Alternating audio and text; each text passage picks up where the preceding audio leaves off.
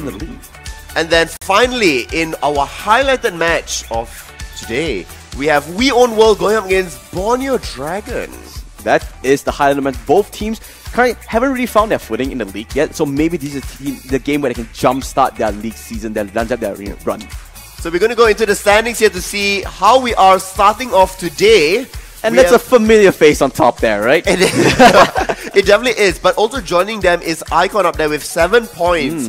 We have a few people, sort of trailing in here. We have lots of trees coming in. Flash Tyrants, Mystic Bird, and Saiyan Reborn at the bottom. Currently, the two teams that will get eliminated is Bigatron SG. That was the former winners. Yeah, but come on. And Borneo Dragon. So Borneo Dragon has a chance to add on points today. Yeah, it's still early days. Unfortunately, like we said, both teams have not really looked that good yet, but maybe today will be the turning point of the league. It's still only week 2. We still have a long way to go. I mean, you say it's only week 2, but it's also the a quarter way through. That's true. It's actually quite a short season, right? Exactly. So with that being said, let's kick off today's match of matches. We already have an interview video. Check it out.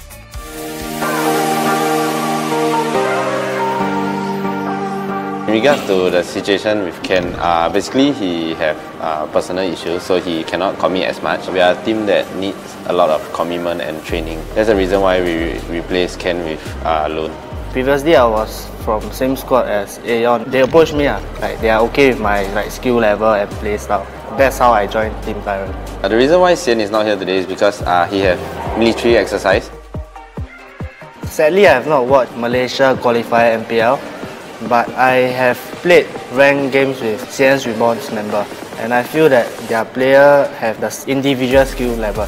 I feel that We Own World might be the underdog for this season MPL because personally we know them quite well and we have scrimed with them quite a few times in the past. The most feared enemy is actually ourselves. If we are able to perform and defeat our inner self, we should be able to play well in the regular season. I would say we are like 6 or 7. Main reason of course is we changed players, and then Sian is also quite busy recently, so we are having issues with organising trainings, like proper 5-man trainings. A lot of teams know us as a team that play a lot. We train a lot, as much as we can, so not being able to do so recently and changing a player from last season to this season, that's the reason I feel that we are like a 6 to 7. For the top 4 placings in this coming regular season, I feel that it will be 3 of the Singapore teams, BTR, EVOS and ourselves, as well as AirAsia. They are definitely one of the biggest threats in the tournament, so they will definitely place top 4. For the results of last season, even though many teams did not expect us to play second, we actually went into the finals believing and we can win it, and we want to win it. For this season, there's definitely added pressure from organisation and our fans, but we will still work as hard and just perform like how we did in season 1.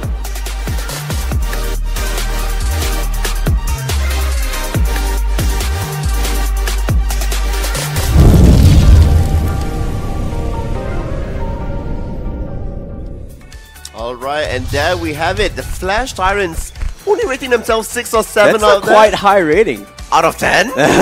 Well, we have Mark, Obi, Aeon, Loon, Swan, and Sian. Lots of multi-roles over there. Also, lots of familiar names coming back from the previous season. So do follow them at Facebook at Flash Tyrants. Yeah, show them support. They were the runners-up of last season. Obviously, they have a certain quality. I still think the one to look out for has to be Aeon. During the MPL playoffs, even the games that they lost, he still performed phenomenally. I mean, we also have Obi, Swan and Sian that also did really well over there. Keeping in mind that lost Hilda pick that did counter last time. We're going to go to the key player. Let's see who it's going to be. Yes, of course. It's going to be It is going to be Swan out there. And look at the items. Exactly. I just want to point that out. This is not your standard typical, tank grok. Emblems different. Equipment builds different. He even goes flicker. It's interesting. Some groks they go for petrify because it brings a lot more crowd control. But you can see this Bloodlust Axe. He has, it's fine. He has a little bit of tankiness here and there. But the main one, Blade of Despair and Wings of Apocalypse Queen. 100%, he's going to be in your face doing that damage, charging that power of nature, and do as much as he can. I mean, it's also really interesting to see why he goes for this specifically. It plays really well into their, aggressive play style. Yes. You want to have, impactful heroes, not just a passive tank. Yeah, I'm really interested to see if they do pick up Grok, which is a quite rare occasion because Grok is almost perma-banned at the moment. That is true, unfortunately. He's just way too good. He's tanky, Unfortunately. he has the CC, he even built a wall to go for it. But before that, let's look at what Mystic Burden has to say.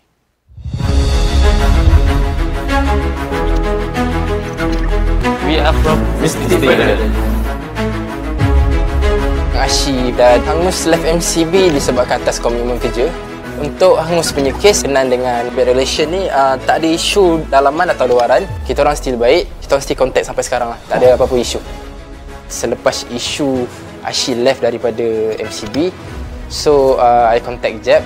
Jeb pun ada isu dengan team yang masa tu. So I invite dorang untuk join kita orang lah.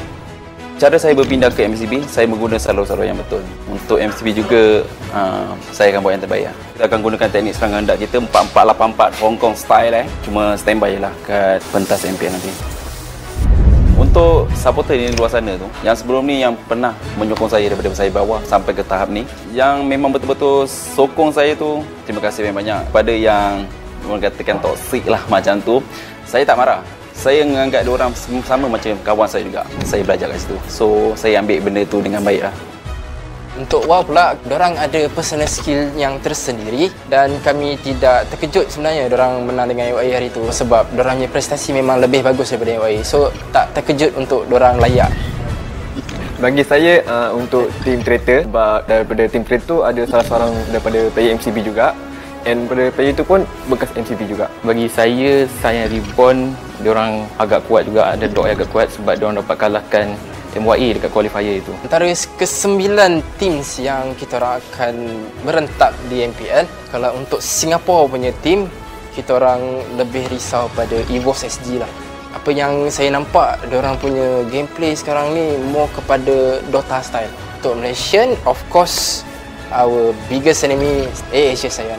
Even kita orang last season menang daripada segi kill tapi kita orang kalah daripada segi objektif, kita orang akan cuba bangkit balik lah dengan kekalahan yang lepas. Okay, untuk Tyrant dengan EVOS bila nak compare antara dua ni, kita orang still letak EVOS dekat atas sebab Tyrant macam Zone kerap main dengan dorang sebelum ni, so Zone dah nampak dorang punya kelemahan. Untuk kelemahan Tyrant, saya tak boleh bagi tahu sekarang. Tapi kami sudah ada strategi. Saksikanlah kami di regular season.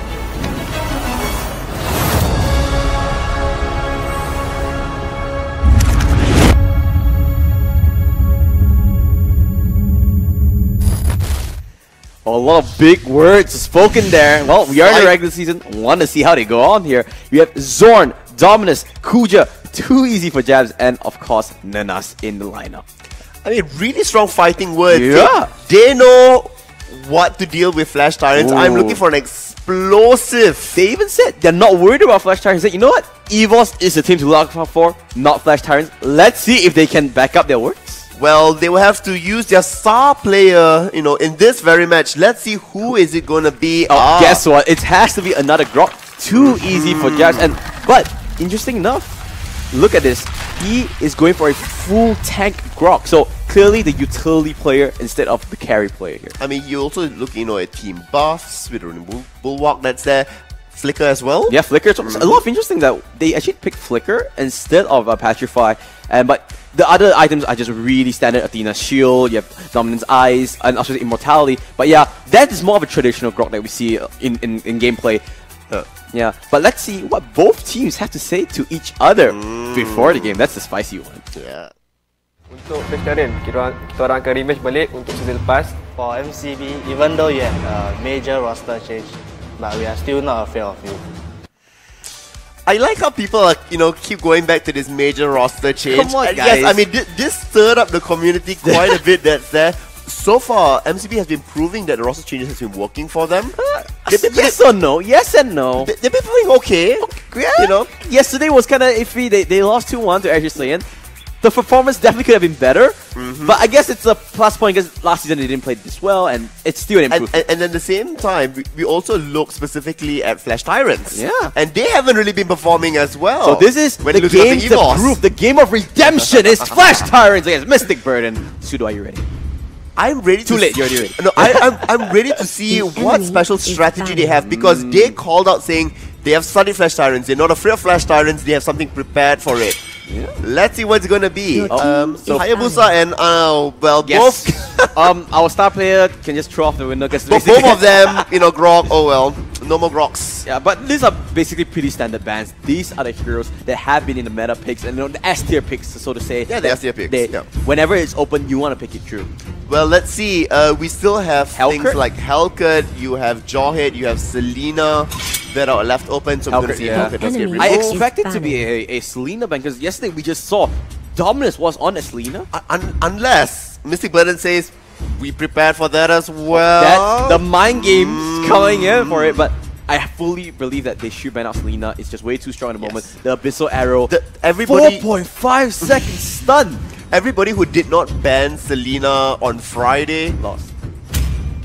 No, everybody who did not ban Selena, ended up winning the moment they picked it up. So yes, it's still, given there you go, they have to ban it. They went down all the way to 3 seconds. I mean, come on, and they were like, oh, maybe we can go treatment now. I want to see what Flash does here. Looks like they are hovering over Jawhead, gonna lock it in. We saw yesterday in Arius's match, Jawhead's a really versatile hero, right? He has the agility, and he can build two different ways. He can build some of this full carry role, build your Blade of Despair, couple of Blade of Despair as well, do a lot of damage. It's the same as like the double Grok build, right? Yeah, you have two different joys. That's there. Fanny being hovered over. Interesting. Kaya is still open as well. So do they want to opt for that? Also, we have, Gusion, Lancelot, Martis that's going to be there. Alice seems like a more all-rounded fit, and Chao will be locked in. Okay, Chao, so this is a really fun fact. Actually, 2D for Japs is one of the, I think he's top global for Chao at the moment. Oh, at least one of the few, one of the top ranks. So, and yesterday, every game that Arius played against Chao, they banned it off. Played against so they remove his Grok away. He decides, okay, we're gonna go for Chao. Yes. It's gonna be really well. Let's see what rounds out the composition for Flash Tyrants. Bane, alright. Like you said, these are just standard picks coming in. So, what do you think they're going for? What kind of team composition that Flash is going at the moment? So far, all three of them are really strong laners. They can be really independent. They as well can effect team fights. So you're looking at zoning control coming off Bane and Kaya. Jawhead does that even without using any of his skills. Just be present there, and everybody's like, whoa, okay, keep your distance. Back up.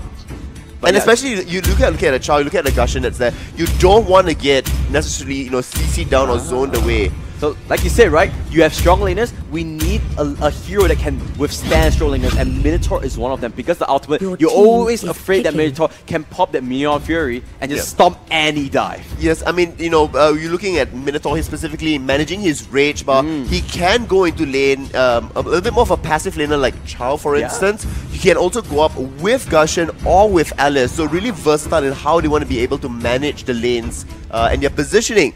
Akai being hovered here, I'm not sure about that. I don't think they need some damage output I would go with a high loss, to be honest. Harley, I like the Harley, but Akai, it's a bit... Okay. Do you think it's like an anti-synergy? No, this is going to be a damage Akai. That's a big call. Because we have actually seen some other teams do play a more damagey Akai. So you get Cursed Helmet, and you get a whole bunch of different things that actually work out. Because you don't need one primary tank. Yes. You have multiple members that are very tanky, so you're looking at Harley being able to jump in, be really safe, or looking at Akai just to be utilitarian and be able to lock away a certain member of the opposing team, and Carry gets chosen. Okay. So which is wise. I want to comment on this, right? Yesterday they picked Carry, but they didn't really fully utilize the Carry pick. It's all fine and dandy, you get this marksman, but when you pick a marksman, you need to build space for the marksman to farm, to get the items. I don't know how they're going to get the space, because looking at this composition, everyone can engage! You have Harley with that space escape. Bane, he's just so strong with, the catch potential. Same goes with Kaya and Akai. Jawhead as well. Everyone has a way to reach the back line. Can you only imagine Jawhead throws Kaya in, dashes forward, pulls Divine Carry back. Judgment comes exactly. So they need to make sure that they bring their A game to defend that carry to make sure they build enough space. Yesterday they failed to do it. Let's see if they can do it today. I don't know. Flash Tyrants, have been mechanically proficient. Seeing the carry that's there, they know how to play around it. Mystic Burden clearly has something up their sleeve. Opting for that 5th pick on carry. They said they're ready, right? They said they had a plan. Exactly. These are their words. I'm just paraphrasing it. Okay, really. I need your predictions. I was gonna ask you first. I right. think Flash Tyrants. Their draft seems better. What about you? I'm going to go with Flash Tyrants as well. Yep, looks like for some reason, if they're going to, extend the game really to the later stages of the game, maybe Carry can do something for them. A lot of eyes will be on Too Easy for Jap, on that Minotaur. Can he create enough space? Can he create, enough, impact across the game? And here we really see him jumping in. He's making a lot of space by jumping into that. Can see now what he wants to do is basically just buy some time, make sure that his lane is safe. No, the enemies don't want to come into the Gusion for it. Interesting that Zorn actually zoning out, actually proxying the wave in the top side. So far it's going to be, pretty Standard. low Yeah. risk, low impact. Low impact, not no impact, but they can see. I like this a little bit more from Mystic Burden. They are making sure that Carry has the partner to farm, but now looks like Flash, they want to play a little bit more aggressive. They're jumping into Too Easy for Jazz, but they're still pretty low level. They can't really do much right. The Petrify comes out a bit too early on. And I mean, he's a tank. You can't really kill him that early on. The thing is, the whole point was to create enough, a space To get the River Crab. exactly for Harley to be able to get it. And right now, up top here, they're all going to be rotating there as well. God. Look at the amount of effort. Just I'll be doing what he can, and he's there. They want to get for another River Crab. They're going on the top side, and Aeon doing what he can. Aeon. With the Jit Kundos. Aeon gets that, but Dominus follows his source spike. will be Gets it. the first blood like that. But the main target is still a River Crab. He gets reset. Finally, Dominus picks it up. But Wait. a first blood and a River Crab, that's a huge win. Going That over is a to MCB. huge swing for them, and now you're going to, get 300 goal lead already ahead. Mystic Burden, looking pretty. You also are seeing that, because Obby did not go back, he got wailed upon. Yep. Just to try to, distract them and deter them from the crab. We are seeing here that that tower going It's down going to go so down, very but low. Swan doing what he can, uses the Ring of Order. He doesn't have level 4! You need that Divine Judgment to make an impact. They need that experience, and at the moment, MCB looks like they are the ones dictating the pace of the game. Well, at least dictating the top side. the top lane. It looks like they're starting the turtle dance. In fact, they have started it off. Oh, it looks like they're doing it for free because Flash is not actually coming Well, for it. Swan will now immediately detect it, and we're going to see that Oh, Bane yeah. will be coming as well. Xian is there. They're going for this, then now he comes to push. Oh, Divine Judgment goes onto the Kuja, onto the carry, but they do not get any damage from it. Bane goes down as well. They get the turtle, they get everything, and the Flicker Minion for it will knock out Aeon. And yeah, you can put an ultimate there, but that's not gonna be enough. They will win 3-0 as well as the turtle. 3-0 is going to be devastating for Flash Tyrants here. Oh, no. Not only are they behind by 2,000 No. gold already. not- I mean, what was 300 became 2,000 in a matter of seconds. Pseudo, we talked about it. They need a strong early game. They had the tools, but they're not using it. Well, I mean, you need to look at here that, people like Bane, like Jawhead, like Akai do become a lot tankier and a little bit more of like a fighter role when they do get that 1-2 items. So yes, as much as that, Gusion does have lots of damage, Alice has also utility over there. The mid game is where it's going to really be. Can Mystic Burden create enough of a lead that Tyrants cannot catch up? Yeah, when they reach that threshold of the mid game, when they do get that items, that they will not be strong enough, where they can just neglect the whole mid game and let carry come online much sooner. Looks like both River Crabs have spawned. Let's see whether they actually contest onto this. Flash has priority over this River Crab, and I think they'll be able to get it for free.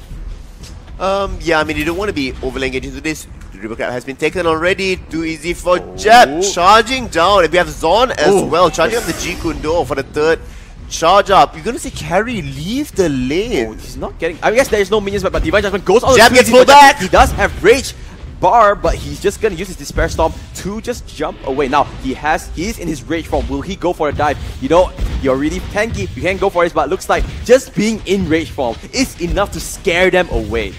Exactly, and this is why you have the Minotaur. You just want to deter people from ever coming in, and that just gives you enough space for your team to, walk across the map and say, thank you, your tower is now ours. So one thing, meanwhile Kuja might get dive out. He does use a flicker, and there goes the Unstoppable Force and the health bar. Perfect. Say goodbye, say goodnight. Kuja gets taken down. that is the first kill of the game for Flash Tyrants, at least putting their names on board. And it's on the right person as well, you know, stopping the carry from reaching the later stage of the game really quickly. You can stop out Gusion by just getting some magic resist, which we do know is going to be pretty much core build. Yeah, I mean, everyone's going to pick up an Athena Shields, everyone's going to pick up an Oracle. That's if you're a tank, and they have basically 3 tanks in the team, you're going to pick that up already. So you need that marksman to come online much sooner. So getting that kill, it might seem small at the moment, but in the long run, that's going to be a huge benefit. It's also really important to note here that the goal lead is remaining the same at 2000. They have not extended it, which means as we reach that mid stage of the game, Flash Tyrants might be, you know, on par with being able to do this because they would not have a full item ahead. They want to extend this though. They hurt you. They say, what do you mean we're not extending? We're going to do whatever we can. Looks like they're not going to contest on this Flash Tyrants. They have 4 members lingering around, but they're way too late. The second turtle of the game going over. PTSD from the turtle pit. It's like, you know what? We didn't do so well the last game, the last time around. Let's just give it away. It's also a really wise choice for them because if you think about it, Mystic Burden does have the item advantage. They also have the lead that's there. There's no way he's getting away from this. Divine Judgment, Hurricane Knife, name all the ultimates you want. They pick up a kill. That was like, you know, just slow death. You literally can't do anything. That's when you leave your phone and just be like, okay, I accept my fate. That's a Fuse Batman moment whenever we have one. Indeed. So we're going to see that, yes, now Flash Tyrant says we're going to get another tower as well. So he's now equalized to the 2. That goal lead, guess what has become? It is just 1,000, less than 1,000, and the turret going to go down. Come on, don't make me a liar, guys. No, it's not going to go down just yet. But they might actually converge on this. Now you can see what Flash Tyrants are doing. They're making this 1-3-1. That's what macro game. What Jawhead does. Oh wow, macro. What Jawhead does so well, right? He can push himself and he can just go away with safety with ejector. But looks like they want to go for this. Nerdas going on to Swan. He does flicker away. Nerdas pops the ultimate there, but they cannot chase to safety. Just no crowd control. They do take out Swan, but look at the side lanes. Flash Tyrant putting up the pressure in 2 different ways, and now Mystic Burden is just lost. Then look at that, the goal is even though they got a kill for themselves, they lost goal. This is simply because the amount of gold you get from lanes, the amount of experience you get there is so severe. Look at Aeon who was by the side here now. Aeon. Why go? That a little bit of a misplay coming and the poker trick just coming in, eating the face of it, but the juke is there. Something happened in the mid lane, not really sure. Loon did go down, but Gusion lingering a little bit too long. Clap back. Gone. Oh, he's hungry. He wants the kill. No, he should not go like way. You see, talking about the split push, right? Oh no, Kuja! You just face checked it, forced the flicker, and now someone forced right into the face of the carry. And Albi picks up another one, but Xian, now he's the one getting caught out. You might be a Bane, you might be a crab, but guess what? Mystic Burden, they like their seafood fried. Your team destroyed this all started because of the split push, right? You had Jawhead and you had Harley. The additional experience means additional levels, and they were able to take one-on-one fights. And now look at that Swan. He doesn't even care about Zorn. He just takes it out and thank you very much. Let me just use my Gale Force. Swift on right out.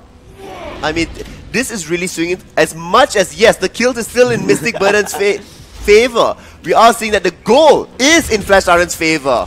And in terms of experience is also into their favor. Carry might get caught out one more time because guess what? There's a Harley. Oh, the Deadly Magic onto the wrong target. Do they at least get the Reaper? No. Aeon, it caught in a really tough spot. Not really sure what he was doing. That's a freebie for MCV. I'm going to go with Misclick. Because that would have been really insane to jump in knowing there are 4 other members that's there just to steal away the buff. It's about sending a message. Ah, yes. Yes. How can you predict what I'm going to do if I don't even know what I'm going to do?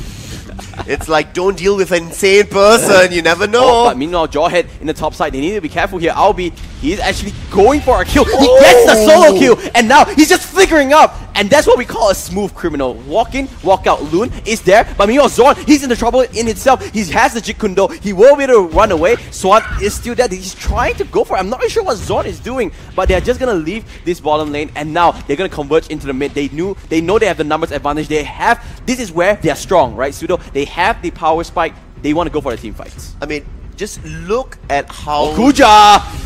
Good night. This was the problem with yesterday as well. They are not creating space. They are not making sure Kuja is having a safe space to farm. Even if it's in the jungle, they need to make sure, hey guys, my carry is safe. You can do whatever you want. They are not making this line for him to farm. I mean, this comes down to Flash Tyrant just playing a better strategic game. And Mystic Burden here, you know, are throwing bodies at them.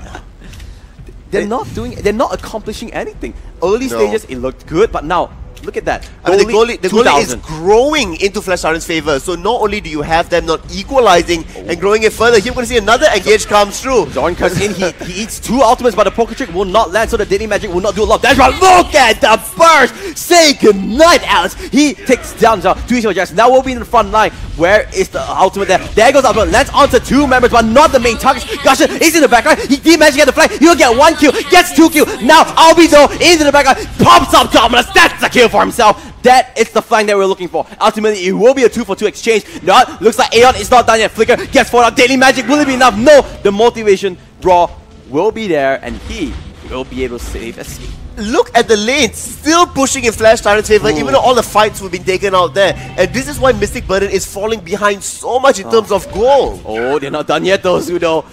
Zorn is like, hey, this is my jungle. They will never be done with this because all you need to do is keep applying pressure. The more that Mystic Burden is forced back into their base, is forced away from the towers, they won't be able to get the goal and experience. And they're starting to suffer here already, as you see Aeon at 12, Sen at 12, Obi is level 14. Yeah, I mean, you still have Kuja, that's your main carry. Yes, he's at level 12, but look at the items. Okay? Just highlight items. Where's your golden staff? That's actually quite interesting. He's not going for golden staff at all. No, but if you look on the other side, you have Kaya, you have Akai, completely just building defensive at this point because they know as long as there are that beefy frontliners, there's nothing that Mystic Burden can actually do. Yeah, unless Albi makes another mistake where he just uses his space escape into the eyes, but there goes the Divine Judgment, and that's gonna be a good night. Zorn, maybe, just gets pushed back, he's still stay alive. Finally, they will take him down, but not only one, because Jawhead gets a lingering kill. Not really sure what happened there, but Aeon is not back. And here comes the flag. Surprise, surprise! Here comes Albi, and good night. 2 easy projects will fall down. Looks like they like cow meat, because now they are going for Lord as well. This is going to be such an easy... It's really Flash Tyrant's game to lose at this point. This is just Flash Tyrant playing a phenomenal macro game. I mean, you're about to reach 5,000 of a lead now already. They have Lord as well. Aeon is getting even more damage. Akai is getting even tankier at this point. And really, since, you know, maybe 4 minutes ago... Look at this. I think that replay was a little bit too late. Oh, yeah. Woo! It's a replay of a replay of a replay. That's replayception. Replayception. There's a throwback there. I really like that movie. I do too. Yeah. Yeah. So I mean, so we're really looking at here over the last maybe 4 or 5 minutes. Mystic Burden has not even crossed the river line. They cannot do anything. It's all about the pressure. And Albi, honestly, the key player is Albi. He's playing so well at the moment. I mean, side lane pressure, coming in for the kills, creating enough distraction. And now we're going to see, you know, that mid lane is going to happily push. They're going to be able to bounce out the Lord here. They're dedicating so much resources. They cannot do anything. And guess what? Now Lord is already knocking into the inhibitor and they cannot do anything at all. They've cleared off the minion wave, which is good enough. But the tower has gone down. So, yes, they can clear up Lord, but... At what cost? Now the mid lane is under siege. Oh, Daily Magic comes in. 3-0 for Jess pops the ultimate. There goes it. But he gets knocked away. Lune with the clutch Hurricane Dust. And Nanas, he's trying to lifesteal from it. He will be able to lifesteal off. And guess what? Bane gets taken down instead. Nanas gets go down though. He did bit a little bit too much. They're still going for it. Now 3-0 for Jess. The Daily Magic. Will it be enough? Will it be enough? He gets clapped away. And look at that. All lanes are still pushing. The one common theme we're saying is the minions are always knocking into the structures of Mystic Burden. Flash Tyrant pulling up a dominating macro display. I mean, this is just a masterclass on how to control the map, even from a behind position. My god. This is just showing Flash Tyrants. They said, okay, you know what? We lost against EVOS, but we can bounce back. We can show that we have quality as well. Guess what? It's a 10,000 goal lead. Just like that. Flicker. You know what? Blink, blink, and then you miss it. I felt like it was just a few minutes ago that we were saying, hey, Mystic Burden, they have the 2,000 goal lead. Now they're 10k goal behind. That's exactly 12 minutes ago. Exactly 12 minutes ago. A little bit more than a few. But now you can see the discipline from Flash Tyrants, right? They are making sure that they play. This is a Hail Mary if ever I saw one. It's like, please, 5 members walk in, then it's like, please, one person come out there that's not Jawhead. So you... Unfortunately, Jawhead is the one, and I don't think he can survive 3 members. Make it 4 as well. At least Carry gets a kill, but at what cost, Pseudo? Exactly. They take down the mid. They should have been doing inhibitor this turret. 8 minutes ago, not at 14 minutes in, camping people out. Courage Rower gets popped. They do want to catch on the Swan, but it's a He'll be little bit fine. too much. He's so tanky. He even has to Gale Force just in case he wants to run away from it. And now he's the Go one back. being aggressive. Kuja Nice, Kuja. pulls back into the hands of the Flash Tyrants, but they don't want that kill. They pick up Dominance instead. They want more though. Luna's that. Meanwhile, the top side, look at that. Harley's doing what he wants, and he is coming into the welcome hands of the Magician. Into it, blink and you'll miss it. Kuja just gets decimated. Deadly Magic goes onto Zord, and he will get taken down really shortly as well. A double kill into the name of Flash Tyrant. Nunas, you can blink in, you can blink out, you can flash up and down. But one thing's for sure, Flash Tyrants will be there waiting in the hands, and why not one more just for the sake of wiping out the dreams of Mystic Burden. Godlike is Harley, and they will take game 1. What a fantastic way to end it all. A godlike kill at the very end there.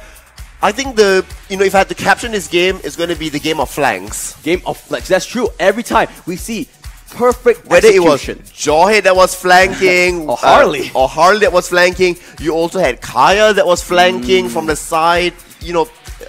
Kudos to what was really solid recovery. And you can see everyone played their role, I think, right? The damage output from Harley was insane. That's why I want to highlight it before a game. Aeon, I mean, 63,000, Bane, 72,000 as well. And then you look at Jawhead, 43,000. Yeah. A lot of people, they kind of forget that Bane does a lot of damage. Deadly Catch, it's an AoE.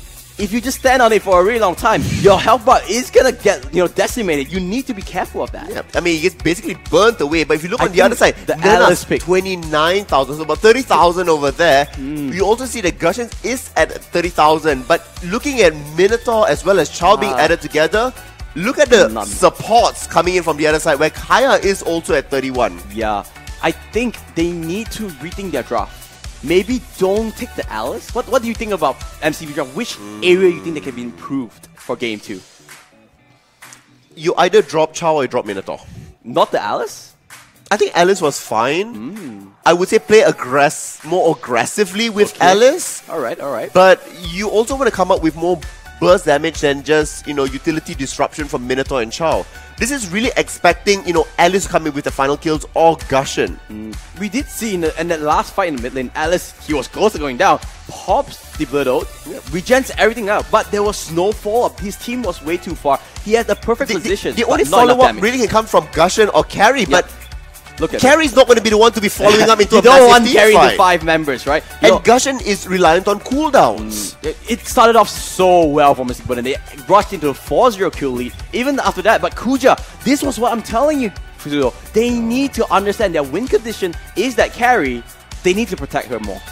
I mean, I don't understand why somebody isn't babysitting Carry, given that you have a Chao and a Minotaur. Isn't that what the composition was built around? This fight was actually quite good for Mystic Burden, but and then the flanks. The Jawhead comes in and everything is just ruined.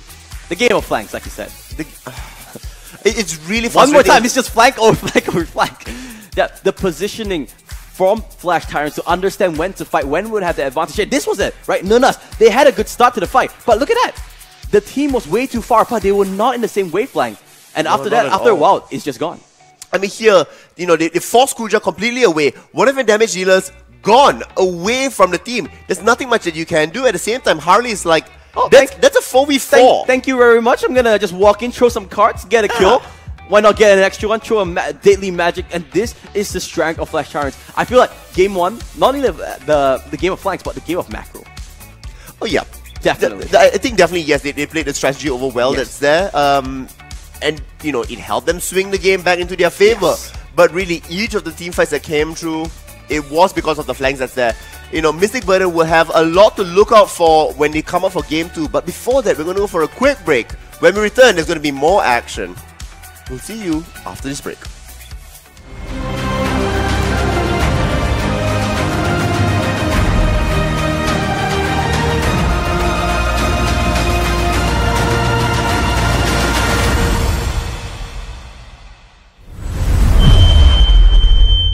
The thought of vengeance burns me. Now he's running.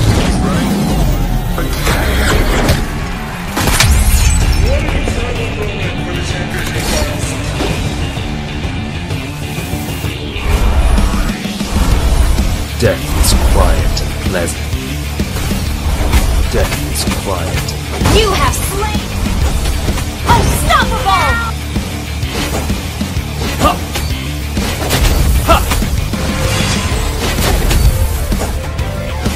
You have slain. The spear of destiny hit me. I long for peace in the heart. Killing spree. You have slain an enemy.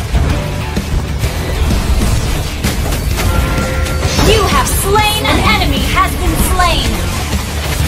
Shut down.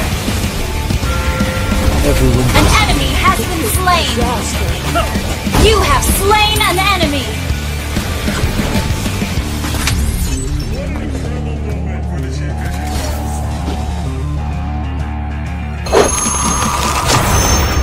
Download for free Mobile Legends Bang Bang.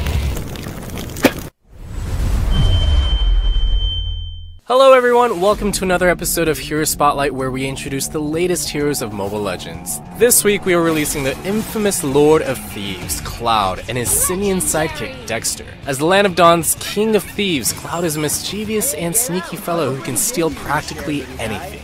In fact, with the help of his trusty sidekick Dexter, Cloud has never failed a job. After going to great lengths to acquire Mr. Rooney's mysterious device, Cloud made quite a few enemies and has no choice but to join the battlefield. As the Lord of Thieves, Cloud is ridiculously difficult for enemies to catch, and the off chance that Cloud and Dexter find themselves caught in the tight scuffle, they are able to unleash a devastating barrage of gunfire upon enemies to make a great escape. For his first skill, Cloud robs his enemies of movement and attack speed within a fan-shaped area, dealing physical damage in the process. If the crowd control of this skill wasn't enough, Cloud gains a certain amount of the movement and attack speed he robbed from enemy units, although the precise amount depends on the number of enemy units affected. Cloud can get a higher buff if he steals movement and attack speed from enemy heroes, so keep that in mind. Using this skill, Cloud can ensure that he can move freely while hindering his enemies, thus creating a safer environment for him to eliminate enemies. As for his second skill, Cloud uses Mr. Rooney's device to summon a mirror image of Dexter, which auto-attacks enemy units. Activating the skill again allows Cloud to instantly teleport.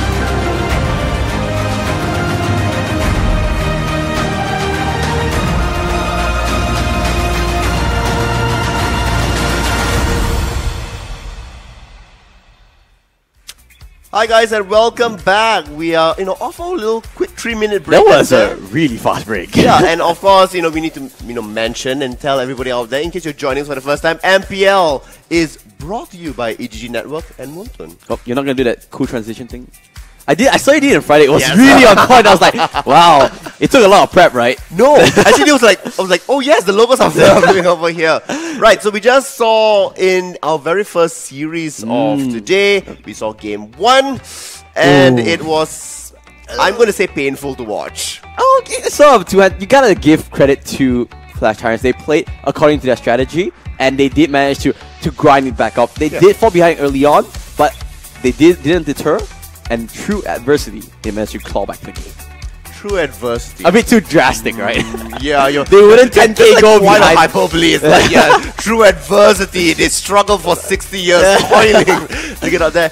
It was one of our longer games. Yeah, that that's true. Come through. No rush, methodically, slowly catching back up in terms of goal. Really, that split push in terms of experience that happened at that 6 to 8 minute mark. Really helped them in that next, skirmishy team fights to pick off. And it's always those flanks coming from behind, killing off all those key targets. I think Mystic Burden, they need to rethink their strategy. Rethink the strategy in terms of, do they need to draft better and have more targets? Because right now they only have pretty much 2 targets. Oh, let's see, because we are into the draft of Game 2 between Mystic Burden and Flash Tyrants. This time though, Mystic Burden has the first pick. So, band's going to be the same, or are they going to change it up? Ooh. Well, okay, let's go back to the video, right? They said they had this strategy, they were prepared for this. They intentionally lost Game 1 to give false hope. That was where I was going. That's the strategy. They're like, that was exactly what I was going. I was going to say, like, Is this a ploy, to get them to be a little bit relaxed and then smash them and catch them out? So far, Grok once again, no key players coming in. No. But Selena, I still think it's one of the key components they have to ban out because one of the best comeback mechanics in ML at the moment is Selena's Abyssal Arrow. 4.5 seconds is just ridiculous. The range on it is so far, and it ignores minions, which is such a big thing. Yes. The enemy. Oh, okay. Joy gets removed, so they need to choose now. Remove Hellcat, remove Hayabusa. I will something completely different. I won't remove either, so they at least can get one. We've seen teams do this where they don't take up the S tiers. But they can also pick up, they can instantly pick up like a Kaya and I think Martis pick up. The thing actually, there's one thing which is surprising that not a lot of teams they do take out Hayabusa. So Hellcat could be the first pick coming from MCB. But why do you think we're not seeing so much Martis actually? Depending on how the teams want to play. If they want to play a lot more, aggressively, want to have a good frontline fighter, then they pick up Martis. But if not, if they want to play a little bit more, sleuthy, then you have Gushin, for instance. True. Looks like, S tier pick available. They do lock it in. I don't know if this is the right choice for Mystic Burden, going in so early for the Hellcat pick. So there's always this conundrum. It's like, oh, this S tier pick is available. Do we just pick it because it's S tier, everyone is fighting for it? Or do we pick it because we know how to use it? I would say you would pick things that are going to be more pivotal towards your win condition. Hellcat is not a pivotal part of a win condition. It's sort of just like a supplement, right? Hellcat just fits in every team composition. Exactly. Dark Knight Force is such a big utility spell. So why, prioritize so heavily out there? Now you're going to see on the other side there, Bane worked really well for them. They're going to pick it up. Gushin was a bit of a, thorn in their side. They're going to be happy to pick it up as well. And they need to respond here. Will they go for the Chow once again? Ooh. I think they need to swap their strategy. Kaya, I like this pick. They needed to deny the Kaya. The Divine Judgment is always picking off of the Kuja was quite key. Yes. And I want to see what they go. I feel like they can still go for Chow if they want to. They need to forego the Minotaur. I don't think so. They should go for Chow at this point. Whoa. Okay, so they're going to go for Aurora. A lot better option here. However, very risky. They need to get this pickoffs really on point. Aurora, she brings a lot of utility, right? Because every single spell can be a spell that stuns, depending on her passive. She needs to really time it well with his team. Now, this works really well with Dark Knight's Force on the side of Hellcat, because if you can't see anything, how can you dodge a stun? You can't. You just stand there literally frozen in time for the next like 3 seconds. But looks like Flash, they are going with Archai and Minotaur. That's going to be their tanky front line. Now, this tells me they might go for a marksman because they have a really strong, protect the comp. I don't think so. They need to go for the marksman here. There's no particular need for that to come true, because why would you take a carry when you have an Aurora against there? When you have like a Hellcat that bursts you down, when deny your vision. And now if you're going to pick up Fanny, it's even more so like of a reason not to pick up a marksman. I think MCB, they need a bit of a tankier last pick. I would love if Flash Tyrant just went and said, it's like, we'll take Hylos. They are gonna go with Harley. Okay, so it's throw everything into the basket at this point. If they fail their early game, that will be it. They need to make sure they snowball Harley, because level 4, they're going for Natalia. So, interestingly enough, this is a fun fact for you, right? Okay. This is Singapore's first Natalia pick. Completely? For seasons like basically MPL season 2. Natalia has been traditionally. I'm trying to run through all the games. Come on, you're the statman pseudo.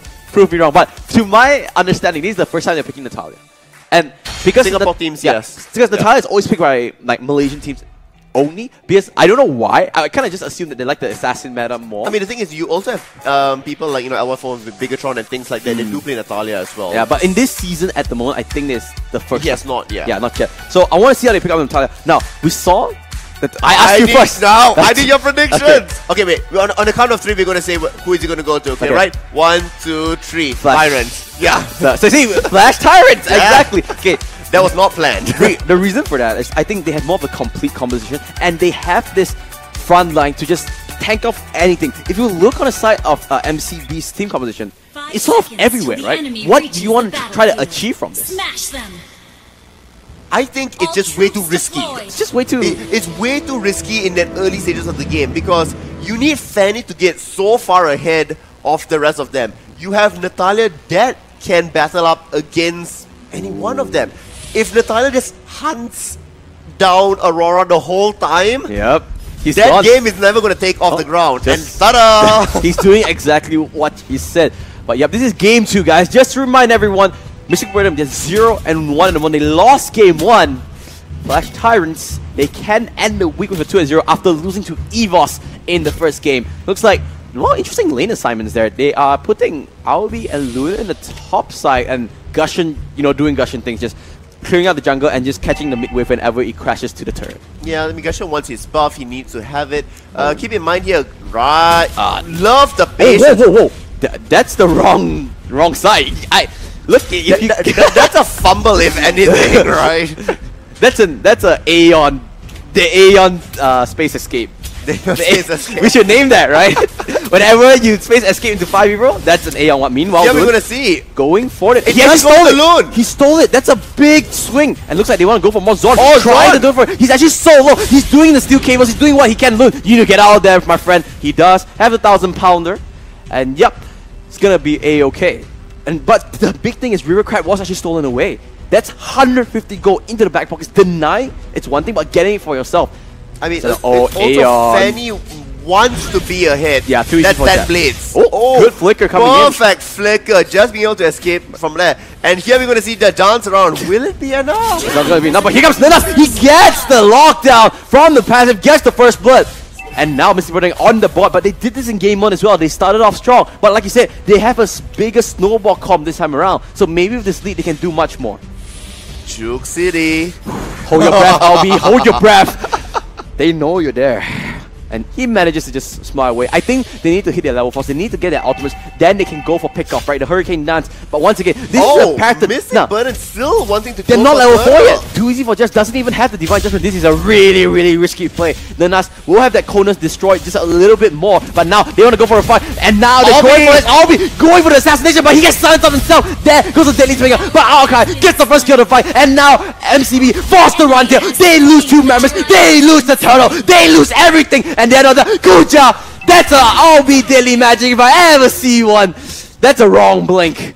What's up with all the blinks today? GPS malfunctioning, low data. Oh my god. Wi-Fi issue. Wi-Fi issues. He could have just space escaped in another way. Mystic Burden trying to take turtle before they were ready. Gets punished not in terms by losing the turtle. And guess what? Get Not- multiple kills. They're gonna go for more. They lose the bottom turret here as well. Oh no. Flash Tyrants riding on that momentum, showing Mystic Burden, you know what? We can do it much faster and much better. Zorn trying to go through it. River Crab is available, but Natalia and Akai, I think Flash Tyrants just gonna push out this wave and then just go on the River Crab. I don't understand why Mystic Burden is starting to group up so early. They don't have the levels, they don't have the items, they don't even have the goal. They need to understand that their team comp skills, every one of them, I guess except for Kaya and Nanas on Aurora, needs items to really accelerate in their team composition. I mean, if you're going to be grouping up, set up a depth rush.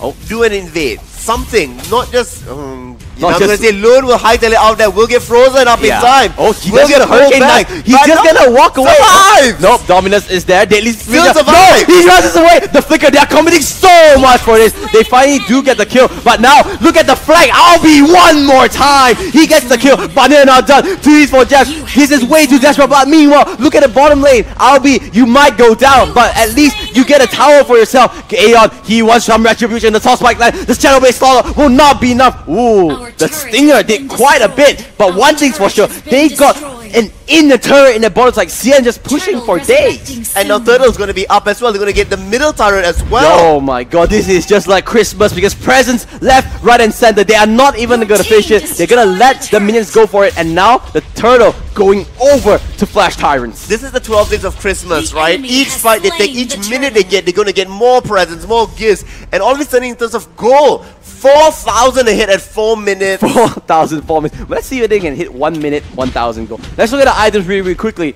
And look at it. Athena Shield already completed. This is going to neglect so much damage because the main damage dealer, other than Fanny, right, is that Harley and Nanas that does so much AoE damage. Athena Shield just neglects so much of that. Exactly. I mean, he's Oh, going to be Swan. so much happy to be out right here. Oh, surprise, surprise! Here's a panda in the brush, and he's gonna lock you up. But onto Nana's not really the key target. Swan is there, actually hits the ultimate onto no one, only onto Zor. Loon going a little bit too deep, paying for his troubles. Aeon wants the kill, and Divine Judgment pulls onto Aeon. Where but is now it's Harley? that- But meanwhile, Harley is still farming the mid lane. Swan, can he get a kill? No is the answer, but they just don't need to want. deter They them want from the the tower. objective. They want the objective. These are objective game. Finally, Kuja passes up. He does blink away, and the rum spits into his face. He will go down, but at least he picks up a kill onto Aeon. But yeah, Harley was way too late. I mean, he was cycling from the bottom lane and really rotating up. Doesn't it look very reminiscent of the previous game? No, All it's three just- lanes being pushed out, Oh, being wait. controlled. Is this gonna be the game of flanks volume 2? Another Hollywood I'm not quite sure if it's going to be like a game of flanks, but this is certainly very reminiscent of the macro gameplay. Very telltale signs of it coming out. We're already going to see Berserker's Fury being bought on Natalia as well. 6 minutes in, let's have a quick check on the goal. 6,000 ahead. Oh, it's on point of that 1,000 per minute kind of goal. Let's see if we can go for that. But yeah, MCB now used the Dark Knight 4, but didn't really go for anything really interesting for that. And Zorn, not really sure what he's trying to achieve, just maybe going for a ride. I mean, all this posturing when they should be having, you know, somebody pushing out the bottom wave so that they can go towards the Natalia lock. in the Yeah. bot lane and say goodnight. The silence is there, but the Divine Judgment, but forcing up such a big cooldown just to save Kuja on that Harley. That's not what you want to see. Albi is there, does get really low. The Conus Destroy was used. Meanwhile, Zorn, he does have the steel cables. Hurricane Dun is there. He's trying to stun it up, but you know what? This is just fanny things. I mean, air superiority really not doing much damage at all. Keep in mind here that Nana's, Too Easy for Jab are both still at level 6. Wow. And now they can lock onto this mid lane. There goes the Deadly Cash. Go onto it. Oh, Zorn. They're going onto Swan, but he's the tankiest. Remember, you don't really want to go for it. You want to lock down a carry instead. And now Flash pushing onto all lanes. And Aeon just lingering with his foot, but he's playing a little bit too much because he danced with death and he went to death instead. Yeah, that was definitely overly aggressive. Oh, now Too Easy for Jabs, the one face checking brushes. That's an unnecessary face check, to be honest. I'm not sure why they're still posturing around the bottom side. Yes, I know they want to take away the buff that's there, but you're not really going to get that much. Also, you're on the complete opposite side of the map from Lord. Death Brush is there, 3 members. Zon gonna meet into 4. Hurricane Dance is there, oh, but doesn't get the angle, and Zon should be able to go for it. Yep, uses the steel cables, manages to run away, but meanwhile, Harley. Cien is there. Harley gonna just decimate Cien and say goodnight, but he actually gets a retribution kill onto Dominus, and Kuja himself is really low. Flash Tyrants biting back, making sure they are not going down without a fight. They're not losing up their pressure. Loon coming in, but Zorn, this is why people hate Fanny so much, right? It's so hard to lock him down. I mean, this is Fanny doing Fanny things. I'm starting to begin to question why Flash Tyrants are, you know, wanting to take so many of these fights specifically within the jungle. They've been there for, you know, the last minute and a half. Oh, Zorn is there, uses the Shadow Wave Slaughter. Oh, Short Spike doesn't land, that was close. They can just go up on Lord. Oh, Clock of Destiny gets purchased by Aeon. Isn't that interesting? Wait, it's in 9 minutes in. I'm not sure that's interesting. I think that's peculiar, really, at this point. It's an oddity. It's 8 minutes in. Normally you want that as your first item because you can't need 8 minutes, sorry. 8 minutes to stack up. So, going for the late game. I did thinking, look, we have to bring this to the late game already because they can't force, you know, the high ground. They can't really go to the high ground without killing off people, so they at least want to have that insurance policy. Because Kuja, on that Harley, even though he's a little bit behind, he still does a lot of damage when you apply the Deadly Magic, and Swan might face that damage into the face, but nope, just gonna... This is the pressure of the cow, right? Walk in, forces off everyone away. Well, let's have a quick look at the goal. It's still 6,000. I'm disappointed, Flash. I thought you could do much more. Oh, meanwhile, Loon coming in. Cien is the one that's always getting caught out. Now, Dark Knight 4 is there, but meanwhile, Natalia in the backline. He's waiting, she's lingering, she's waiting for the prey. Just coming in, wants to just go for it. 4 people into the face.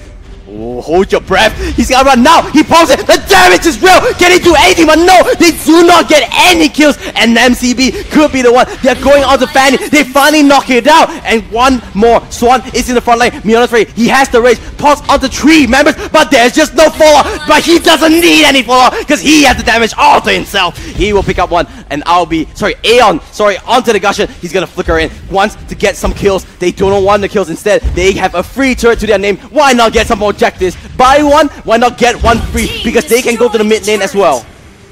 It's buy one, not quite get one free. I mean, you still have to work for this one. 50% off. 80% off. It's 70%. Mega sales are going on right now. Come on. Yeah, there you go. Buy one for your free. Kuja! That's the freebie that I was looking for. Why not just get a magician onto the side? I mean, this is when the magician disappears. Oh, unfortunately, not for his own will. Can see Zorn. Now, this is why people, whenever there's a Fanny, right, you can drag the game so long. Because whenever he uses a steel cable, he just clears out the minion so much. Oh, Zorn, he's actually out of energy. He can't go down from here. He cannot use the steel cable anymore. And look at the damage. Oh, he's just overstepped his boundary a little bit too much. I'm not sure, why do you need to be that far out away from your team? Because are you looking really for a kill potential that's there? The likelihood that you are able to do that. Keep in mind here, Zorn as a Fanny, correction, any sort of Fanny must be ahead of the enemies. You're level 12, you're going up to level 14 Bane. You're behind in terms of gold now by 11,000. Why would you, think that you are going to be, having the advantage as a Fanny? Your main goal as a Fanny at the moment is just to delay the game, right? So just clear the waves. Clear the waves, come back, clear the waves, come back. Just rinse and repeat. No real point to actually go and fight people at the moment. So maybe have a slight misstep coming from Zorn on that Fanny. But he finally picks up the Rose Gold Meteor. He'll have at least a little bit of sustain. Get the extra shoe whenever she does encounter any. But Aoi once again coming in once to go for this kill. This is like Jaws, right? It's like the moment you step out into the deep waters, you get chomped. Oh, but four members come in.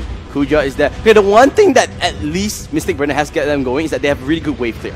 But when 3 waves come at you, there goes the flicker, but immediate silence. But will it be enough? Fanny doing what he can. Dominus goes into the back line. Swan is still alive. He started, but look at it. Hurricanes locking down Dominus, and there goes the kill. Everyone is going down, but they don't even need to kill anyone because the Nexus goes down immediately. This is what you have. When you talk about, having more priority targets that's over there, no, all you need to do was lock down one important member. The moment Helcurt was removed from that team fight, no silence, no burst damage, you can't clear off the waves. Ooh. That Clock of Destiny is just... I don't understand that, but okay. We'll have to ask Aeon. I'm going to ask him, because I do know him, so I'm going to ask him why. Look at that. Fanny has 100% turret damage. And it's only 3,260. Oh, they didn't even take one turret down on the side of MCV, I think. And you can see Flash playing a dominant performance, bouncing back from after losing to EVOS yesterday. Yes, I mean... 2 days ago, sorry. Well, no turrets were now hardly a touch that's there. 13 to 9, 12 minutes and 19 seconds. So, a lot quicker than the first game that was there. Let's go back to the original video. They had something prepared. They lost on purpose so that when they meet each other in the playoffs, they're gonna be like, haha, you have activated my trap card. Really? We're gonna go there? Oh God, save the me. mind games there. But once again, MCV started well, but it all went wrong. Why did you start Turtle when you're not even level 4 on your Kaya, right? Like, look at Jeb. Jeb's not even 4. At least when you have that Divine Judgment, you can kind of say, okay, we're baiting it out. And this, the Aeon Space Escape, I'm gonna turn it down. I'm gonna coin that as the Aeon Space Escape. Whenever Harley Space escapes into few members, it's gonna be an Aeon Space Escape. It's gonna be but we'll send a memo out to all the other castles, right? We'll make it happen. I mean, each team fight that really went off from here, get one constellation kill that's there, lose 2 more people. Honestly speaking, Flash didn't look like in trouble at all throughout the whole game, right? And they did really well. This is Natalia, once again, happily pushing away. Look at Harley. Harley's trying to see where Natalia is and to cut a wave instead of going in as the main AoE damage dealer. This was the jaw moment for you. Imagine if Flash... I think there was a little bit of miscommunication because they were doing the spinner. If they were just there like 1.5 seconds earlier, that would have been an easy clean wipe. Exactly. But the thing is, Zorn is the one to get caught off there. And that's the perfect person you want to get as well, because everybody else has blown their cooldowns. Zorn was the only one who would have bounced back and forth with Steel Cable and potentially changed that fight. That actually was a really good silence, but yeah, this was just something I suddenly forgot. They did a better comes there, Akai jumps in, 1000 pounder, lock him away, no potential damage coming through. Bane comes in, 1 hit, that's it. As easy as you like. 2-0, Flash Tyrants ending the week with at least a win, a W, bouncing back after losing to EOS. I think that's a pretty big W. Do you think, how big is your W? Is it like this? It's like that, yeah. I mean, halfway. Yeah. It's going to be good. So we covered now the first series. We have 2 more series to come up there. We're going to go for a short break. When we return, Matthew, what's the next match? Next match is going to be an interesting one because it's going to be Big Shot Singapore against Trader. Big Shot Singapore has not won a series yet, and Trader has not lost a series yet. So we have 1 point against 4 points now currently in the standings. Let's see what will change when we come back from See you in a break. bit.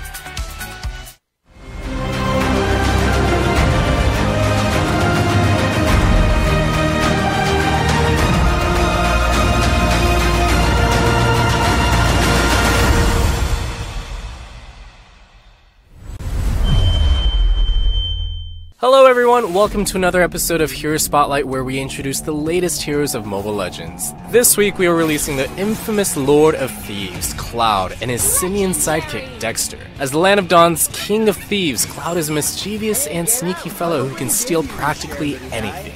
In fact, with the help of his trusty sidekick Dexter, Cloud has never failed a job.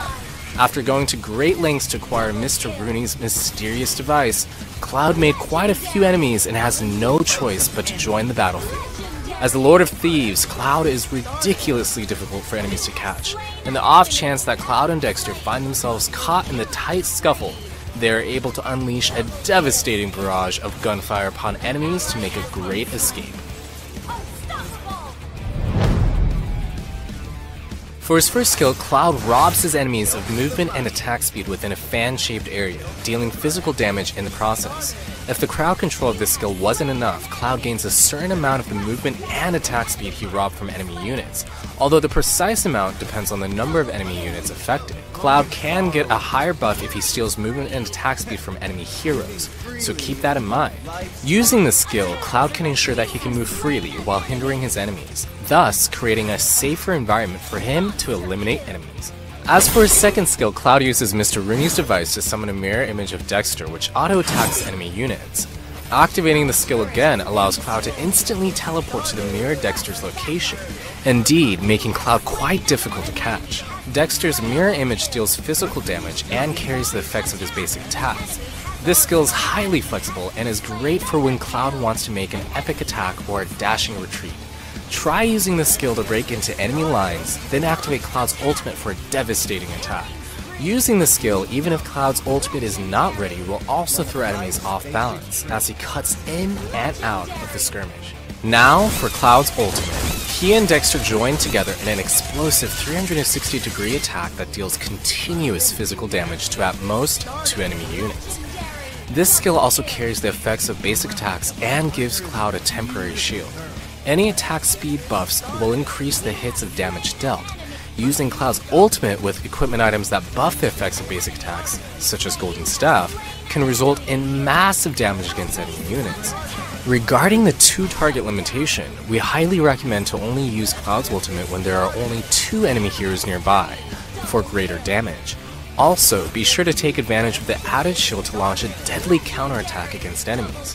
Finally, for his passive, Cloud's partner in crime, Dexter, will help him attack, dealing bonus damage to Cloud's targets. Keep in mind, this passive carries the bonus effects of basic attacks. Therefore, we highly recommend Cloud to equip items that buff the effects of basic attacks. As for the equipment items, we recommend the following 3 sets. Cloud's passive and ultimate are both highly dependent on basic attack effects. Thus, Golden Staff is a perfect pick. Cloud, being able to deal 2 hits of damage, can easily activate the effects of Golden Staff. In terms of emblem sets, we highly recommend everyone to use the Marksman emblem set, which provides strong lifesteal effects and DPS buffs, all of which are great with Cloud's nature. As for talents, definitely try using Greed, Swift, and Weakness Finder. In fact, definitely use Weakness Finder as it greatly helps Cloud when exerting crowd control and reaping. For battle spells, we recommend using Inspire. In our eyes, there is no better battle spell for Cloud's heavy focus on DPS. Cloud sneakily takes down an enemy tower, enemies closing in on his location. Cloud cleverly uses the Art of Thievery to slow down the enemies. He summons a mirror image and immediately teleports away from Johnson and Aurora's dangerous attacks. What a clutch move. Now Lancelot and Freyr coming in hot. Cloud activates his devastating ultimate and eliminates both of them. Cloud switches positions with the mirror image once again to dodge another of Johnson's attacks. Cloud eliminates Aurora and Layla as they attempt to escape. Johnson's rushing back into the skirmish, but is no match for Cloud's hit-and-run shots. Wow, a pentakill. And that's Mobile Legends' latest hero, Cloud, coming soon for 599 diamonds or 32,000 battle points. Make sure to take advantage of the 30% launch week discount. And until next time, we'll be seeing you in the Land of Dawn. Download for free Mobile Legends Bang Bang. Hi everyone, we meet again in this new episode of Mobile Legends.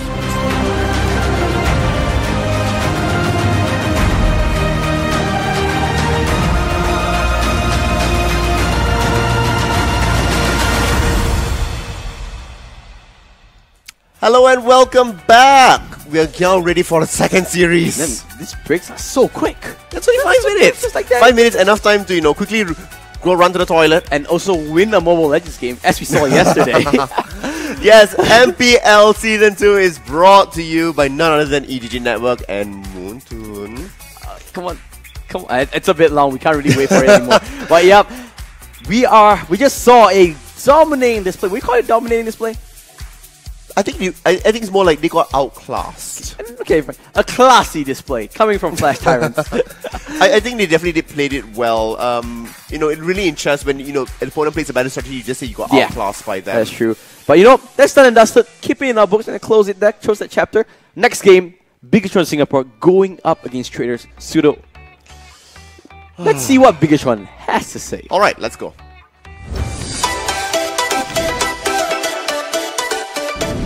My role in the team is play tank and support. I just joined the team recently and I play support and tank also. And I'm focused on the mid role. I play either the assassin or the marksman role for the team. Two other players that are not here is Jason Cole and WQXD. They are not here because they have to serve the country. Actually, with regards to Kid's departure of the team, it was told by him that he has to focus on his studies so that he couldn't commit with us, and therefore pulling in Sana. Actually, quite some time back, before the MPL Season 1 started, they actually asked me about it already, to join them. During that time, my work commitment's a bit not very good for the games, so I couldn't commit lah. Then work schedule shift already, so I have those days free lah, so I can commit lah. So just nice, Kid also got his own commitment, so I joined lah. I think the strongest opponent will still be Tyrant because they still has a lot of passion in this game and they train and they play every day for long hours and they have a lot of new meta. I rate ourselves 0 because we still haven't even started practicing and we have been busy doing our own stuff. Hopefully we'll start preparing for the tournament soon. Actually, I feel even though we don't train often, I feel because we played Mobile Legends for quite some time already, probably years. So even if we don't train often, the mechanics is still with us, so it's not that hard to adapt to the current meta and perform. Yeah. If shutting down me is that easy, or if you think shutting down me is the solution to winning us, then you got to try harder because we won the previous MPL. So that definitely isn't the method to win us.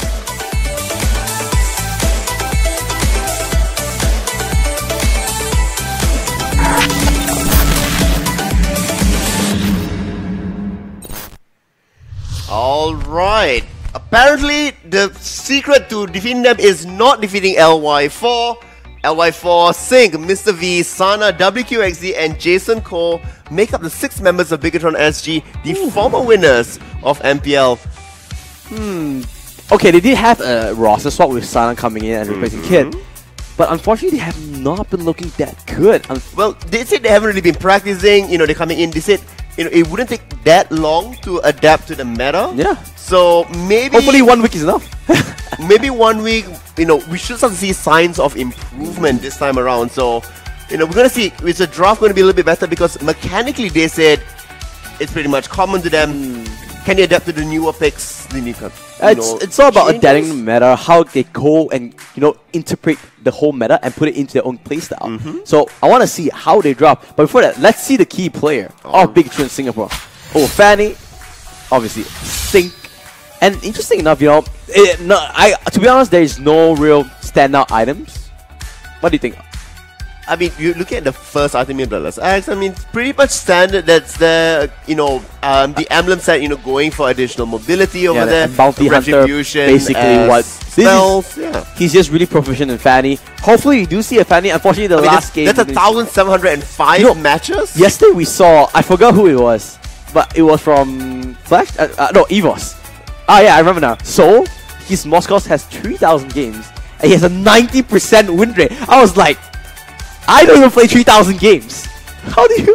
Well, that's why they are pro players, and they are the ones that are playing in here. It's what they. I just need 3,000 games and 90%. That's all right. That's so easy. On one particular hero as well. But yeah, I can see. Want to see how Bigatron they talk the talk. Can they walk the walk?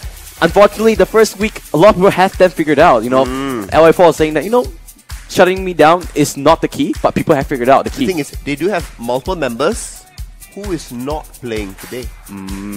I want to see. Could it be Jason Cole? The first week Jason Cole didn't play. He played a few games, but he didn't play all the games. Maybe they have already locked down that 5 people. Let's see what their opponents have to say about today's game. Right, so it's a trailer clip that's coming up. Kami adalah Saya bekerja bersendirian dan Mobile Legends adalah hobi saya. Saya seorang pelajar dan saya suka main Mobile Legends ni sebab saya ada ramai kawan. Dalam Mobile Legends ni saya boleh jumpa macam-macam orang. Saya juga pelajar. Saya berminat main Mobile Legends ni sebab dia senang, main dekat phone saja. Saya tak bekerja.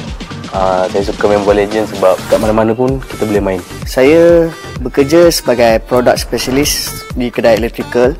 Start minat main Mobile Legends ni gara-gara pada kawan saya lah.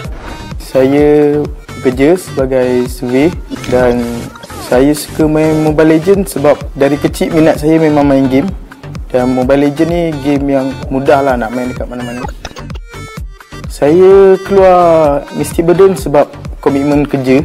Saya memang tak cukup masa untuk nak training dan sampai satu masa saya dah boleh bagi komitmen. Time tu lah saya rasa nak buat tim baru sebab senang nak training. Semua rumah pun lebih kurang dekat. Boleh kumpul, boleh gather sekali main training. Saya rasa kami dapat masuk qualifier pertama ni dan lepas ke regular season sebab tim kami ni ada chemistry yang baik. Kami selalu training stable, jadi communication tu sentiasa ada. Berkaitan dengan tim WoW, apa yang saya nampak, diorang punya team fight sangat strong dan diorang pandai control map. Contoh, diorang dapat control ketam and then diorang dapat control turtle dengan baik. Diorang punya rotation sangat laju. Jadi bagi saya, diorang ni tim yang hebat lah.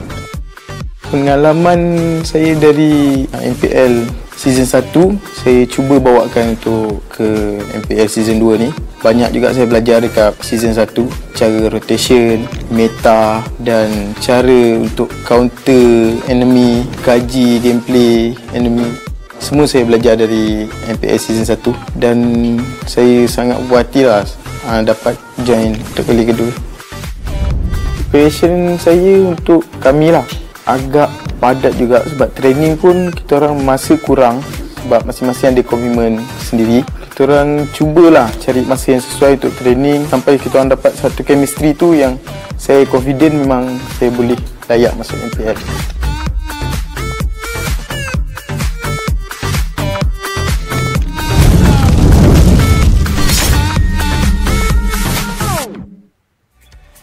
Big words from traders, humble beginnings, and now they're here. You have Arrow, Hangus, Fade, Kuchi, Fish, and E1. And one thing I want to highlight is Hangus last week popped off with the Alice pick. He was like the funny thing is that his net worth wasn't that high, but he was playing like a carry. He was landing multiple members, Blood Oath, and also catching so many people with the Petrify. really great play. I want to see how they utilize their lineup so far. You know, you can see all of them have humble beginnings. They're not these big players, big name players, but they're working Except for well Hangos. together. Except for Hangos, but they're working well together. Even one guy's name is even Kerchi. He named himself Small because he's so humble. I'm not quite sure why he named himself that, but that's exactly what you want to see from an Alice player, right? That aggressive stance, you know, perpetually moving in, creating space, you know, trapping, starting a team fight as initiation, or catching people off. Let's see the key player of Trader really quickly. See who's gonna make the impact. Like I said, Natalia is gonna be Fade. 1,000 games on it, 76% win rate.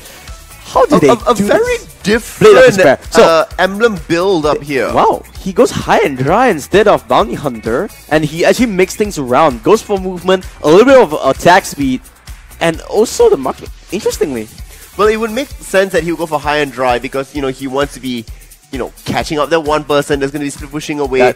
Will we see a Natalia this time around? I'm not sure. What do you think of this build where he goes double Blade of Despair instead of double Berserker's Fury? So we see a lot of variety, but the stacking of Berserker's Fury is more of the favorite item build. What do you think? But before that, we have a Ton video. See what both teams have to say. Let's see what they have to say. Exactly. For traders, we never heard of you. Hope to see you somewhere. Kepada Bigetron, korang champion season lepas dan untuk season kedua ni tak semestinya korang champion. That's not trash talk.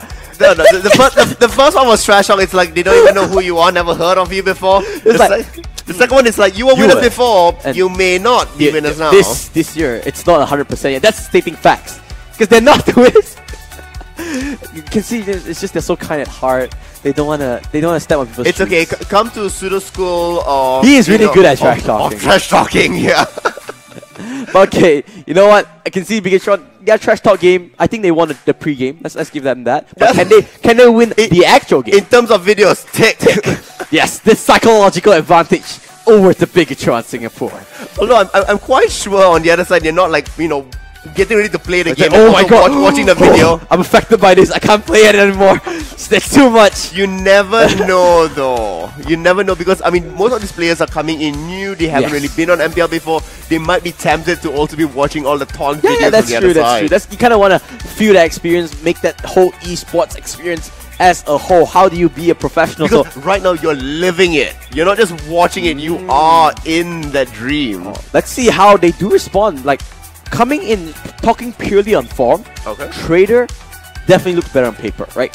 Well, 2 wins. They are 4 points. 4 points and Bigetron only 1 point. They lost all their series so far, not looking that good. Unfortunately, not really looking that good. But in Bigetron, we do trust. I mean, lots of people in the chat here are saying, you know, they have voted, they have spent, you know, little 1,000 coins. Yeah, you know, on Bigetron. Bigetron because they have seen the track record come through. And it also arcs back to the video where they said that, right, you know, they haven't really practiced, but it wouldn't take them that long. I'm very curious to see how much improvement they have made. You know, they said, right, the meta, it doesn't take long to adapt to it. And maybe, let's give them a benefit of the doubt. Before the first week, they didn't have any time. They thought they were well prepared coming in, and then they got smacked. And I was like, wait, Pseudo, we need to get it together. Then they took that 1 week to actually trade. Maybe they're back. We'll have to see. I really want to see. Yeah, I mean, the players are, you know, getting ready. We're about to start soon. Very, very soon. Yeah. Gotta see that Trader, though. I do have a question for you, though. Why are you going by Matthew, not Camel? Because that's my name. Okay, I don't know. What? I like the name Matthew. Okay. Okay, the actual fact. Let's hear the actual. This is why I asked it. Okay, we had a drop, but the actual fact is that people started calling me Camel and they thought my name was actually Camel. People know my name is not Pseudo. I call you as Justin. Because, hey, Justin, how's your day today, Justin? Are you feeling good? How's your day today? Day has been really good, actually. It's been really good. See, I like it. I like my name, Matthew. Because, fun fact, Matthew is a name that I gave myself. Okay, so my parents didn't give me my name. Alright, so here we have Matthew, and now on to the... Enough of that! Enough of that! Hellcurt, Selena, no surprises there. You look surprised. But Agilus is being... Belleric is banned. Like, just to make sure, you know, Belleric and Claude is banned because they're still new. Actually, talk about that. make sure you do the event, because the only way to get Baloric is through that event. You cannot buy Baloric at all. So make sure you do go there. It's the 818. It's right in your client. Make sure you do that. So talking Fanny! no. Fanny! No. Look what? We should stop highlighting the key players because all the key picks have been banned so far. Your team. Selena and Grok, no surprises. Still very meta. I want to see what Bigatron picks. Hayabusa is open. Jawhead is open. Do you think we'll see Mr. Kaya Johnson? I don't think so. LY4 is there, so it's going to be pushed all the way to the back. But yeah, Yishushin has fallen way off the meta. Hey, they can bring it back. If they're the ones who can do it, it has to be Bigatron. But Jawhead, I think he has been first pick almost every time today. Let me check really quickly. Except for the second game where he was banned. Yeah. So far, 100% first pick rate. And on the other side here, they can go in for the Chow if they want to go for that pick. They can go for Kaya. They can do whatever. I think they should go for Kaya and be Alice. It worked really well last week. No reason to I don't change think so. it You up. need to take Alice So quickly, right? So quickly, yeah. Wow. They want to go for the Minotaur. All right. That's a safe pick. Minotaur and Alice actually works really well. And Hayabusa, one thing I kind of forgot. Hayabusa always permaban, finally available. They're gonna lock it in. Okay, so they opted to go for Jawhead first. Now they have the option to go with Kaya as well. So another huge beefy frontline galore for them. They do like the Gushin as well. Gushin, why do you think Lancelot is not being picked up? Oh, taking away the Alice. Singaporean flavor. They're saying taking away the Alice. They want to do it for himself. I like it. So you're asking why Gushin, not Lancelot? Yeah. Because Gushin can have 10 blades. Your Tornos coming from Lancelot, it's only isolated them to this particular area. So it's a lot more versatile. That's true. And also Alice, we saw it in game. Even a game that they lost, Mystic Burden, they used Alice to pretty good standards. They saw the potential of it. So maybe if they do get the good funnel of it, Alice will have a bigger impact. Meanwhile, Trader hovering over Ruby. We saw Harley gets locked in. We saw a Ruby on Friday as well, right? So you're looking at creating a disruption. We talked about Gushin's mobility, we talked about Alice mobility as well. The moment they come in, you reap them back, potential trouble for them. Okay. Farsa. No. Come on, give me Farsa. Bane. 100% Bane.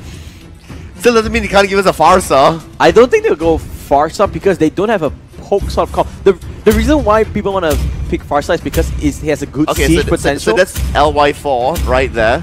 Johnson. Oh, come on! Give it to me! I want it! Lock it in! Yes! Yes! You called it! You called it! Mr. V! I surrender! Thank you! Thank you! Oh, I'm really so excited! I'm really so excited. Okay, I want to see those good driving skills drifting left and right. But obviously, they're going to figure it out with the Bane pick. Solid lineup coming from Bigatron. More meta picks, right? You would expect. Ooh, Aurora. Getting covered over. I don't think they'll pick the Aurora. They're not going to pick the... What? So they go with Valir? Okay. Let's try to make sense of this. I'm currently feeling the passion. I'm feeling the disappointment. I'm feeling the confusion. Like... Hi, would you like to go for like a cup of coffee or something like now? Because I have no idea what's going on here. Okay. Magic damage. Based on my high level of analysis. Alright, okay. Tell me. Thriller is picked because they clicked on the portrait and locked it in. No, production will tell it otherwise. The only thing I can think about this is Valir has a knockback, so you want to be creating distance. And also, Valir has this kind of synergy with the Minotaur because when he pops the ultimate, he can kind of use the ultimate. Both of the ultimates. It's not the same range, but like we mentioned, you don't really use Minotaur's ultimate as an offensive tool because it's more of a defensive tool to set up a fight whenever people come to it. But at the same time, also, you're expecting big team fights to be happening. That's where it really is going to be shining. On the other side, you have Johnson that wants, quick skirmishing kills across the match. Well. You want Alice that catches off. You want, quick assassinations coming up from Gushin. Pseudo. I'm rubbing my hands together because I don't know what's going to happen. Bigatron Traders. What do you think is going to happen? In 3, 2, 1. 3, 2, okay, one more time. 3, 2, 1, Trader. Bigatron. Oh! Okay. Malaysian invasion. The Malaysian pride in me is standing strong. Look at the fire. Do you feel the passion? Do you feel the hungers? He's ready to burn some people. I have, faith in LY4. On Bane, ooh, that is... Okay. Oh, maybe, but I want to see that Mr. V, even though I'm cheering for the Malaysian invasion, but Mr. V on that Johnson, you cannot count him out. Even at MSC, his Johnson was on point. Let's see whether he can drive them to victory here or potentially a car wreck. But you can see Kachi, he's gonna be fine. You can see the lane assignments. No real surprises, right? I'm absolutely still baffled by Valir here. I really am going to keep close attention to what his build is going to be, how he's going to be reacting, and I suppose it makes sense because Ruby's going to be the babysitter, right? Yeah, so it's okay, you know, he has a really weak early game. He can only kind of just wave clear, but with the Ruby, he can't really engage on it because he has no escape. That's the main thing. What an interesting route they want to go for taking. This is an early fight. There are 4 members. Remember, there is no ultimate onto anyone yet, but the going to Sana, just giving a free kill over to Trailer. Ooh, a lot of misclicks. You know why that happened? Because there was an auto cast instead of a directional cast. So you jumped to the first minion, which was the Hermit Crab. That's really, really unfortunate. But you know what? If I'm Trader, I'm pretty happy now. Things are looking good for me, you know? Indeed. You know, Hango's burning away the competition. I mean, here we're going to see that Traitor goes on and continues to proxy the wave. They're going to keep see Sync comes in. But Fate, he's just going to blink away. He has the Quad Shadow. He's going to go around. Sana, you're only level 2. You need to be careful. Zone is there, but he doesn't have level 4. He has it now. He flickers away. He's trying to use his motivational roll to just jump away. He's still surviving. He can just wait for the brush. He's trying to raid LY4. Uses the Meteor Fairy. Keeps alive. They're chasing way too deep. Where's the cavalry coming from? Traders. They don't care about it because look at that. In the top lane, Harley is pushing it out. Bigatron is just knocking on the doors of Trader but not getting anything at all. But at the same time, you know, up top there, Kerchik was pushing, but he didn't really get much damage down onto the turret whatsoever. I mean, he's a Harley, he doesn't have that much damage, and now he's the one getting caught out. And like you said, 10 blades is better than 3. Get a kill. Oh yes. 10 blades better than 3 cards. One thing I want to highlight as Valer, right? You actually burn down objectives really, really quickly because you can spam those spells. But looks like he's actually not doing anything. No, I mean, you get to only double cast and then you still wait for cooldowns anyhow. Careful. The double cast, but it looks like they didn't even need any spells because it was uncontested coming in. Mr. V. Oh! That's an uncharacteristic mistake that coming from Mr. V. I'm gonna go with GPS was also showing him the wrong direction. Nah, maybe he was just like, you know what, I want to pick up some nice new targets coming in.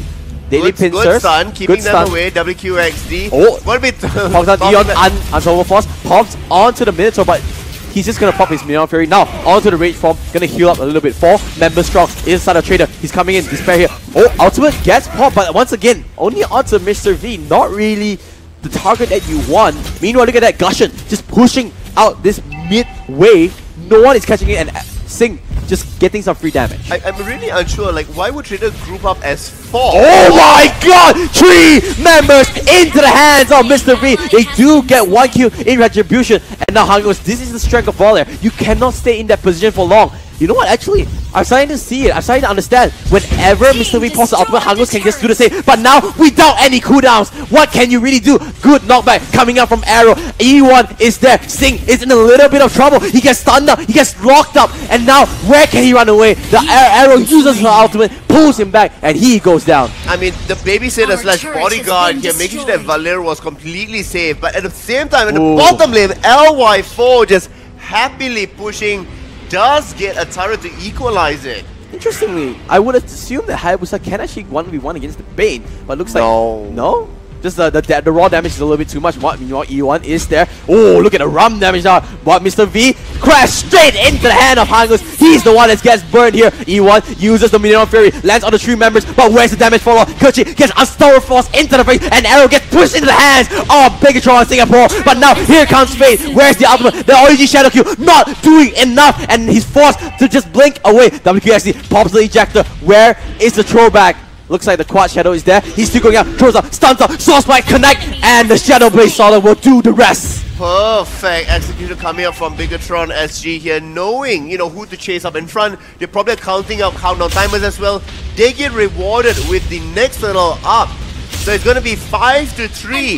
The goalie just slightly in the favor of Bigatron SG. This game is still really, really close. But let's look at the replay really quickly. Bring me straight in. I mean, it's perfect. You lock down Valer's remove. That's all the damage and the disruption. You have 3 members that are being knocked out here. Babysitter gets pulled forward, and now all of a sudden, Kerchik needs to stand completely in the back line. Fate comes in, He does get to dash around and damage his spread. We're going to see another fight. Let's cut happening short out though. here. Nope, Mino Fury pops once again only onto Mr. V. And now Willie puts on, they're fighting all inside with his ultimate and the damage is huge. They're doing all the damage. Then look at that, Hayabusa is still surviving. The Assault Force there, but here comes LY for the Rum. A two-man Deadly Pincer. The Crab Claw Cannon doing what he can, slowing the members and Traitor. They are just fish in the barrel. They're waiting under the turret and looks like they do get one kill, but without minions, they do not want to push on the side of Bigatron. Kuchi knocking onto his turret, so at least they get a turret for themselves in his bomb lane. This is potentially another kill here, but no, L1 for Hisashi doesn't want to waste time by waiting over there. Does go and clear off. Mr. V with wings on his back. Oh, that's Alice riding. That's Alice. It's a pretty cool interaction. Sounds like F1 there. It's like the real wink of the cop car looking for a good. This is Red Bull. Anybody, anyone can drive. Anyone grow wings. Anyone can drive and grow wings. Gives you wings. He's just gonna crash back into it. I think he's gonna restart his rapid touchdown just to find a better angle and better target. Traitor coming into the top side. Once again, like you said, right, wasting time on objectives that doesn't matter. It's already fell down. Just try and allocate resources somewhere else that actually can give you a benefit. We're going to see in the mid lane, posturing has already begun as multiple members are going to be over there. It's going to be a clean 12 seconds before the Lord makes his appearance. Mr. V. Now he's all alone looking for a Scouting. flag. He does get it onto Arrow, not the best target now. Bennett pops the ultimate. Beautiful! Mirror Fury lands on the two members. Sana goes down immediately, and now E1 being in the front line, Sing forced to just run away with the ultimate. Meanwhile, Jorge just farming things out. They get a kill off of that. Not really worth it. Sorry, he get a death after that. Why did they want to go in specifically for that team fight? Lord has spawned. I don't know that. Maybe just looking for openings. Bigatron still has the goal lead, but if at all, it's going to be a 4v5 as well. Oh, that might be a little bit more. And Sing, he's doing what he can. The Daily Magic will pop up.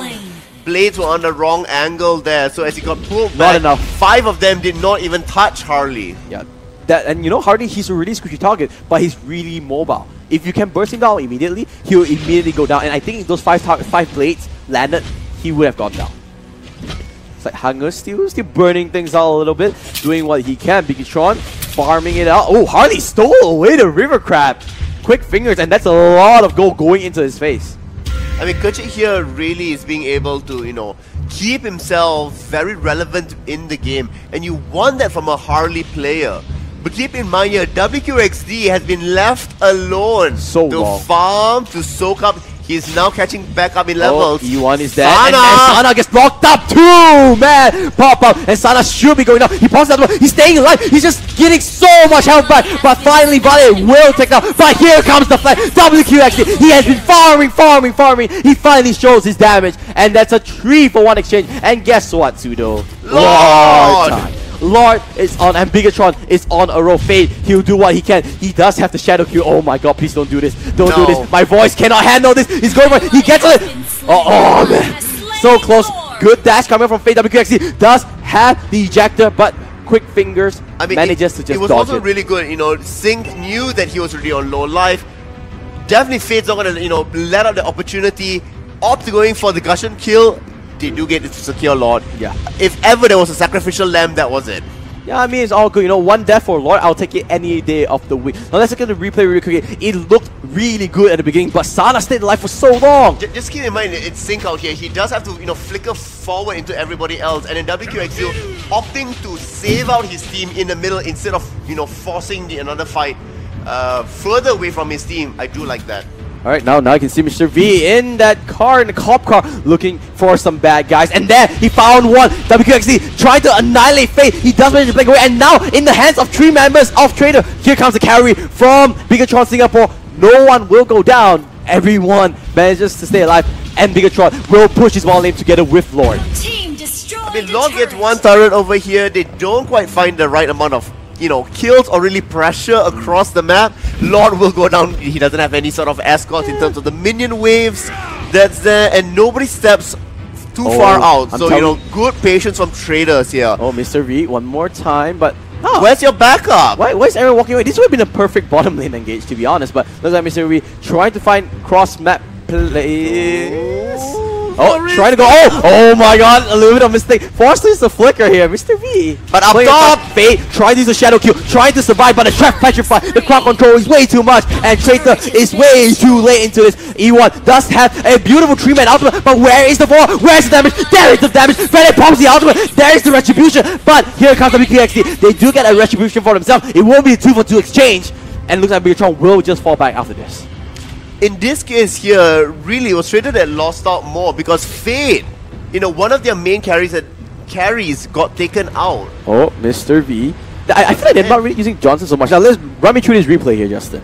I mean, see, you have really good engage that comes out here. What do you expect, to be a wipeout across the team? But no, Bigatron comes in and splits away. That's they understand what they need to do. Don't have 5 members in one spot. Yes, it's a big area, but you can just make sure that you have different angles and flank it in a way. Mr. V, once again, I just enjoy watching him. It's so therapeutic, right? Just look. Yeah, it's therapeutic. It's just this guy looking for a soul to crash into, looking for his soulmate. And he's gonna crash and into his soulmate. Literally crash into it. Maybe have a hammer across it. But yeah, Bigatron setting up that death brush. Lord, 60 seconds away. E1 on that Minotaur. You want that, as your front line. Pops the Minotaur Fury just to get some rage intact. To be honest, Justin, it's only 3,000 gold. It's not that far behind. It is not that far behind, but looking in terms of map pressure that's going out there, Traitor is, really being caged up here on their side of the map. E1 charges one more time. He does have to raise Rose Gold Meter. Finally gets completed by Hayabusa. He will have the extra shield if he does manage to catch himself in a 4-man position. One more time, they're just waiting. They're so patient here. Oh, WQXD himself waiting in the wings, but opting to go away because he doesn't have any teammates around. Sync might be the one getting called out. That's the Despair Stomp. But yeah, I'm still wondering, how is this Valer going to work in the late game? Well, we'll have to see because they're going to have to start now. Onto the Rage mode. E1 is there. Here's the flicker. Here is the Minotaur Fury. Can they go for it? Sync. He's just going to break away immediately. Mr. V will land the damage, but only onto Kerchi. And now this could be a fight. Turning on the Fate on the trade. Trade will get another kill. And Sana looks to be in trouble as well. 3-man down. You ask how? That's how. They're going to win the team fight straight out. Yeah, but that also wasn't specifically about Valer that's there. I mean, Kerchi is really like, a power lifter at this point.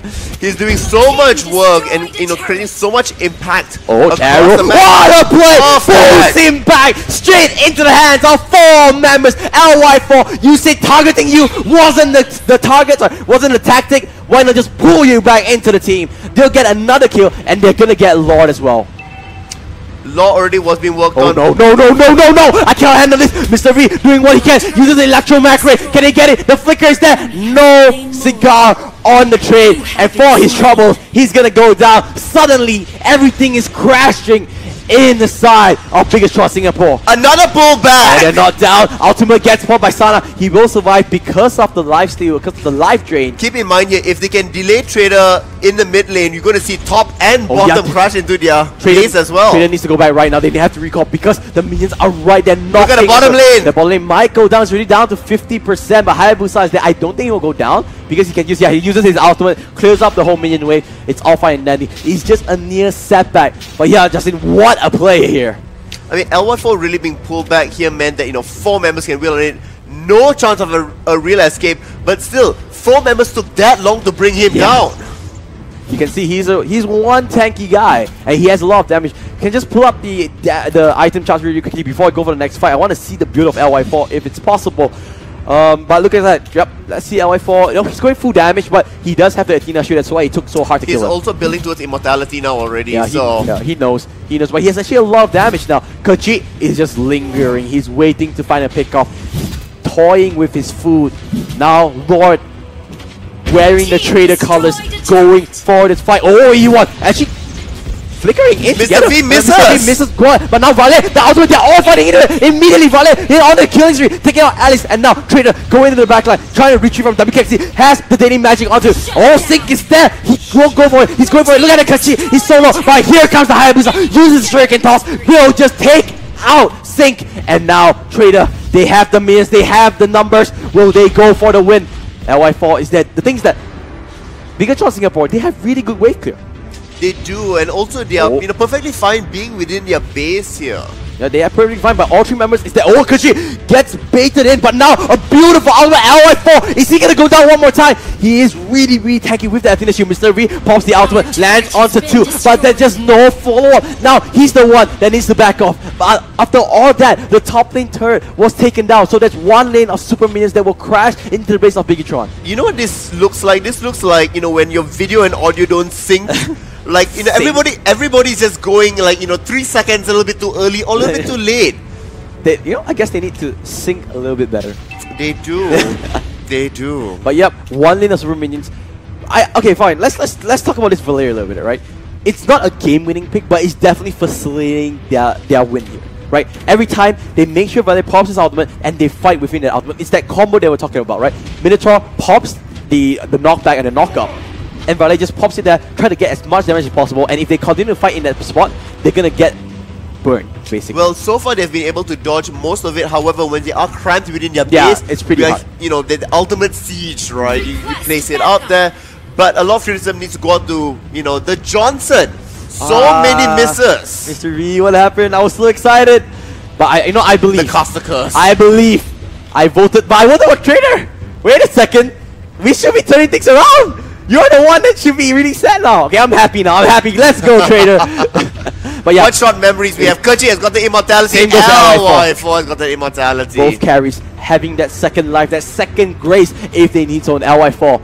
Boy, oh boy, if you weren't the carry then, you're gonna be the carry now. They are gonna bank on this Bane. Sing and WQFC doing what they can, but 4 members strong. Trader trying to do what they can. LY4 is in the front, like, oh my god, I'm not really sure he's stacking up so much damage. The immortality will just get popped immediately. E1 gets popped out. Look at it, Forest ultimate. They're fighting all into it. LY4 getting continuously damaged. Biggitron, just 2 members into the backline. Sing will go down as well. I'm not really sure what's happening to them, but one thing I know is that Trader is in the base of Biggitron's gonna Fate, just trying to use his shadows, buy more time. He will walk away and join with his teammates. Oh my god, this could be a huge upset. KRACHI together with his team. Arrow tries to use ultimate, tries to pull someone, doesn't get onto anyone. E1 uses the Despair Storm, tries to find another opening, but that's another lane of super minions, another opening that they can go for. They are going for the Nexus Fate, is a little bit low, but they ultimate a little bit, but 3-man Minion Fury will knock down everyone, and Biggitron has no way of coming back. Game 1 will go to Traders. So, as we come back down. Okay, let's turn it down a little bit. I was right. You were. I'm not always right. I'm pretty happy that I'm right. I have to say that in terms of, how the itemization went for Biggitron, not really sure. Yeah, I mean, they were just lacking lots and lots of damage. Okay, let's look at the items real quick, right? What do you think about Sana's items? He didn't. Wow. What damage? Question There's mark. no damage. LY4 did the most damage, that's what you expect, but Gusion, if you can just look at the items again really quickly, I just want to see the equipment that they have. Gusion had a really interesting build. Yeah, he went for Lightning Trundle, Fleeting Time, Winter Trundle. Not enough. Where's the... what do you think about this? On top of it, you look at Mr. V, right? I mean, utility of Johnson. Traversing the map or coming in with the engagement stuns. Negligible effort on both of those. Yeah, you kind of want to pick Johnson to engage those team fights. And they had this really good opportunity at bottom lane when Lloyd was pushing, but they all just went to the mid lane, not really sure why. That could have been a game-ending fight. It potentially could have been the game-ending fight that's there. Maybe they didn't want to, put too much, effort into what was going to be a potential gamble. That's true. But, at that point, they couldn't do anything at all. And suddenly, just like that, Trader came back. It was also interesting that, in the early stages of the game, we were seeing that, yes, Biggitron did have more of the map control that was going on, but Trader really, helped itemize into the early stages of the game just so that, hardly any damage could have been dealt. I mean, Harley stayed in that team fights, hardly moving around throughout it and getting wailed upon and still surviving. I think KRACHI played really, really well. He was the one that initially caught out the members of Biggitron and then used that Daddy Magic, deleted them off the map, and then they won those team fights. This was where we thought Biggitron had the advantage. To be honest, I think LY4's playstyle is so much similar to how he's been playing Yi Xunshin before, how he plays carry, how he plays a few of his different champions. as a Bane, you can really be in that front line. You can be auto-attacking. But he's playing really safe because he thought his health bar is really low. Exactly. He keeps moving back, and I think those are some of the missed opportunities. But really, big kudos coming out from Trader's side here for being able to catch out multiple times. The moment it happens, the team members are 4 or 5 of them are always really close. They are able to collapse very quickly, and they always are hitting out Sana time and time again. The one thing I want to highlight is that E1 on that Minotaur, just showing us the full potential of that pick, always hitting onto at least 2 members. Here we go, see it again. One more time, 3 members, turning tides every single time. And even Arrow, right? The Ruby pulling a lot of key targets. This was a real team effort coming up from Traders. I mean, the Ruby pick here really helped, Gushen get a this one was a turnaround, right? Too, yeah. Blinking, just taking away Sync. No damage already. And LY4, like you mentioned, he's really afraid. He was walking up and right. And then he flickers away. He can be a front line. One auto attack together with his passive could have done a lot of damage. Indeed. So, maybe... this was the play. It just looked so good. I mean, on top of that, you have a pull into a flicker back. Yes. Like, that is not easy to do. That is just mechanics. And Arrow, great front line. And the Valer, this is what I'm saying, right? You don't, even though Bigatron was so far away, the Valer makes sure that they have to be on their feet and keep on moving around.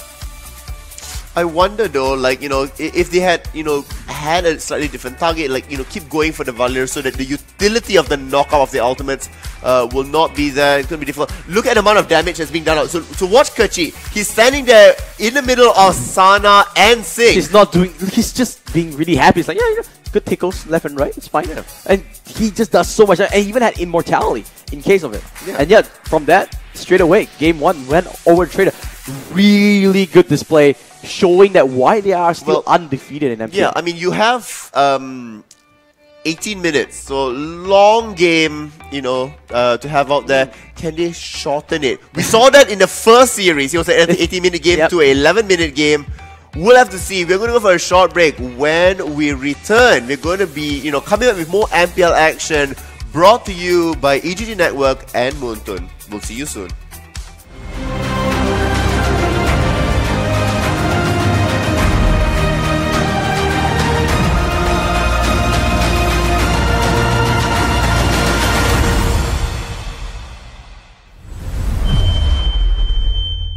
Hi everyone, we meet again in this new episode of Mobile Legends Hero Spotlight. In this episode, we will introduce Aldo, the contractor, who swore to protect the ancient maze of Minos. As the leader of the Minoan Guard, Aldo swore to protect the maze of Minos for his entire life. Unfortunately, the gods saw it fit to punish him by changing his bodily form, giving him a grotesquely large arm that struck fear in the people around him.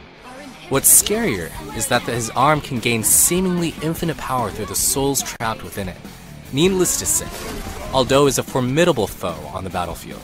Overall, Aldo is capable of attacking nearly any enemy on the map, and he has the ability to endlessly strengthen his attack damage by killing his foes. In short, Aldo is a warrior who possesses strong burst DPS.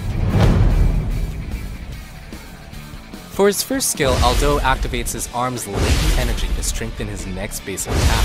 If that attack kills an enemy unit, then Aldo's basic attack damage will permanently increase. What makes this skill even stronger is that enhanced basic attacks will deal bonus damage against minions, making Aldo a good choice for laning.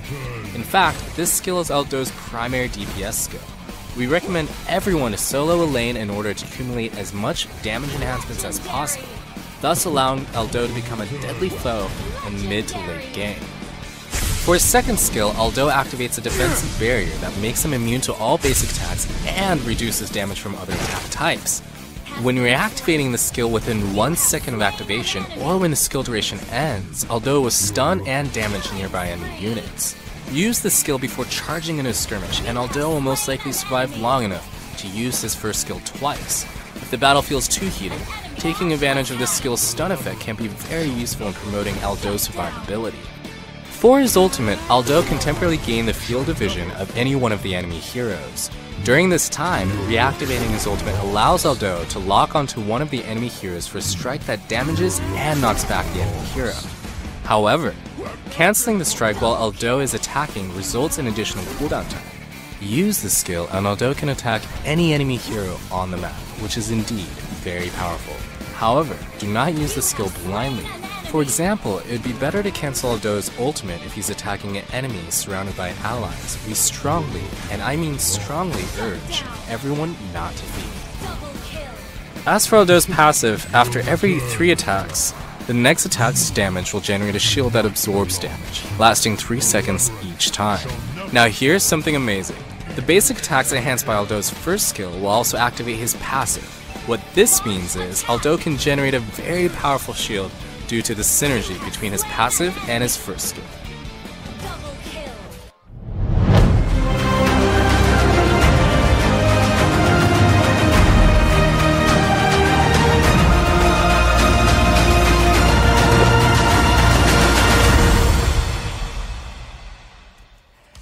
Hey guys, welcome back to MPL Season 2, Week 2, Day 3. A lot of numbers there. My name is Matthew. His name You didn't say it twice. Because my name is indeed Matthew Chan, okay? Show, production can show again, Matthew Chan. His name is Pseudo. MPL is brought to you by Moontoon and not Mobile Legends, but wait for it. Come on. EGG Network, not as smooth as you. That was really, your one was really smooth. It was like, wow. Because I'm matching the timing as I'm looking. I'll get it right next time. We just saw Game 1 and I guess you could say it was a good comeback from Traders, showing their quality. What do you think went wrong with Bigatron? They looked like they were in the driver's seat and then suddenly just went off. I mean, is that a direct pun or a direct call out to Mr. V who played Johnson, who drove them off a cliff? I did not intend to do it, but you know what? It works. I mean, lots of questionable mechanics that went through. Bane playing really far back. Johnson not hitting didn't really hit a lot of good stunts. But you know what? Let's see how Bigatron has adapted. Because we're in the draft of the second game already. If at all. Remember, your team is the game banning. 1, I was right. You weren't. So we'll see. Hey! Will Matthew Chan continue to be right? So or far, will he be proven wrong? If it's wrong, I'll change my name to Camel. It doesn't quite work that way, It's like, yo, I'll create a new account. It's a total new caster. Hi, your name is Camel. But yeah, look at the bans really quickly. Nothing of the ordinary. Hellcurt and Selena. You just cannot let these bans go away. So, Grok ban? No Grok ban. Grok ban 100%. You have to. Grok ban 100%. But maybe red side. Hayabusa and Grok. I'm calling it. Is banning. Let me be right. Come on. This is so close. This is quite intense. There's a chance that they won't even ban out Grok here. I don't think so. There's a... Come on. My name is Matthew. I get things right. Really? Is that your tagline? Oh my god! Alright. I thought you were just about to change your name to like Nostradamus or something of that sort. It's like... No. My name is Matthew. I like Matthew. Right. Let's get to the drafts, Pseudo. Focus is on them, not us. First pick. Wow, what a first pick. Can you believe that? It's a Minotaur. Actually, can you believe that? I mean, yes, E1 played really well for them. So, I mean, the thing is, this was also really pivotal for them to be able to break up a lot of the potential fights and team engages. No surprise that it has come out here. We have WQXD. So we have 2 mage assassins that are coming through here. So for them, I want to ask you, what do you think about double mage or double ability power damage? Because I think that's fine. A lot of you do have like Gashin Kagura. That's true. Picks that come through as well. So that's okay. I think it was really wise to take the Harley away. Kerchi was pretty phenomenal. Yeah, he played really well. Really impactful. I would even argue that he was the main reason that Trader even got that comeback. Yeah. Right? Yeah, I think he was it's picking off a lot of good picks. Oh, whoa, Arrow. Locking in that Bane, telling, hey, LY4, I'm going to show you how to play Bane. Based on LY4's performance of Bane, I don't think so that will be too difficult. No way. Okay, so this is also... Why? Why do they like to blow my mind? I mean, this is going back to what Singaporeans like to do. Remember, it was in Season 1, they used to play lots of Rafaela. Yes. They also did play Astas. So, what they were losing out were the team fights. They say, right, we'll take a healer, sustain everybody in team fights. That's gonna be a marksman. My name is Matthew. Guys, His name is Matthew. He gets it right. I get it right. Oh wait, no, okay. Prediction. Bigatron, Singapore. Okay. Ladies and gentlemen, boys and girls, players of all ages, you heard it here first. I get it. Matthew Chan says Bigatron, Singapore because they're throwing it back, right? And when you throw back, you know, like those Instagram posters, when you get throwbacks, you is get it more likes. retro? Is it vintage? Or is it just passé? No. Okay, you need to understand. We are in this modern era of social media, right? Okay. And all those, you know, those throwback Thursdays, they get better likes than my normal posts. So when you throw back, this is proven that when you throw back, you do better. Is that because you just look better before? No. Whoa, that went a bit too deep. But okay, let's go back to this game.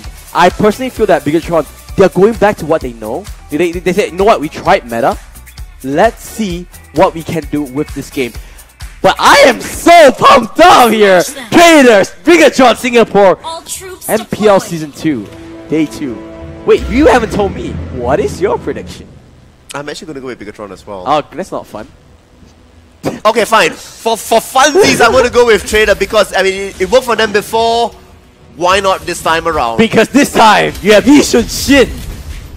That's why. Okay, so... This is exactly what they did in MPL Playoffs Finals. They pushed the mid lane, and they're going to still away spin it. LY4 has the arrows, trying to get as much resource as possible. Basically, they want to funnel at it. Mr. V on that Jit Kundo, just zoning it out, playing really, really aggressive.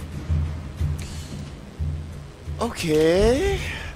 I mean, I'm just looking at this thinking, if Bigatron, as she's going to play like what they did in Season 1, then it's going to be quite telegraphed. They're going to go in and push out waves. They're going to try to have invades. They're going to move in for turtle takes only when they feel they have the advantage. And that was pretty much their game plan in the first 5 minutes. Well, let's see if they're going to do it this time around. So far, you're doing exactly what you said, right? They pushed out the mid wave, and then they went for 4D invade, the spinner steal. But now, 3 members of Trader is there. Mr. V playing a little bit aggressive, trying to go onto Arrow, but they don't really get a lot of priority. The River Crab is what they want, but I think it will reset because it goes out of his range. And yeah, I think Bigatron just wasting time here. They should go back to the mid lane.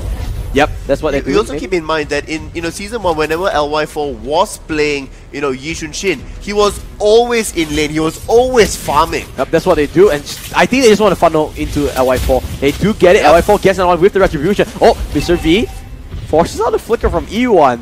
Now the question is, can Traitor find a way to beat against the OGs, right? Have they figured enough? Exactly, have they done enough homework? Because what they're playing so far now is very reminiscent of their old play style. During the break, we were talking about why can't they just go back to what they used to do out there, and they are responding with exactly that. So I love to see more aggression coming from Bigatron. Let's see what they can do as they do start settle. Whenever they feel like they have an advantage, whenever they have a priority, they go for turtle. Exactly like clockwork. This is Bigatron going at having a throwback, getting the turtle straight away. You know what's really ironic about this? They said they're going to come in here, it takes a while to adjust to the meta. They say, no, doesn't matter. You know what? No meta needed. We're just going to go back to our same old thing. We are... Oh. It's Paste. Paste. It's paste. Paste? Tell us in the comments how you pronounce P-A-I-S-E-D. I think it's paste. Do you think it's paste? It depends on where you break up the syllables, right? but yeah, P-A-I, pie, paste. Put tomato. But have you enjoyed Season 1? We're back in Season 1. This is that graphics strong. Season 1 MPL, guys. Yeah, unfortunately I can't cover the overlay. It's like season. Oh, you can't. Okay, what? You have a time. Okay. You have a time to practice now. Okay. So, guys, MPL Season 2 is brought to you by EGG Network. EGG Network. It has a logo of an egg, but not only that, it's also brought to you by Moontun. Out of 10. 8 for effort, 6.5 for smoothness. I'll get it right once. No, you're just a tad bit too fast. Okay, one more time. MPL is just sell. MPL is brought to you by EGG Network, but not only that, it's also brought to you. Why is it so long? I think like production's just screwing with you at Why this is it point. so long? I'm not gonna try anymore. You know what? It's not my thing. Just brush it off. It's okay. Oh yeah, guys. Unfortunately, we're having a little bit of fun. You try it. So what you do, right? Okay, so now you say, MPL is brought to you by EGG Network. They're the ones that are providing you over here, and not only that, we also have Moonton.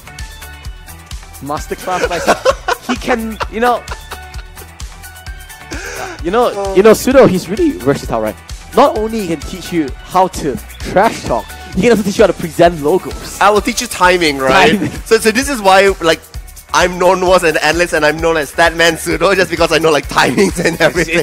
It's all about just getting this right. If you can get this right, you can cast MPL Season 2. Submit this for your audition tapes, like literally just practicing this. Hey, like, yeah. you can say, guys, Matthew can't do it. I can do it. Get him out. That's a valid argument. Take that clip, right, and run with it. That's a valid argument. Okay, let's go into the game really quickly. If we are saying this is really Season 1 Bigatron, what are the things that we can expect? Yes, he's talking about the first 5 minutes. How do they play this game plan, right? Do they have team fights frequently, or do they just split push everywhere? Right, so if it's anything like Season 1, what Bigatron will do is start to funnel goal into LY4 in lane. They will start creating distraction factors on the other side. Keep in mind, before this, it was Belmont. Right? It was Jason Koh that was split pushing all the way, and people had to, respond to it. Yes. They were also, that means, taking side towers away. So keep, that in mind as they, move into the game. That's towards that, 4 to 8 minute mark. Really good way doing it. As that happens, they catch them out in the rotation. They catch the enemies out within the rotations. And that's when really LY4 will be shining, because with the ultimate, you see vision. You're able to track, the enemies down. Yeah, you see everything, right? Exactly. And because the enemies are being split across, what they do is then take sequential towers. Yeah, so basically, in short, they split push, stretch the enemy up, and when they are in mid-rotation, LY4 pops the ultimate and says, hey, there's an enemy right there. Go into it. Yep. So they do that, and also keeping in mind that objective fights become that much more difficult because Yushin Shin's ultimate can stack up. Yeah, and it's so deadly when that happens. Exactly, so you are able to do that. Keep in mind here that because Yushin Shin does have, extra mobility and, movement around, he's going to be more active within the team fights as well. Yep, let's go back into the game. Let's see whether your predictions come true. And, well, so far, so good, because they are going in Arrow, coming in, forces out the Flicker. I guess he needs to do that, because if not, the Way of the Dragon would come out from Mr. V. But once again, like clockwork, dealing with a spinner one more time. I mean, this is really working into their favor over here. I mean, this time around, it is going to be WQXD on Harley. That will be, the split pushing effort that's been put aside. Can go up against the Jawhead that's there. Needs to be cautious. And Talia is coming in. But he does have the space escape, and yeah, he's still on the front. He does get silenced, but he's going to get clamped up. No way. They also have 2 other members just waiting up to the top there. Goodbye. Sandwich. Goodbye. But see, this is what they want to do, right? Buy time, distract the team. So the real carry, LY4, can accelerate his item progression and get into late game. Keep in mind, this is a marksman. You cannot go tower for tower race. Yeah, because he just takes it so fast. Look at that. There's a second, there's an inner turret gone already. I want to see the health bar. They're splitting up here, which is... I'm not sure why they decided to actually split this up. Maybe they think that they can get 2 turrets at once. Well, they did get the mid turret, so... Yeah, but Alice and Bane are not fast tower takers as well, so... Questionable. But at least they did respawn 2 towers for 2 towers. And on top of that, they do get first blood. But look at that, the goal lead is with Bigatron SG, because they did manage that 2 sprinter steal. Meanwhile, Mr. V does catch on to E1. Ultimate from Yushin does get popped up. Sana spots onto it, but SNS this don't really do a lot of damage. Also going to see 10 seconds until the turtle does spawn in the top side. Keep in mind here that both of the towers were taken from the top side, so Bigatron SG does have a lot of space to maneuver, and as well as the spinners being gone, there's no reason for Traitor really to be risking all of this. Yeah, but the turtle is here, so what they can do actually is just push out this wave. Or Mr. V might get called out, uses the Shimpo Energy Kundo, just juking left, right, and center, making sure he's just one slippery guy. Can't really catch onto him. I mean, this is still working to the favor of both teams, right? They're still posturing, nobody's overly committing. Oh, Mr. V catch on the E1, the Whale Dragon, but not in a good position. Essus lay it down, E1 is still pretty low. Essus is in the backline, healing up everybody. Mr. V will be there, but Hangos trying to run away. Daily Magic will snap him. he did have the flowing blood, but the damage was already there. And the next turtle goes to them as well. Oh my god, they're doing it. Bigatron is doing it. Going back, showing that their meta is still relevant. I mean, if it never got broken for them, they won playing the playstyle that they were doing, and you know, they're executing it here again. We're gonna see Lord will be the next one to be spawning, so you know, at 7 minutes in, it should be coming up. Oh, arrow. Ooh, that rump damage is not a joke. Looks like everything is kind of slowed down, but this is playing the hands of Bigatron, right? LY Fortnite Yushin just farming things out, making sure he get those items. So he's going from jungle camp to jungle camp, and they're chasing him down. They are, you know, posturing, knowing the fact that there's somebody up top, right? So you have WQXD, which means LY4 will generally be on the opposite side of the map. Immediately, you're you know, setting up the engagement. Oh, I do Mr. like that. Two-man ultimate all the way with Dragon, but he gets it out. But that doesn't matter because they have enough damage. Good 3-man Minotaur ultimate, but very slow for Hangus is way too far away. And now, look at that, WKXD will be able to walk away from this Hangus force run tail as well. Mr. V, he's not done it. 2-man knock away with the Jikundo. E1 might fall up, but he's a little bit too tanky. LY4 taking the turret. They don't actually want the kills, they want the turrets, and this is why it works really well. Oh, they're not done though. The sword spike into the Jikundo. One last auto attack from LY4 will do it, and this, they're just on a rampage. There's nothing much that can be done over here, you know. Each time they push down a lane to get 2 towers. Flicker, and then the way of LY4, he gets caught out. Bane just assassinates them away, and this could be the turnaround that they were looking for. Bane picks up 1 kill for himself. It is a 2-for-1 exchange after all of that, but the turrets going down right now. Bigatron has 4 turrets to their name already. You know why LY4 died in that team fight? Yes, as much as Fade did do a lot of damage, Sana got silenced. Oh, he couldn't heal. He couldn't heal. That's the main thing. They were standing too close together.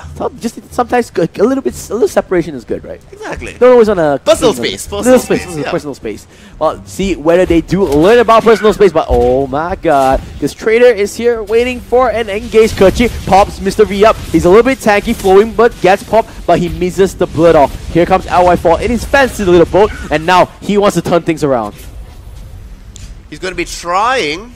But he can't really do anything about that. You know, he needs the front line. Mr. V's that assist pops his first skill. Nothing much is going to happen. And yeah, they're just pondering out. They're trying to see whether they can get a pick off. Nothing just yet. Alright. We're going to see WQXD does get spotted out here. He will be able to get out of this. He does no problem. Yeah. He's not Aeon. Oh gosh. But Sing now returning the damage. Arrow needs to be careful, but now Sing trying to run away. Minotaur Fury does get popped, but only onto Sing, not the member that you want to. EU1 forces Flicker in the defensive area. Hangus and Fate in the backline. They're all alone, but that's the only one they're basically 2v4, and both of them stay alive. But LY4 says no, they want some blood. They get 2 kills as Arrow got picked up as well. It's a 2-for-1 exchange, and now Justin, with this numbers advantage, they can go for this push. They are going for a Lord instead. This should be also a really easy Lord for them to take. They need to just be really cautious about Minotaur specifically. And we're going to see that Mr. V on that Chow already going to be providing the first line of defense, keeping him away as much as possible. The third knockout. I'm not ready for this. Kerchi's coming from the side. I'm not ready for this. Are they going for the steal? They're slow, it's solo. They're stopping the door. Sa, he's gonna take it out. If they take away the kill, that's huge. Yes. But Kerchi, he's going down instead. Lord swings his hammer to everyone. Everyone, Bigatron is low. And Lord, he will go down. He will go down the hands of Bigatron. Fate doing what he can together with Hangus. He's pulling the bird out. And they're taking double kill. 3-man down. Sing doing what he can. He's juking left, right, and center. But this doesn't really matter because they got the Lord. And Sing, he should go down. Fade is unstoppable. But 4-for-2 exchange for Lord, I think is still okay. It definitely is okay because if you're looking at... Okay, so the team fight breaks out here. Sana flickers back in, turns on to start healing everybody back up again. Lord swings through damage across everybody, which could have been disastrous. Imagine if he didn't flicker the heal. Everyone would have just swept away. Now, the problem is that, yes, they got Lord, but they are not alive to utilize it. That's just free go. So, no, Traitor is pretty okay with that. Traitor, we're really happy with that team fight. Hang was really coming in at that last moment there, you know, clearly a veteran coming on the Alice that's there, was able to change the tide of that fight. Yeah, I want to see, Hangus once again coming in clutch with that, with that Alice, and now they're coming in, they're knocking on the top side. Whoa, wait a second. Natalia's in this bottom side. He wants to split push, but 5 men strong. Biggotron coming in. Here comes the flicker. He wants to kick Hangus in. He does kick to the way of the dragon. Can he do anything? No, it's the answer. A 5-man knocker, but where is the follow-up? There it is. Sana, there's Estes. That's the healer. That is actually a really key target. And now Fade, he's gonna go hunting. He might want to pick out stragglers, but Biggotron walking as a unit. Oh my god, if Hangus just popped his Winter Truncheon just in time, he could have stayed alive.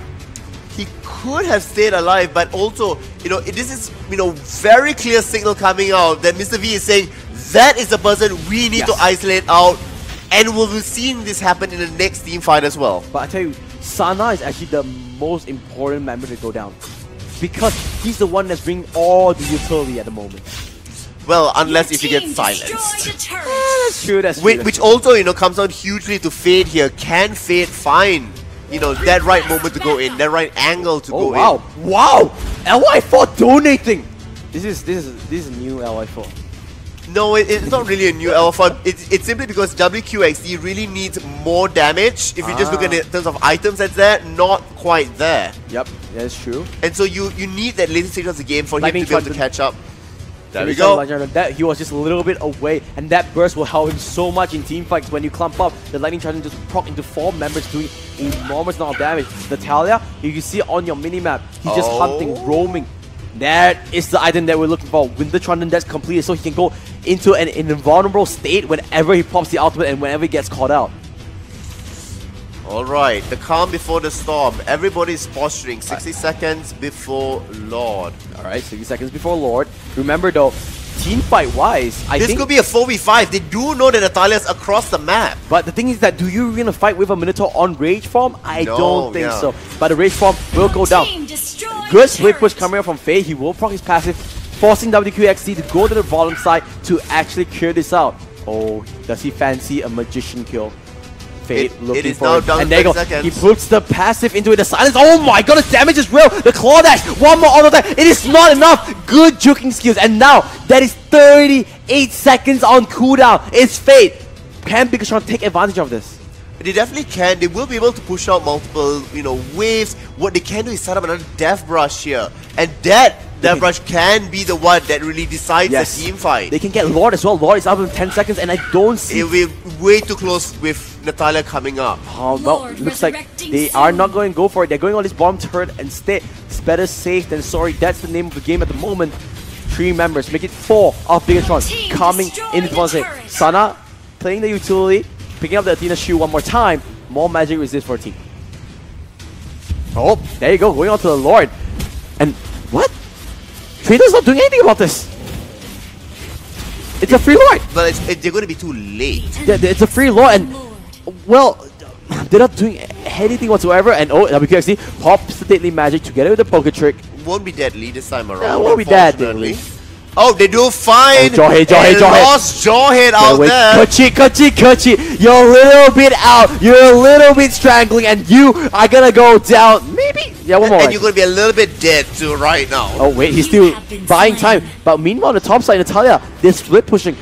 Actually, interesting enough. They're trying to cut the wave just so that Lord doesn't have a huge wave coming up with him, because if you do have a counter push of a wave, Fade. He has the claw dash, the Poker Trick.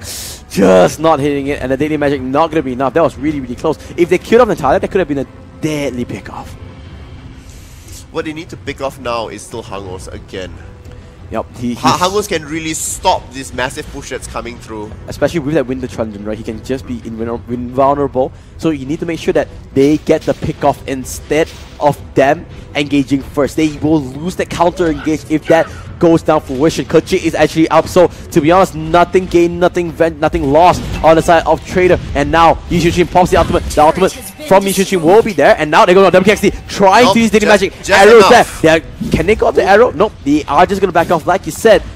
They're gonna go things by the textbook, going to the mid lane, and now, oh, this could be a perfect opportunity. WKXD is the only one that gets taken down. Lord will be the focus of Trader at the moment. WKX there, and now Hangus go to the back line, and there's the ultimate. He manages to 5 members, and that's the opening they want. They get 1, they get 2, and they want more. Coaching, lingering, Mr. V playing bodyguard. What can they do? Looks like enough effort. Hangus going a little bit too deep. What are you doing, Hangus? He gets taken down. Can they kill off LY4? This would be huge. There goes the ultimate, but he gets stopped down. LY4 just playing with his life, dancing with magic, and no, he's still kiting. The life steal is there. Natalia, there's the kill. Mr. V gets stomped into the ground. He will go down, but what can Trader get from this? They have no minions, and they have to defend their base as well. I mean, this is still a clear 6,000 goal lead. There's so much action going back and forth. Really, literally, Bigodon is throwing everything that they have into this. But what's also happening here is that Traitor is mounting stronger and stronger defense. Let's look at this one team fight. It was all Hangus, like you said. He was in the back line. Traps everybody down. Wow. WQXD gets isolated away. Eon moves back in, is trying to be in the front line that's there. LY4 moves forward, trying to battle off with Hangus. Hangus jumps all the way to the back there. One final hit as they now target LY4. Look at Arrow. Jiguno does knock all of them up as now the chase moves forward. Kerchit does get it. Yep, Kerchit does finally get it. It was that last, despair stomping onto the chances of Bigatron's win. But now, can they follow it up? They have the momentum. Now the minion waves are in their favor. Okay. If they win a team fight, they could end the game. And oh no, Mr. V! Have to be careful. He gets stunned up, but he's a really tanky guy. So he will be fine. And that's just going to heal him up. No problems there whatsoever. But you can see what Trader is doing. They're building the waves, making sure the waves are pushed out. And forcing Bigatron to focus on those bottom waves. Well, they do have a little bit of time to spare here because Lord will be coming in the next 30 seconds. So they can clear out 2 waves. Exactly what they're doing.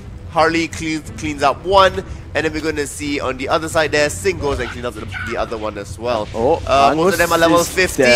They're going to stun Mr. V up, but yeah. I tell you what, if Hangus knew that that Sana and LY4 was there, he would have taken that Flowing Blood.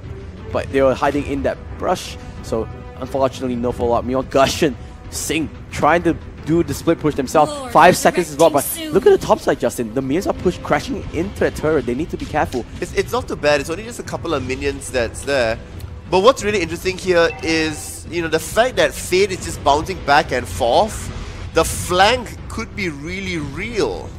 Look at that, Natalia is just basically waiting for a time. E1 is in the front line. He will heal up himself, no problem whatsoever. He will be on a rage state with one more auto attack, and this goes in. They go to Gusion. He gets focused instead, and now Singh forced to run away. E1 is all alone. Hangus stuns him up. Singh might go down before the fight even starts. Hangus is in his outer form. He won't pop that Winter Charger, and this fight is going all the way up. Traders, they get 2 kills. Mr. V all alone in the front line, and he will go down as well. Hangus, he's looking for it, and Kerchit, he wants revenge. He's angry, one angry little guy. He said, "You picked me off late just now, I'm gonna get some retribution." And now Trader with minions at hand, with 4 members as well. Make it 5. They want to end this game, and I tell you what, they can. They have a minion advantage. They can push onto this. Only LY4 and WQXD, the 2 saviors of Bigatron. Can they go for it? They won the Nexus, but a beautiful stun on the side. Alpha will stop them in his tracks, and I think without any minions, they will not be able to do for it. The next wave is here. The next wave is here, but the cooldowns, the death timers are just way too long, and E1, he's just tanking it up. They're just gonna brute force their way, and guess what? I finally got it wrong, because Trader is gonna win this series 2-0. Bigatron still not finding their rhythm and not finding their meta. Singh going in. That was so risky. I want to see if it's possible to see a replay. What was he thinking? What was his? I guess we couldn't see what happened that side, right? Yeah. So the thing is, he did find his target. Yeah. He thought he could go in for the assassination potential. What he ended up having was a whole load of trouble there. Wow. I tell you, right? Traitor is the dark horse of MPL Season 2.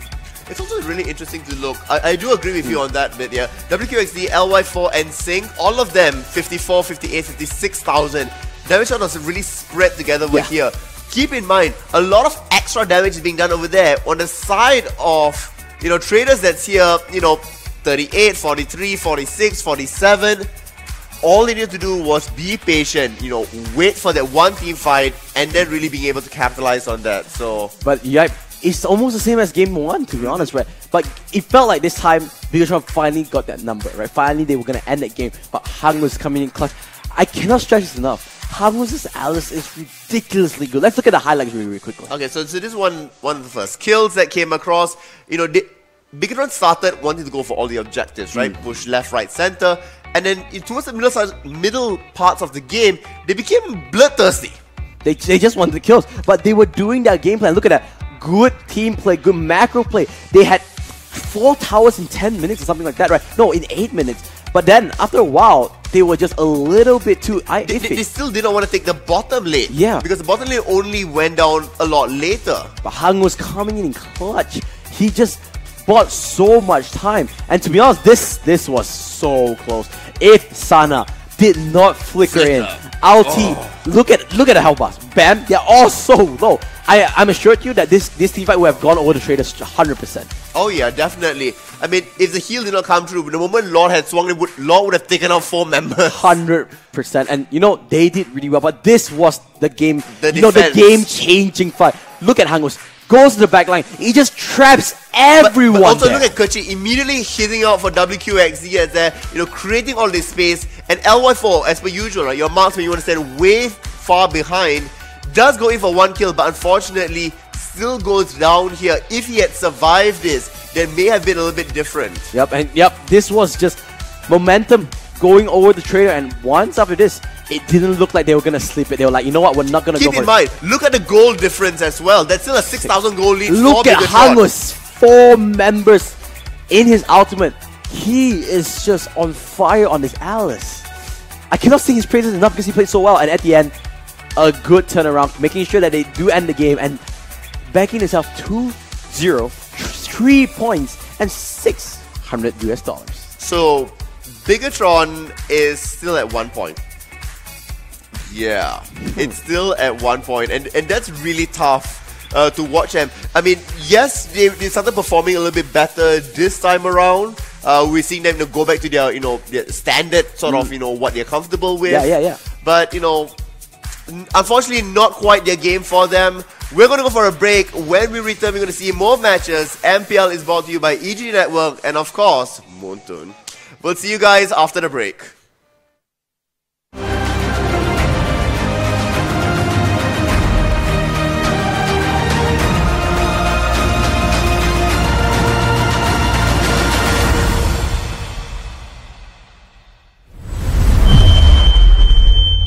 The thought of vengeance burns me.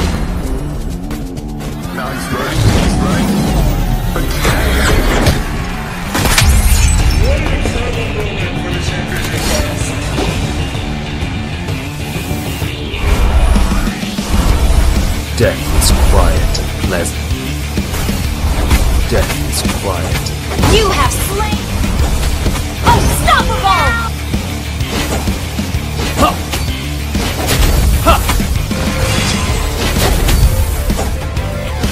You have slain The spear of destiny hit me. I long for peace in the heart. Killing spree! You have slain an enemy! You have slain an enemy has been slain! Shut down! Everyone An enemy has been slain! You have slain an enemy!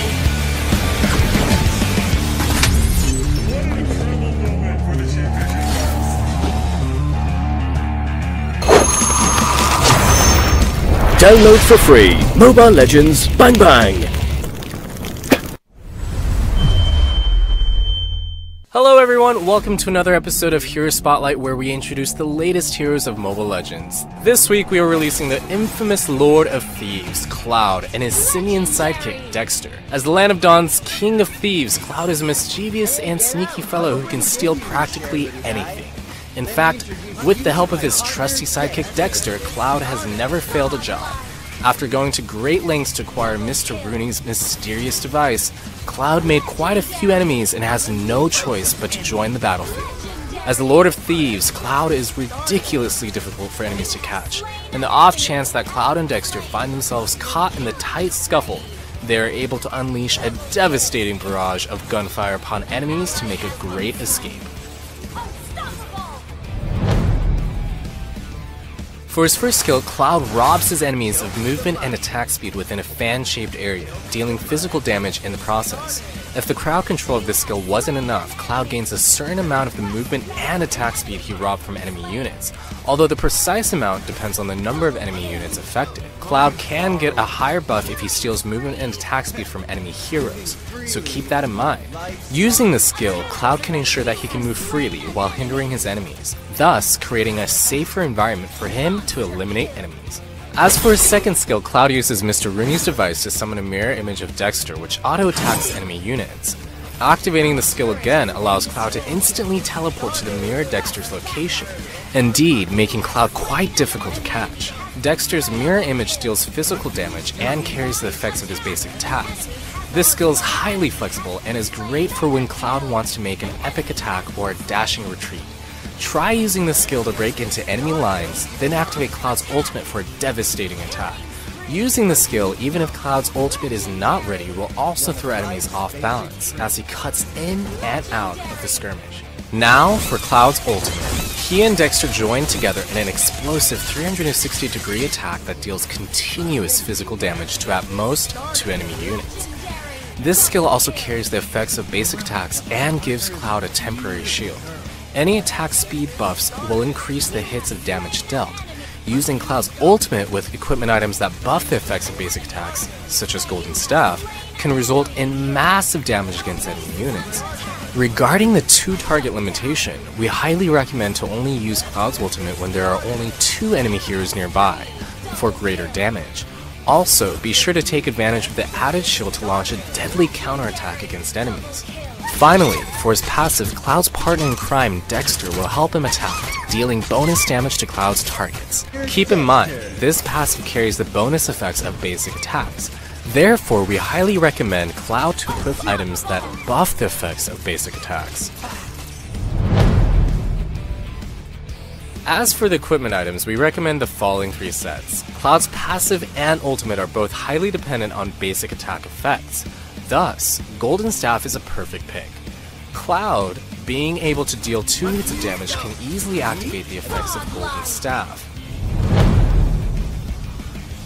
In terms of emblem sets, we highly recommend everyone to use the Marksman emblem set, which provides strong lifesteal effects and DPS buffs, all of which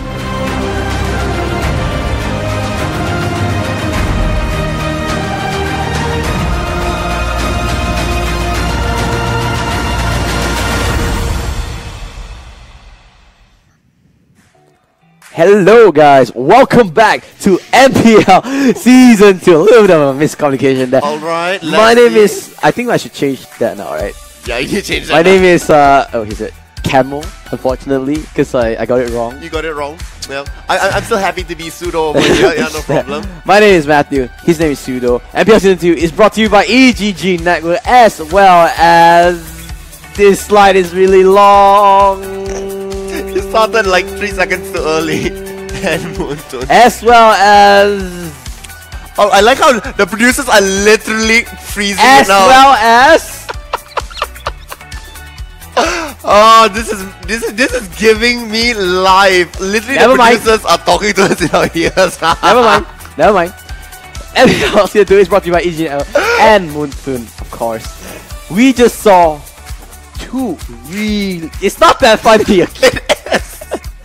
We just saw... we just saw Traitor beat out Bigetron in 2 really convincing games. You know, they saw that they came back.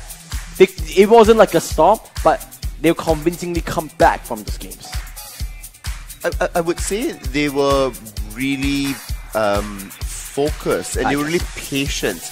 Let's see in the next matchup here, you know, will teams have the patience? Because this is our highlighted match and we're going to go and see what the first team has to say in this video.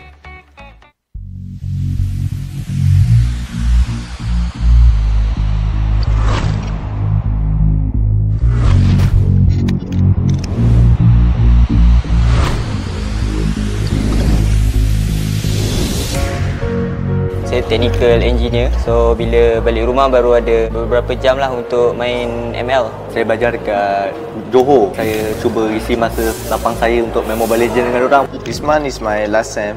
So memang busy. So macam malam je baru free lah. Saya dengan bekerja, dengan saya dah kahwin, agak susah sebab kita balik nak tengok anak kecil lagi kan. Tapi boleh commit untuk team. Saya full time player lah. Adalah ikut masa dia orang ada 2-3 jam untuk training sehari lah. Saya sentiasa free. Full time player kan? Full time player.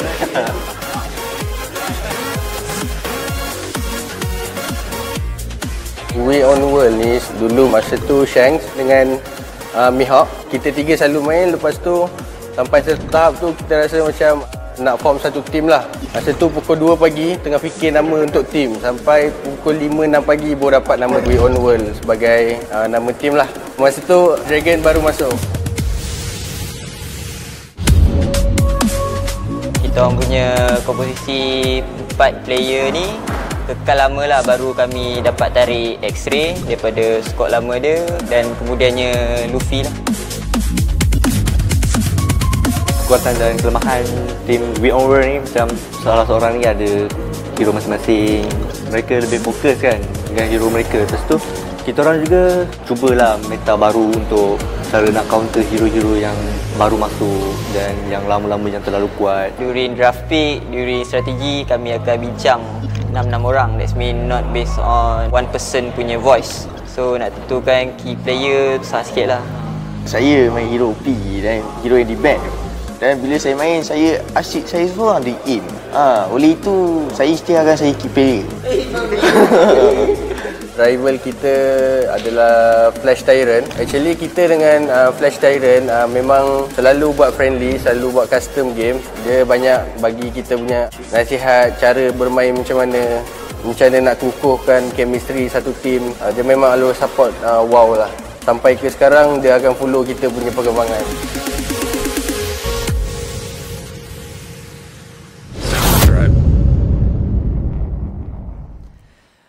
That is We On World. Unfortunately, not the greatest of starts. They want to get their season back on track. Luffy, X-Ray, Shanks, Vinsmoke, Dragon, and Mihawk.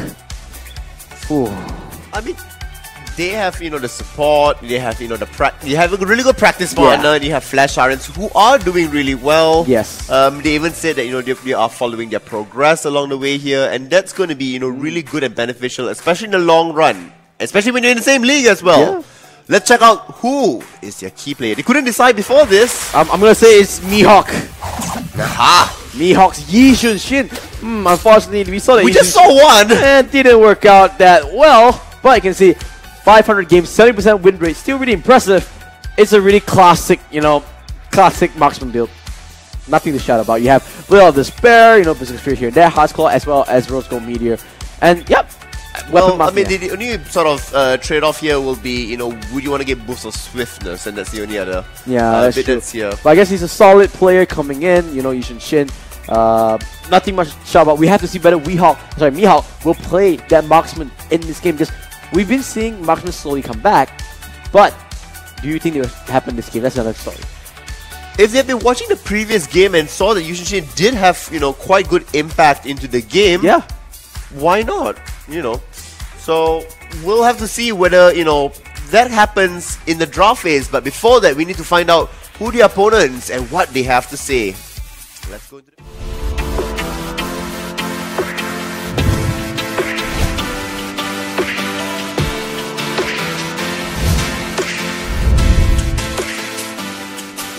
I'm playing this Mobile Legends as a full-time gamer. For me also full-time gaming. Saya juga full-time gamer juga. For me also the same, full-time gamer also. I work as sales advisor and currently I'm taking a long vacation because I want to focus in MPL. Tim ni ditubuhkan pada mulanya hanya untuk suka-suka saja dan kami dah sangka yang kami boleh pergi sejauh ni lah dan boleh dapat jumpa kawan-kawan macam ni. Kami berjumpa kebanyakannya dari offline tournament. Pada mulanya saya bertemu dengan Axe. Lepas tu dah cuba rekrut yang lain lah. Dah jumpa John, dah jumpa Miracle, dah jumpa Gato. Our strength is definitely our chemistry. We have played more than 6 months together and then we developed chemistry from each other. That's why every time we train, we have a good understanding of others, and we cover the holes that the player have. Our weaknesses, we don't have the facilities, the place to gather our individual skills. We still not on par with the top global ones that we need to improve from time to time. Bagi saya, strongest opponent tu dari Singapore team, EVOS SG. Sebab gameplay sama draft dorang tidak sama. Role marksman yang sudah tiada dalam meta, dorang boleh kasih hidup. Tim yang terkuat di Malaysia adalah RSC Science. Sebab banyak dorang join seperti tournament besar-besar. Pergerakan dorang sangat solid lah. I'm very sure that we can pass this top 8 in MPL.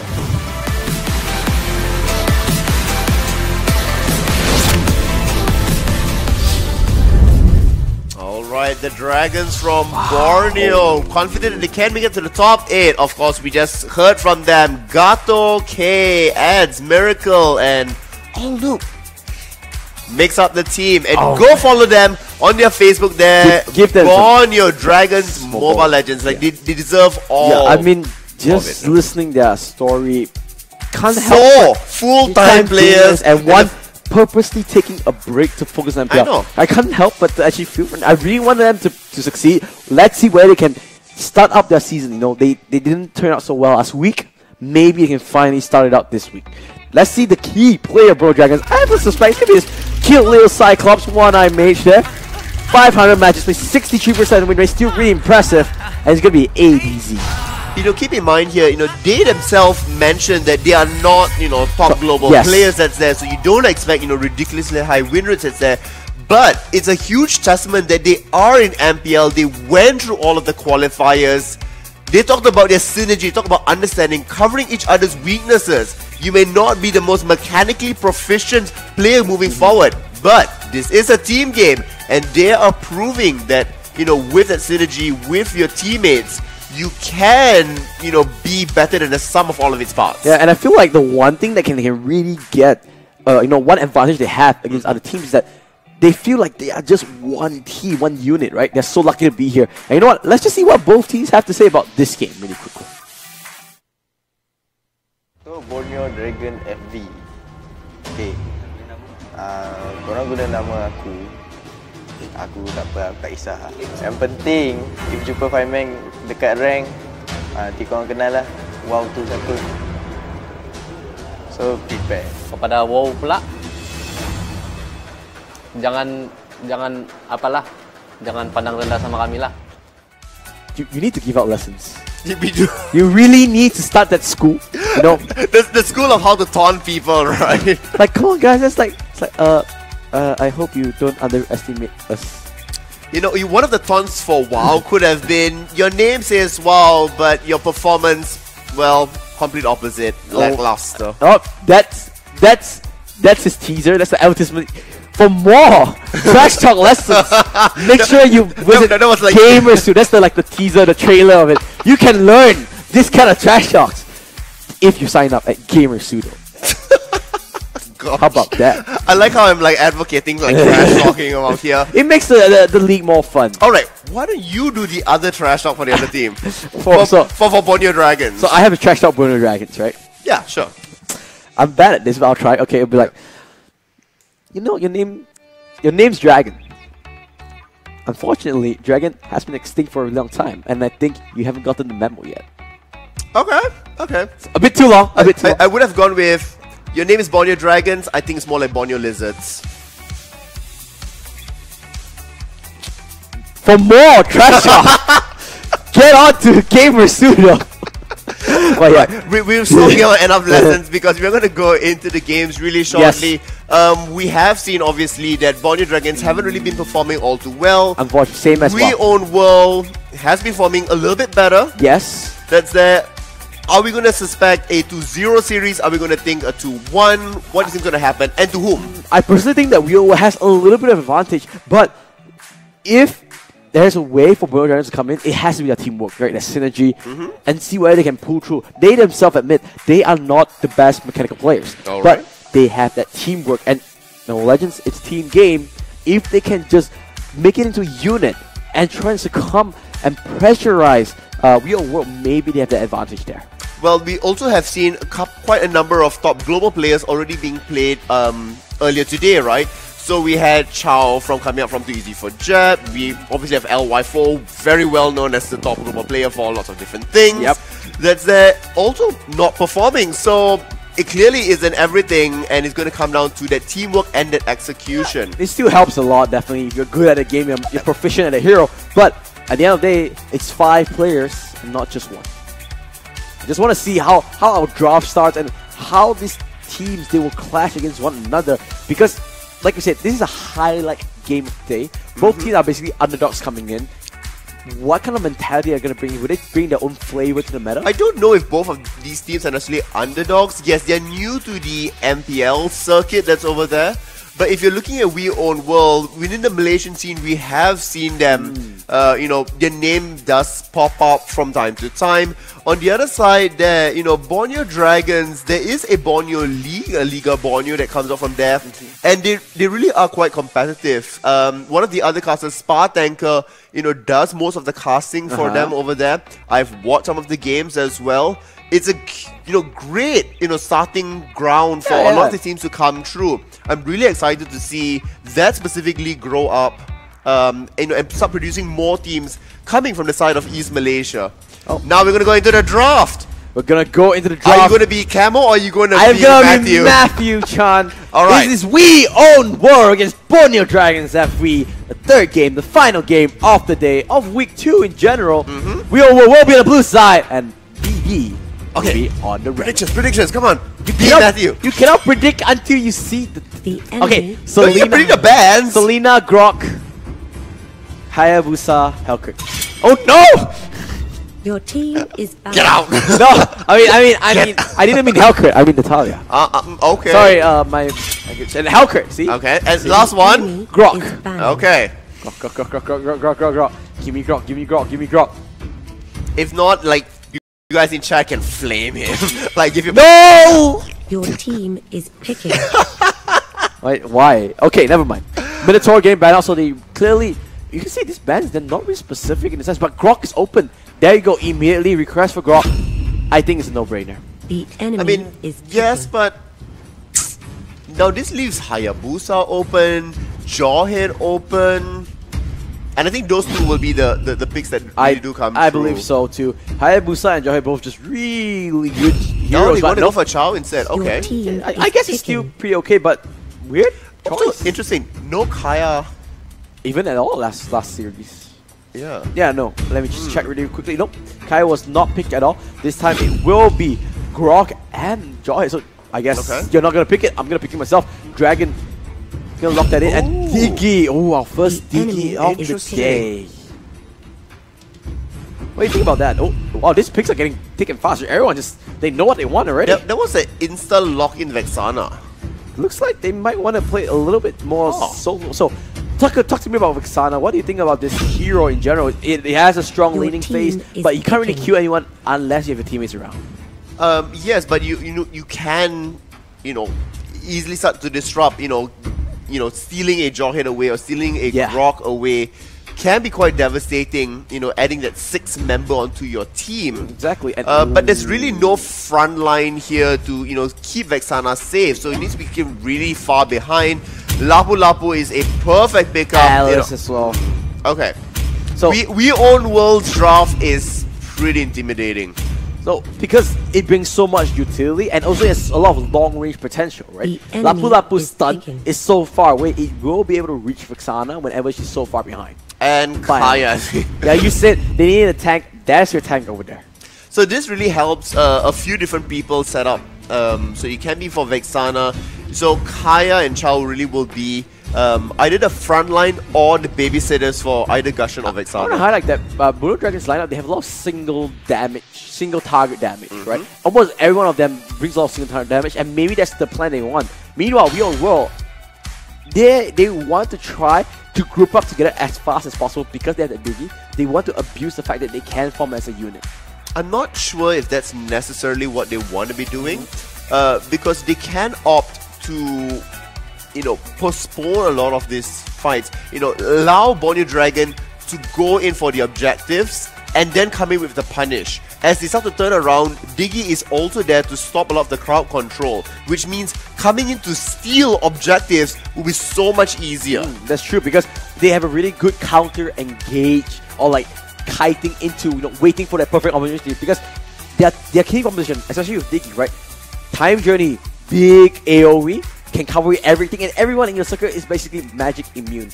And now we are gonna in-game final game of the day. Malaysia, we own world, we Borneo Dragon. Sudo, who's gonna win?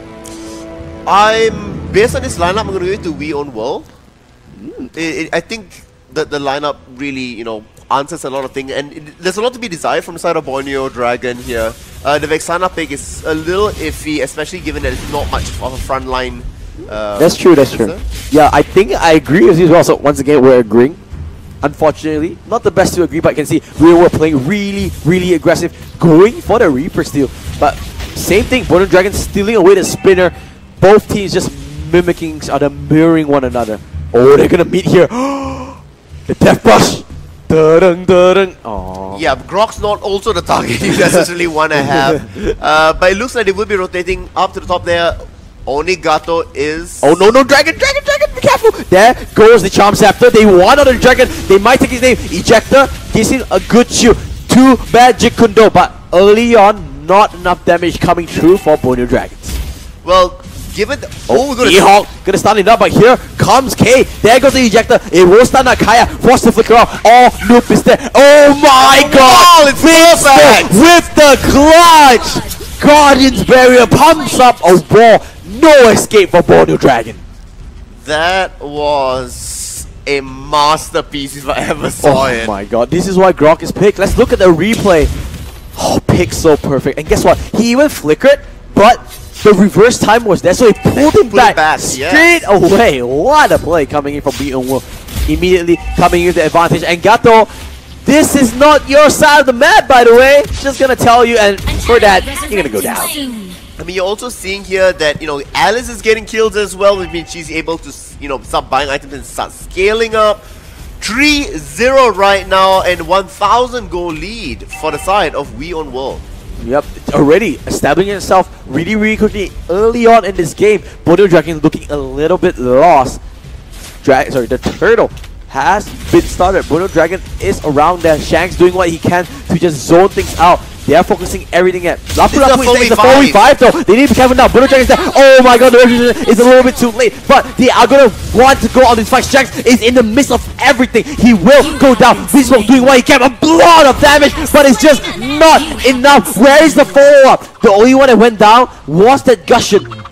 Oh my god, Sudo, I can't help to think, but if Mihawk went in, if Dragon went in, they would have gone so much because the wild charge knocked onto 4 members. I mean, at this point here, actually didn't get the bottom tower as well. He wasn't heavily pushing it. Yes, he could have turned, a lot more disastrous for the side of Borneo Dragon over there. And they're probably going to be, counting their blessings, given the fact that actually wasn't there.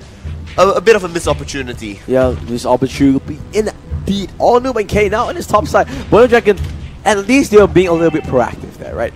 Doing some stuff, making sure that they get some sort of engaged there, so not backing out.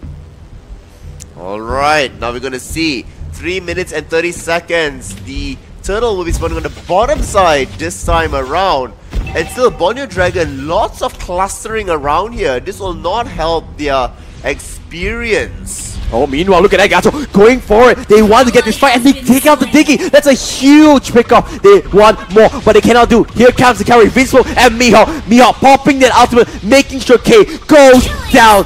No opportunity. Alice already on that killing spree. I mean, Alice here, level 5, really nicely done over here. Shanks does come back. We need to get rid of the image there, as now Alice goes back into mid. Oh, he's going to go back mid, but meanwhile, the top lane, Ejector pops down ADZ, and no way he's getting away from this. The smart missiles will connect into Vexana. He will go down. Dragon pick up another kill. Borneo Dragon slowly but surely losing out this game. They already have a 3k gold deficit. 3k gold deficit at 4 minutes. We've seen worse We've seen worse right here today. But with that being said, as the towers start to fall, the goal lead really will start to swing. Yeah, the main thing is the pressure. They need to make sure they don't lose out the pressure of the map.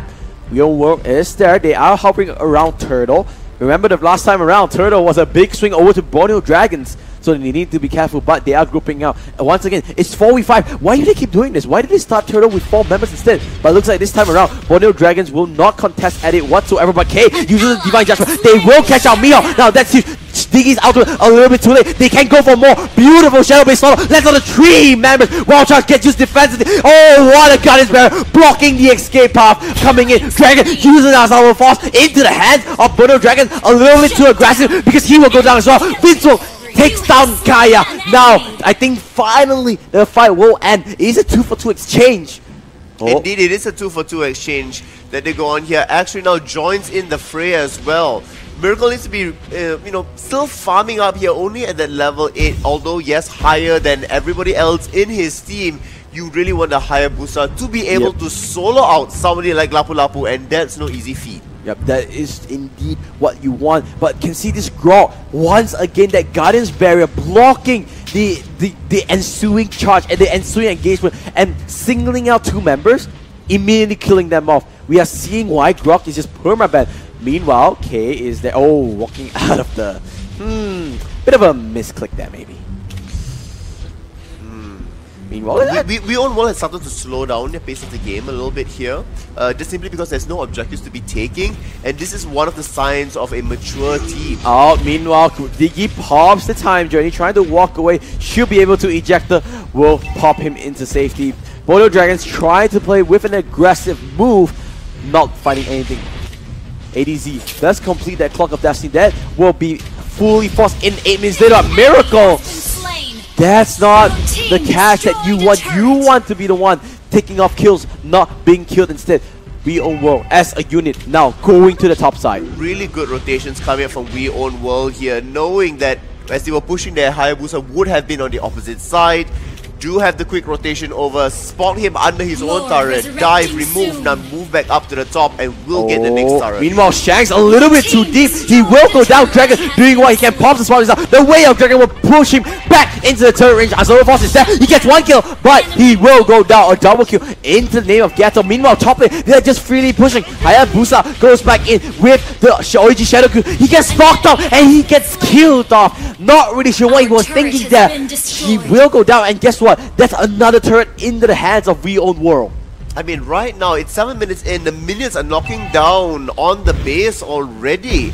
In the bottom lane, Diggy's gonna, happily, do a slow little push just to buy enough time, because the moment they do get the bottom turret and potentially set up for, an ambush, Lord will be the next point of focus. Yep, and now, like you said, they're just going to rotate into this bottom side. We can see here X-Ray on that Lapu Lapu, blinking in left, right, and center, and All-Noob is there. K looking for a pick-off. He does have the Divine Judgment available if he wants to use it. Looks like Spinner is the point of contention. Flowing Blood does pop, but doesn't take it now. X-Ray being the one aggressive. K is there, but he doesn't use the ultimate. Just said, where is the way of the dragon? He doesn't find the target, and a little bit too late, because immediately Vexana gets taken away. Now Dragon is the focus, but no way now. They're gonna lose that. Dragon will be able to survive, and Diggy pops his ultimate just for safety measure. 3-for-0 exchange. Mihawk is there. Oh, Flowing Blood!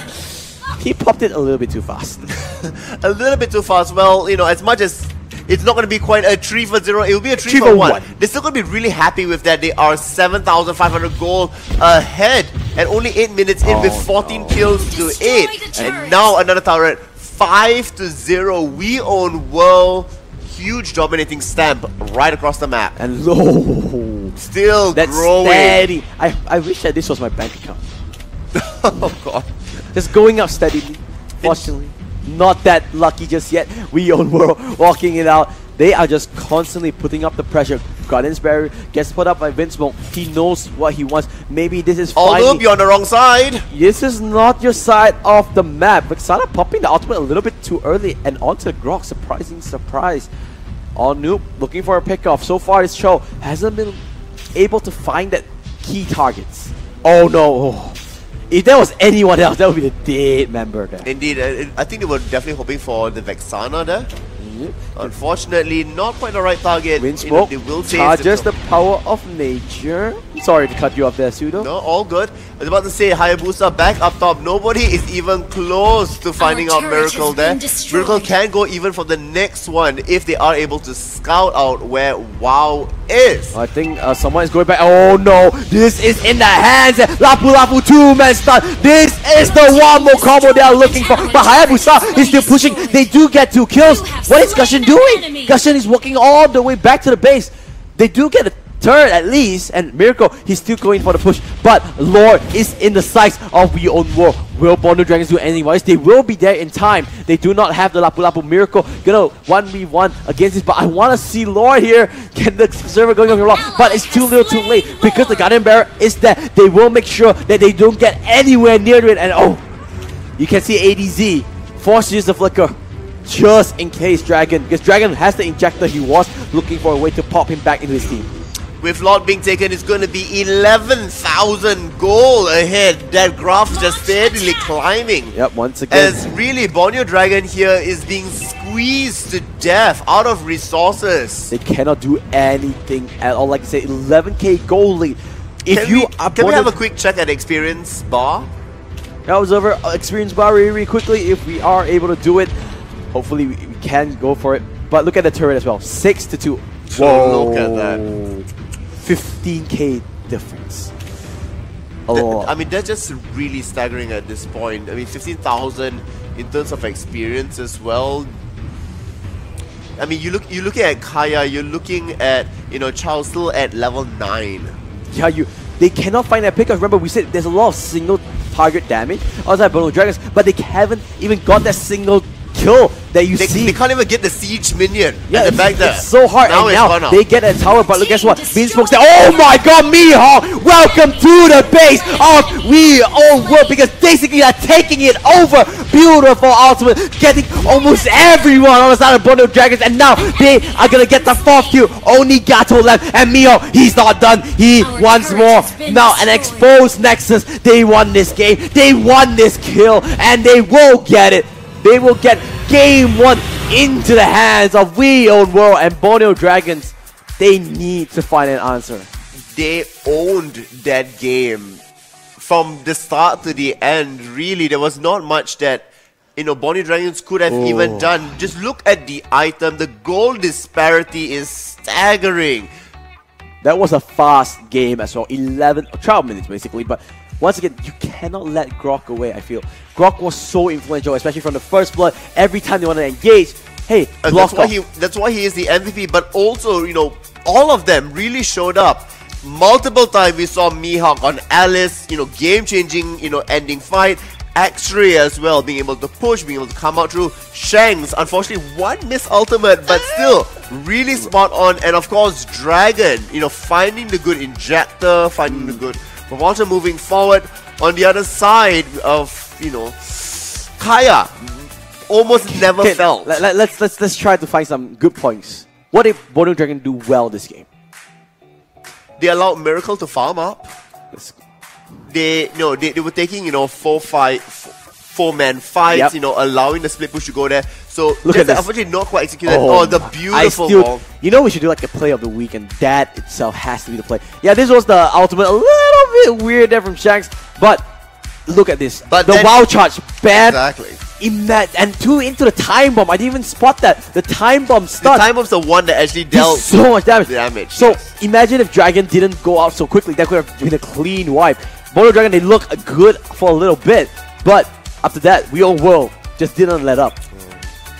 Unfortunate for them, that We Own World, stepped on the gas pedal just when, accelerated the game pace even more, and Borneo Dragons really were caught out of position multiple times. This was almost a turnaround, but what a Guardian's Barrier. They were forced to run away, and no way that they can just come in with the damage. If the wall wasn't there, there would have been 3 dead We Own World members, 100%. 100%. Moving forward, and here we're going to see, yet again, the attempt. 2 members fighting out with Dragon, and with that, still they couldn't do it. I mean, they went down as well. And every time that Alice played so well, unfortunately, Borneo Dragons couldn't find that perfect engage that they were looking for.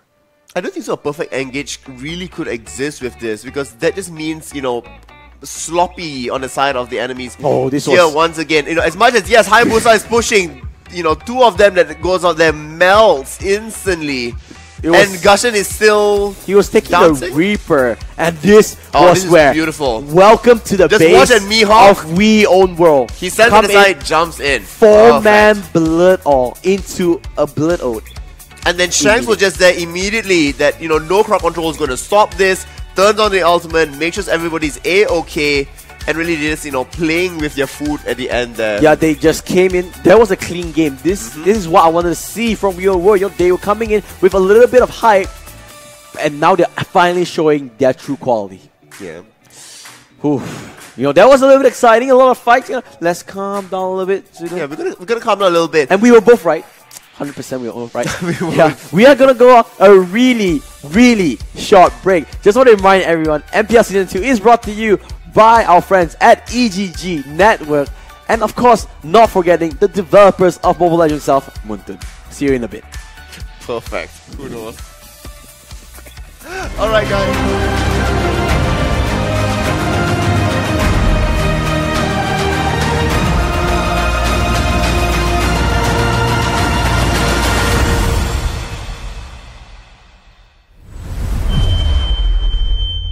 Hello everyone, welcome to another episode of Hero Spotlight where we introduce the latest heroes of Mobile Legends. This week we are releasing the infamous Lord of Thieves, Cloud, and his simian sidekick, Dexter. As the Land of Dawn's King of Thieves, Cloud is a mischievous and sneaky fellow who can steal practically anything.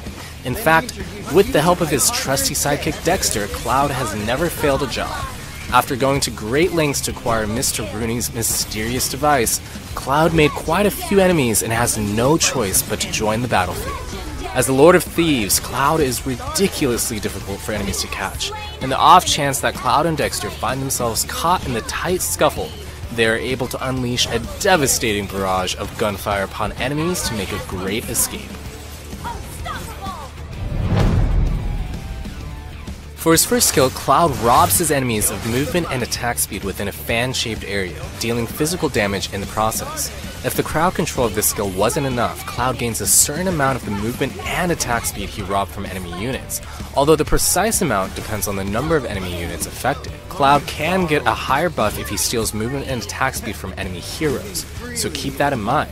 Using this skill, Cloud can ensure that he can move freely while hindering his enemies, thus creating a safer environment for him to eliminate enemies. As for his second skill, Cloud uses Mr. Rooney's device to summon a mirror image of Dexter, which auto-attacks enemy units. Activating the skill again allows Cloud to instantly teleport to the mirror Dexter's location, indeed making Cloud quite difficult to catch. Dexter's mirror image deals physical damage and carries the effects of his basic attacks. This skill is highly flexible and is great for when Cloud wants to make an epic attack or a dashing retreat. Try using this skill to break into enemy lines, then activate Cloud's ultimate for a devastating attack. Using the skill, even if Cloud's ultimate is not ready, will also throw enemies off balance, as he cuts in and out of the skirmish. Now for Cloud's ultimate. He and Dexter join together in an explosive 360-degree attack that deals continuous physical damage to at most 2 enemy units. This skill also carries the effects of basic attacks and gives Cloud a temporary shield. Any attack speed buffs will increase the hits of damage dealt. Using Cloud's ultimate with equipment items that buff the effects of basic attacks, such as Golden Staff, can result in massive damage against enemy units. Regarding the 2-target limitation, we highly recommend to only use Cloud's ultimate when there are only 2 enemy heroes nearby, for greater damage. Also, be sure to take advantage of the added shield to launch a deadly counterattack against enemies. Finally, for his passive, Cloud's partner in crime, Dexter, will help him attack, dealing bonus damage to Cloud's targets. Keep in mind, this passive carries the bonus effects of basic attacks. Therefore, we highly recommend Cloud to equip items that buff.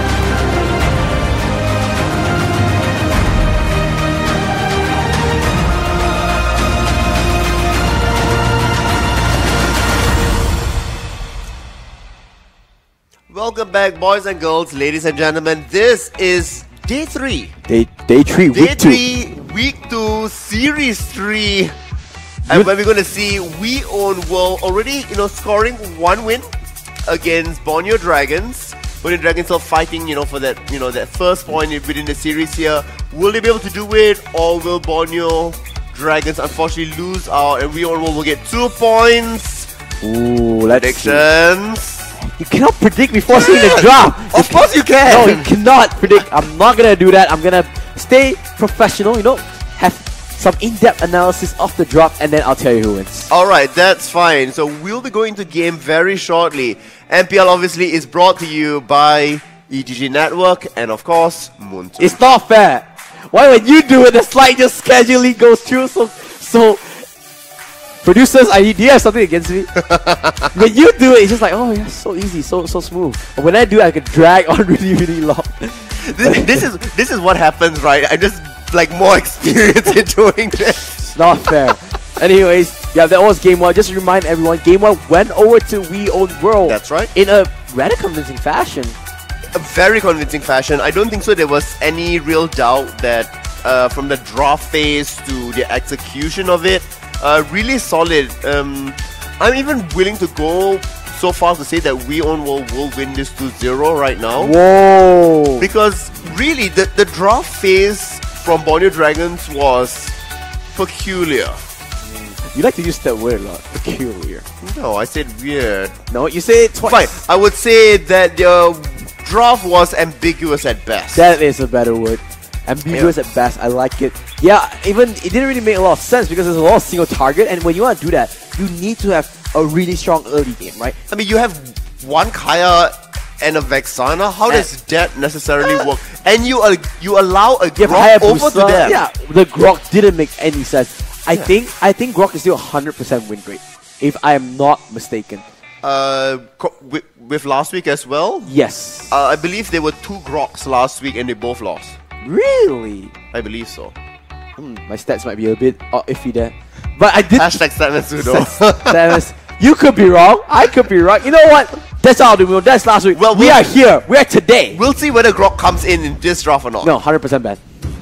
If that Grok is not banned, production change my name. It's like change my name to Pseudo Junior. The enemy for one game. Okay, no problem. So we're gonna see Natalia being removed. All right.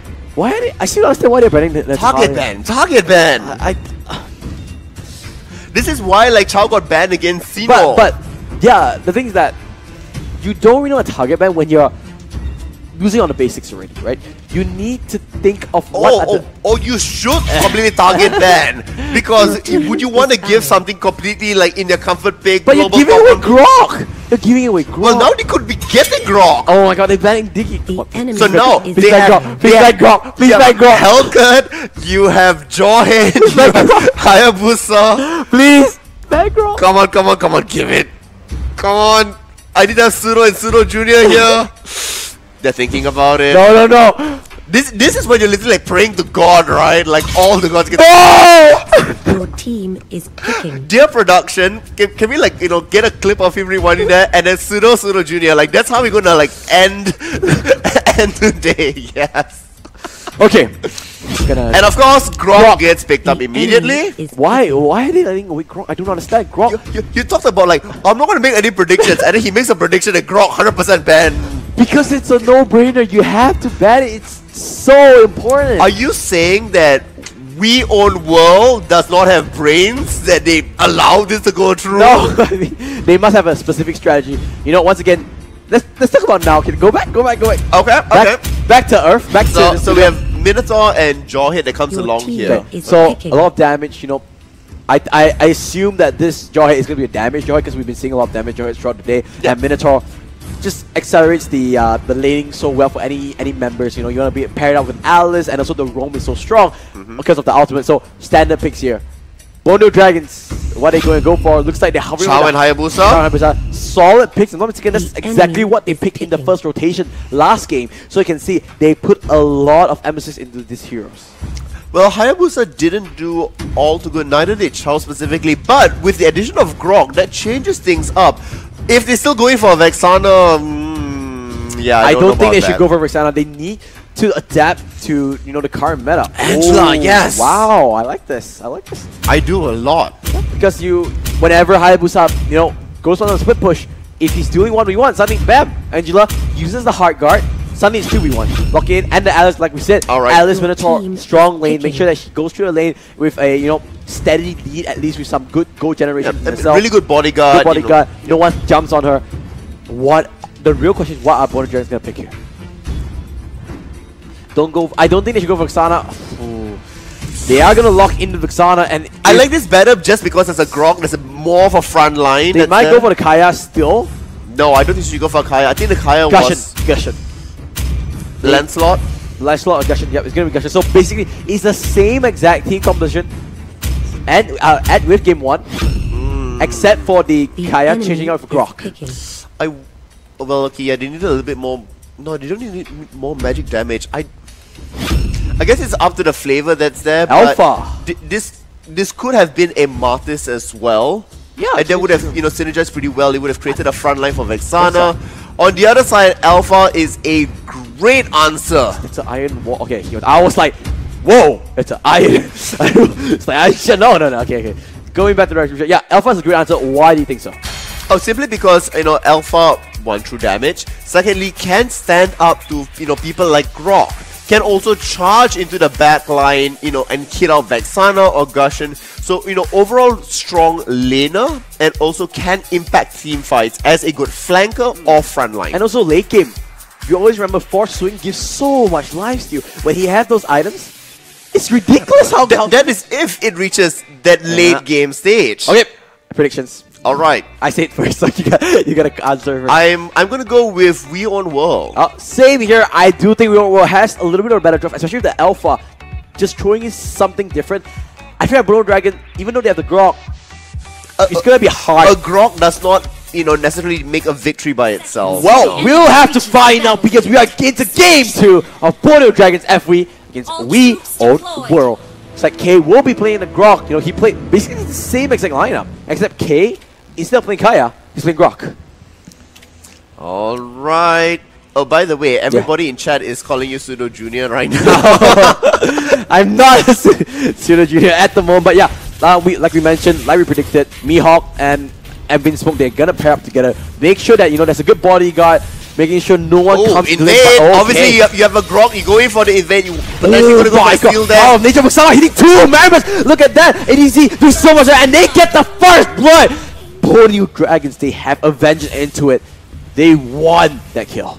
They got at least a small advantage coming in. I mean, when you have a Grog, you need to expect that, you know, the invade is going to come through. They're also going to be cutting the lane a little bit further away. So yes, Borneo Dragon will get an early lead. This is pretty much to be expected. Yep. It is going to be at the middle stage of the game, and also we know within the first turtle fight, can they make enough of an impact? But this is what they need to do, right? They have to go abuse that power of nature that just brings so much damage, and you can't even be crowd control because when you're near a wall and you're charging that skill, you cannot be crowd control. So they're doing what they need to do, but Mihawk might be going in. They are angry. They want some fights. All new does have the Shimpo, but looks like they will not be able to chase. Oh, Mihawk uses the flowing blood, forces out a flicker. It's okay. You know, those kind of spells, it's either it helps you get a kill or helps you escape a death. And as long as it's one of those, it's fine. Yeah, indeed. I mean, you definitely want to be on the saving side of things. Is any of that's going to be happening? We're going to see up top Hayabusa and Jawhead will both cutting each other's lanes. Hence why, you know, it's going to be really equalized over there. Turtle is now up on the map, and we're going to see will Borneo Dragons, you know, decide to go for it. It looks like they're opting away from that. I don't think they need to. What do you think? I feel like what they have to do is just wait until you get level 4, get your ultimates before you really engage onto anything. Yes and no. I mean, Shanks already has been, you know, pushed back really low. You don't want, you know, Angela to be getting at level 4. Bin Smoke getting caught out a little bit. He is tanky, but in the early stages it's really hard. The Dagger Snare is there. Can he get his rage? Oh, just a little bit. If he gets his rage, he could have used his motivational raw and healed it up, but he was just so close. Just one more tick would have done it. Right, so now Borneo Dragon should go and take Turtle. But they're still opting they're still opting to go in for a potential kill. Yep. I'm not sure about not really playing the heavy objective game here. Playing it safe.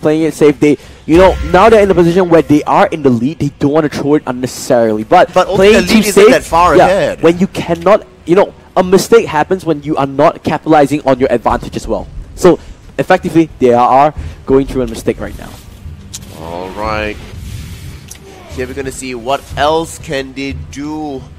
Alpha is just happily farming, staying in lane, no problem there. Shanks now already on level 4, which means Angela can jump into anybody across the map. This makes taking Turtle that much more difficult. Oh, X-Ray, he's going to 1v1. Remember though, Shanks, like you said, has the hard gun unlocked already, but opting not to go for it. Looks like they want to dive this bot lane. They just have the ghost of Wind Smoke. All they're doing is just trying to, starve them out under the turret there, so they keep going to cut the lane. Wind Smoke is here. He does have the rage bar and a little bit more, but they're just going to kill off the ghost. Nothing much is going to come in fruition, but at least they get the River Crab from this. Meanwhile, here comes Onu with the Royal Dragon. They get 1 kill. They want to fight onto his bot. Alice with the ultimate, giving on the 2 people. Make it 3. 3 kills in the air. We on Will.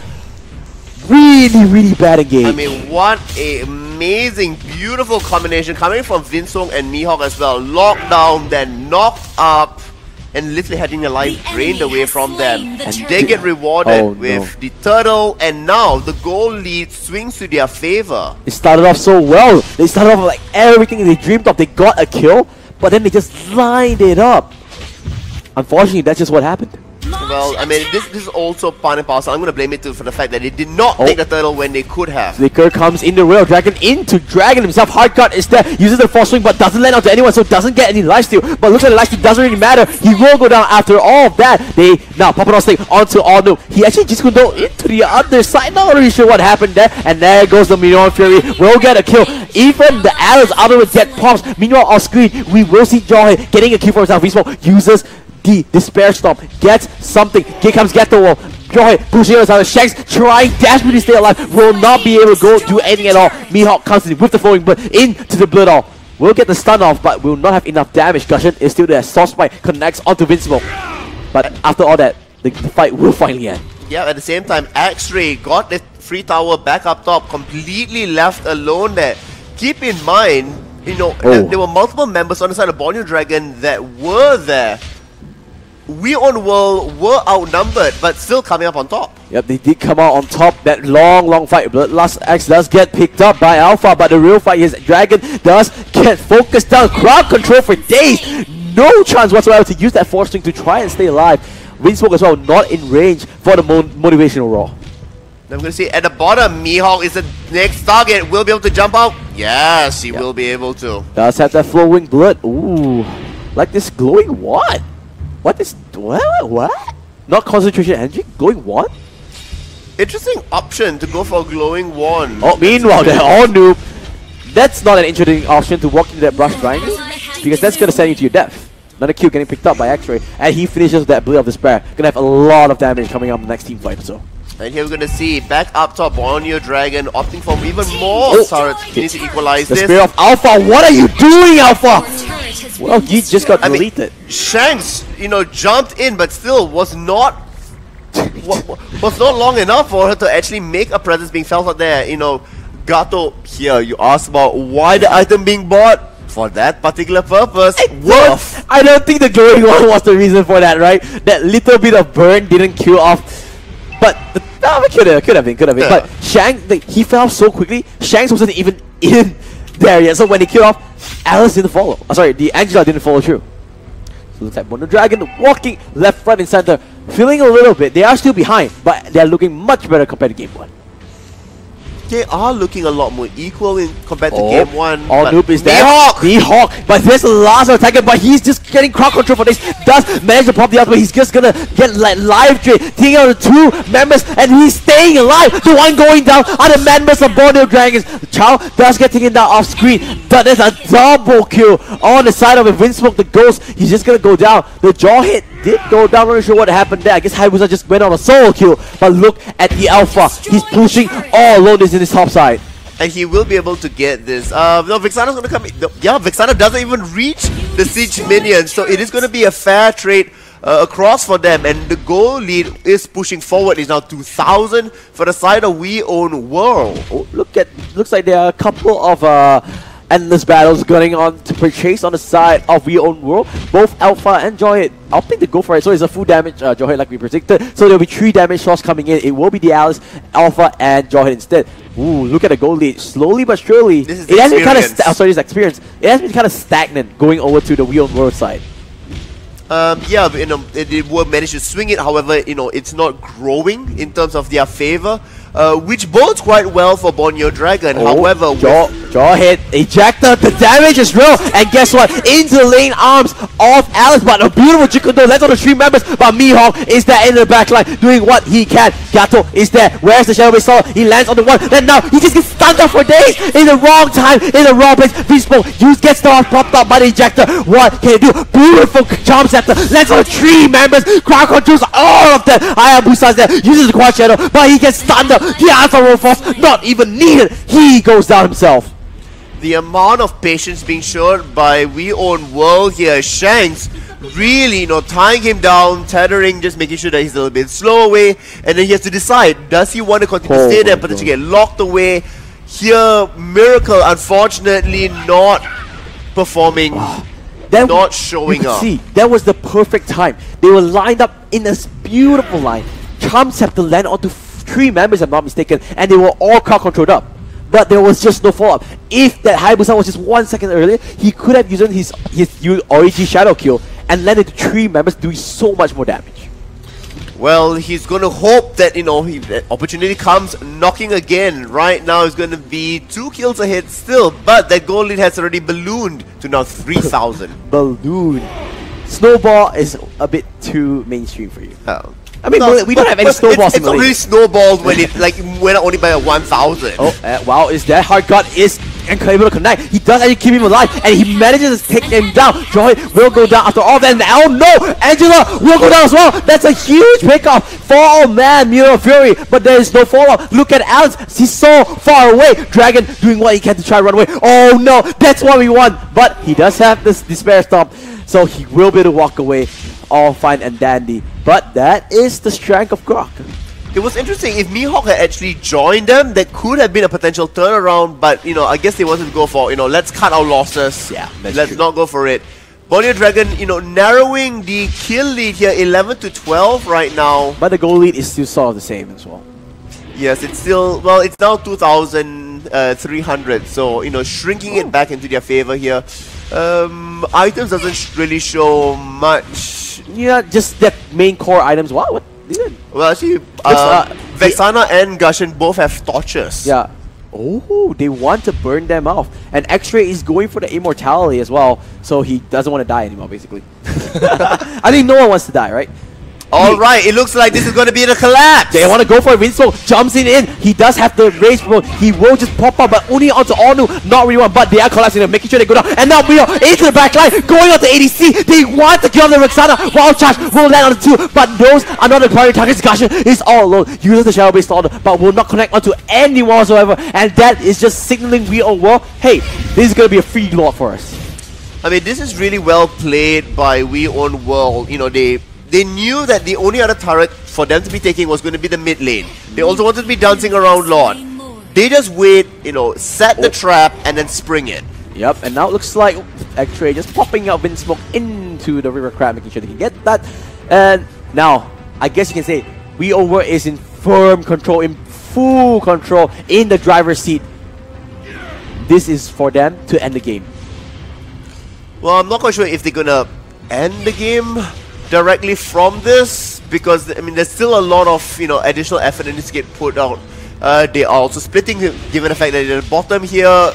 If Borneo Dragon will step out of line, they will get heavily punished. It looks like it's only going to be Grok for now. Wow, Mihawk playing so aggressive. He's so confident. I'm not really sure if he has the Winter Truncheon as yet. Ooh, X-Ray getting used there. The Will of the Dragon is there. Oh wow! The damage, the Unstoppable Force as well. Stuns him out. One more attack will do it. OG Shadow Kill will deliver the Nebula. Oh no! He misses the ejector! He missed the ejector! That would have been such a big kill. Mihawk is so tanky at this point. just being able to be under turret. As they go and deal with Lord, they're going to see the next wave charging down. They do have still a big siege minion that's over there as the next teamfight breaks out. Oh, Grok comes in. Oh, not just yet. Almost. Looks like they're all just going to back off for one. They're going to kill off Windsmoke's ghost as of now. Jawhead is there on the side of X-Ray. They have 2 lanes pushing in. They're waiting for the next minion wave before they go in for Grok. Oh, 5-man power of nature. Wow, charges Windsmoke into the wall. He has the did he enter his rage state? Not sure. Question marks. Yeah, exactly. Miracle going in for a Minotaur. He was hoping for a miracle. Unfortunately, what he got dealt with was reality. And Malefic Roar gets picked off. Now, does this mean that he wants to split push a little bit more? Because he said that, hey, we can't really win team fights. I pick up Malefic Roar, do the extra damage to turrets. Maybe I can just split push the game to victory. That's also going to be really tough if he wants to be doing that specifically. You do have multiple people that can deal with him at this point. Given the fact that you see multiple people at level 15 already, keep in mind here, Chow and Grok are only a level 11, which is not too bad considering Shanks and Windsmoke is at 12. That's true. They're not too far behind, but the thing is that they're not really converging into an advantage, right? They need to use that experience into a good key. Like I said, this game is much closer compared to the last game, but they're still slowing, dying out. They're still waiting here. I have to commend them on their patience. Patience from X-Ray. That's a infamous line. Got that in my head in the moment. But now X-Ray trying to look for a fate. Windsmoke almost has his rage state. He can jump in with that stun. Oh, ultimate goes on to Windsmoke. Looks like how they're using this Vexana is that they want another tank, right? They just want to make sure there's another meat shield in front of this team to make sure that they have enough tankiness to just protect their carries. Well, also, I'm guessing, they are using the ghost just to scout out. True. Looks like they're just playing so safe here. Okay, so Miracle does get spotted out in the bottom. This might be a signal for them to move in, but Shanks solo already does get tossed back here. And the wall on the wrong side. The way of the dragon, wrong side there, but they're still diving in. I'm not really sure what Wheel was doing. X-Ray is trying to take it down, but now here comes Wheel. Wheel gets taken down, and they need to back off here. A good ultimate coming in. Will just slow down Wheel, but they take down Minotaur as well. This is going bad to worse for Wheel. X-Ray, he's all alone. He will have to figure out, but meanwhile, remember that Hayabusa, he has Malefic Roar. He will do extra damage, and guess what? K is gonna stop the backs, stop the recall, guys, because you have one ninja doing the work. They have to stop all. Oh my god, Alex! Angela gets stopped! Angela gets stopped! And now he's gonna take it! No way! No, Pseudo! Not this time! Not like this! Not like this! Hayabusa, he has the minions! Show the base, guys! Show the base! He has one minion! He has one sword! He has one stream! And it is all enough! And real world, they will not be able to clean out the clean stream because Borneo Dragon, with one ninja, with one item, yo, they get the win! You definitely called out the Malefic Roar over there, and right, okay. Them stopping the backs was absolutely crucial. Oh my god! And what a big gamble coming out from them. These allies was indeed great. Come on, Miracle, he doesn't deserve a 5.8. 94% structural damage. He's the MVP. Come on, I think Mobile just need to revisit this system. Well, I mean, it's based on KDA, right? So. Oh my god, what a play! But really, no, that was a miracle. That was a miracle. It didn't look possible. It certainly looks shaky at times, and I wish there was a recording or like of the castle cam of what Matthew was doing here. He was almost jumping off his seat across the table to the monitor. That was crazy. I thought it was gonna be straightforward. You know what? They're gonna end, but then they made this uncharacteristic mistake. They dived in for no reason whatsoever, and then suddenly, hey, okay, let's just look at the highlights. You can explain. They got a good start, right, Borneo Dragon? They got a good start. They did get a good start here. It was just, the Vexana positioning was a lot better this time around. Maybe the criticism can go to We Own World saying, you know that there's going to be a Grok invade. Why aren't you prepared for that specifically? And this was a huge round. So beautiful. Wombo combo. Immediately we're going to Alice. Then come here. Meanwhile, this was when it started to look a little bit better for We Own World. They had the grass in his look. We managed to stay alive, and they got those straggling kills, right? Left, right, and center, they got the Cho, and then after that, they tried to pick off on K as well. Yeah, I mean, here, when you were looking at this, it was always really back and forth. Yeah, this is another one, right? When they completely went in over there, the toss back, and this is when they started to lose multiple members because, you know, they were all going really low. Really extended team fights was not going to work quite into their favor here, and unfortunately the next one does fall down. Hayabusa tried his very best. Yeah, but that was a perfect lineup, and then things looked bad to worse for Borneo Dragons. They thought they could do something. They tried to find pickoffs, but unfortunately they just couldn't get to it. This was a really good engage coming from Borneo Dragons, picking up some stranglers. And, you know, but unfortunately, you know, not enough damage. Alice wasn't there in time. Also, the burst damage from Alice wasn't really there, and they were under turret. Yeah, and I thought this was it, right? This was the game, but it was kind of so uncharacteristic. Half of them tried to go for the kills. Well, this is the one where you're going to see Hayabusa pushing. And then immediately Chow finds Angela. This is really pivotal because at this point, Alpha can't stop Hayabusa. Because he has to walk all the way back because he's... No, I mean, even if he was in base, Alpha could not have stopped Hayabusa. And so, you know, that one siege minion was really going to be absolutely key when it came down to it. I called it. You did! I'm back to Matthew Chan. No, you're not. You're still going to be Pseudo Junior. I'm back to Matthew Chan, guys. No, that counters it, right? They countered. No production. No, they countered it. You have your producer literally telling you that you're going to be Pseudo Junior. One game. Right, so we are going to go on a quick break. When we come back, we're going to see the conclusion of this series. Will WoW take it, or will Borneo Dragons take it? When we come back, we're going to see all of the action. Now, obviously, MPL is brought to you by none other than EDG Network and Moontun. We'll see you guys in a quick 3 minutes.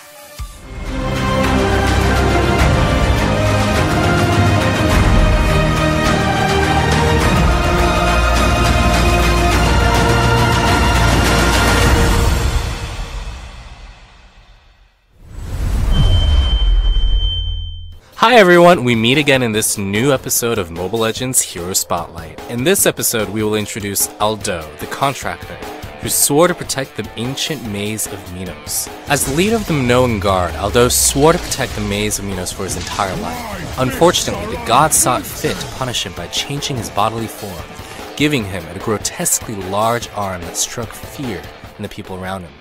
What's scarier is that his arm can gain seemingly infinite power through the souls trapped within it. Needless to say, Aldo is a formidable foe on the battlefield. Overall, Aldo is capable of attacking nearly any enemy on the map, and he has the ability to endlessly strengthen his attack damage by killing his foes. In short, Aldo is a warrior who possesses strong burst DPS. For his first skill, Aldo activates his arm's latent energy to strengthen his next basic attack. If that attack kills an enemy unit, then Aldo's basic attack damage will permanently increase. What makes this skill even stronger is that enhanced basic attacks will deal bonus damage against minions, making Aldo a good choice for laning. In fact, this skill is Aldo's primary DPS skill. We recommend everyone to solo a lane in order to accumulate as much damage enhancements as possible, thus allowing Aldo to become a deadly foe in mid to late game. For his second skill, Aldo activates a defensive barrier that makes him immune to all basic attacks and reduces damage from other attack types. When reactivating the skill within 1 second of activation, or when the skill duration ends, Aldo will stun and damage nearby enemy units. Use the skill before charging into a skirmish, and Aldo will most likely survive long enough to use his first skill twice. If the battle feels too heated, taking advantage of this skill's stun effect can be very useful in promoting Aldo's survivability. For his ultimate, Aldo can temporarily gain the field of vision of any one of the enemy heroes. During this time, reactivating his ultimate allows Aldo to lock onto one of the enemy heroes for a strike that damages and knocks back the enemy hero. However, cancelling the strike while Aldo is attacking results in additional cooldown time. Use this skill and Aldo can attack any enemy hero on the map, which is indeed very powerful. However, do not use the skill blindly. For example, it would be better to cancel Aldo's ultimate if he's attacking an enemy surrounded by allies. We strongly, and I mean strongly, urge everyone not to feed. As for Aldo's passive, after every 3 attacks, the next attack's damage will generate a shield that absorbs damage, lasting 3 seconds each time. Now here's something amazing. The basic attacks enhanced by Aldo's first skill will also activate his passive. What this means is Aldo can generate a very powerful shield due to the synergy between his passive and his first skill.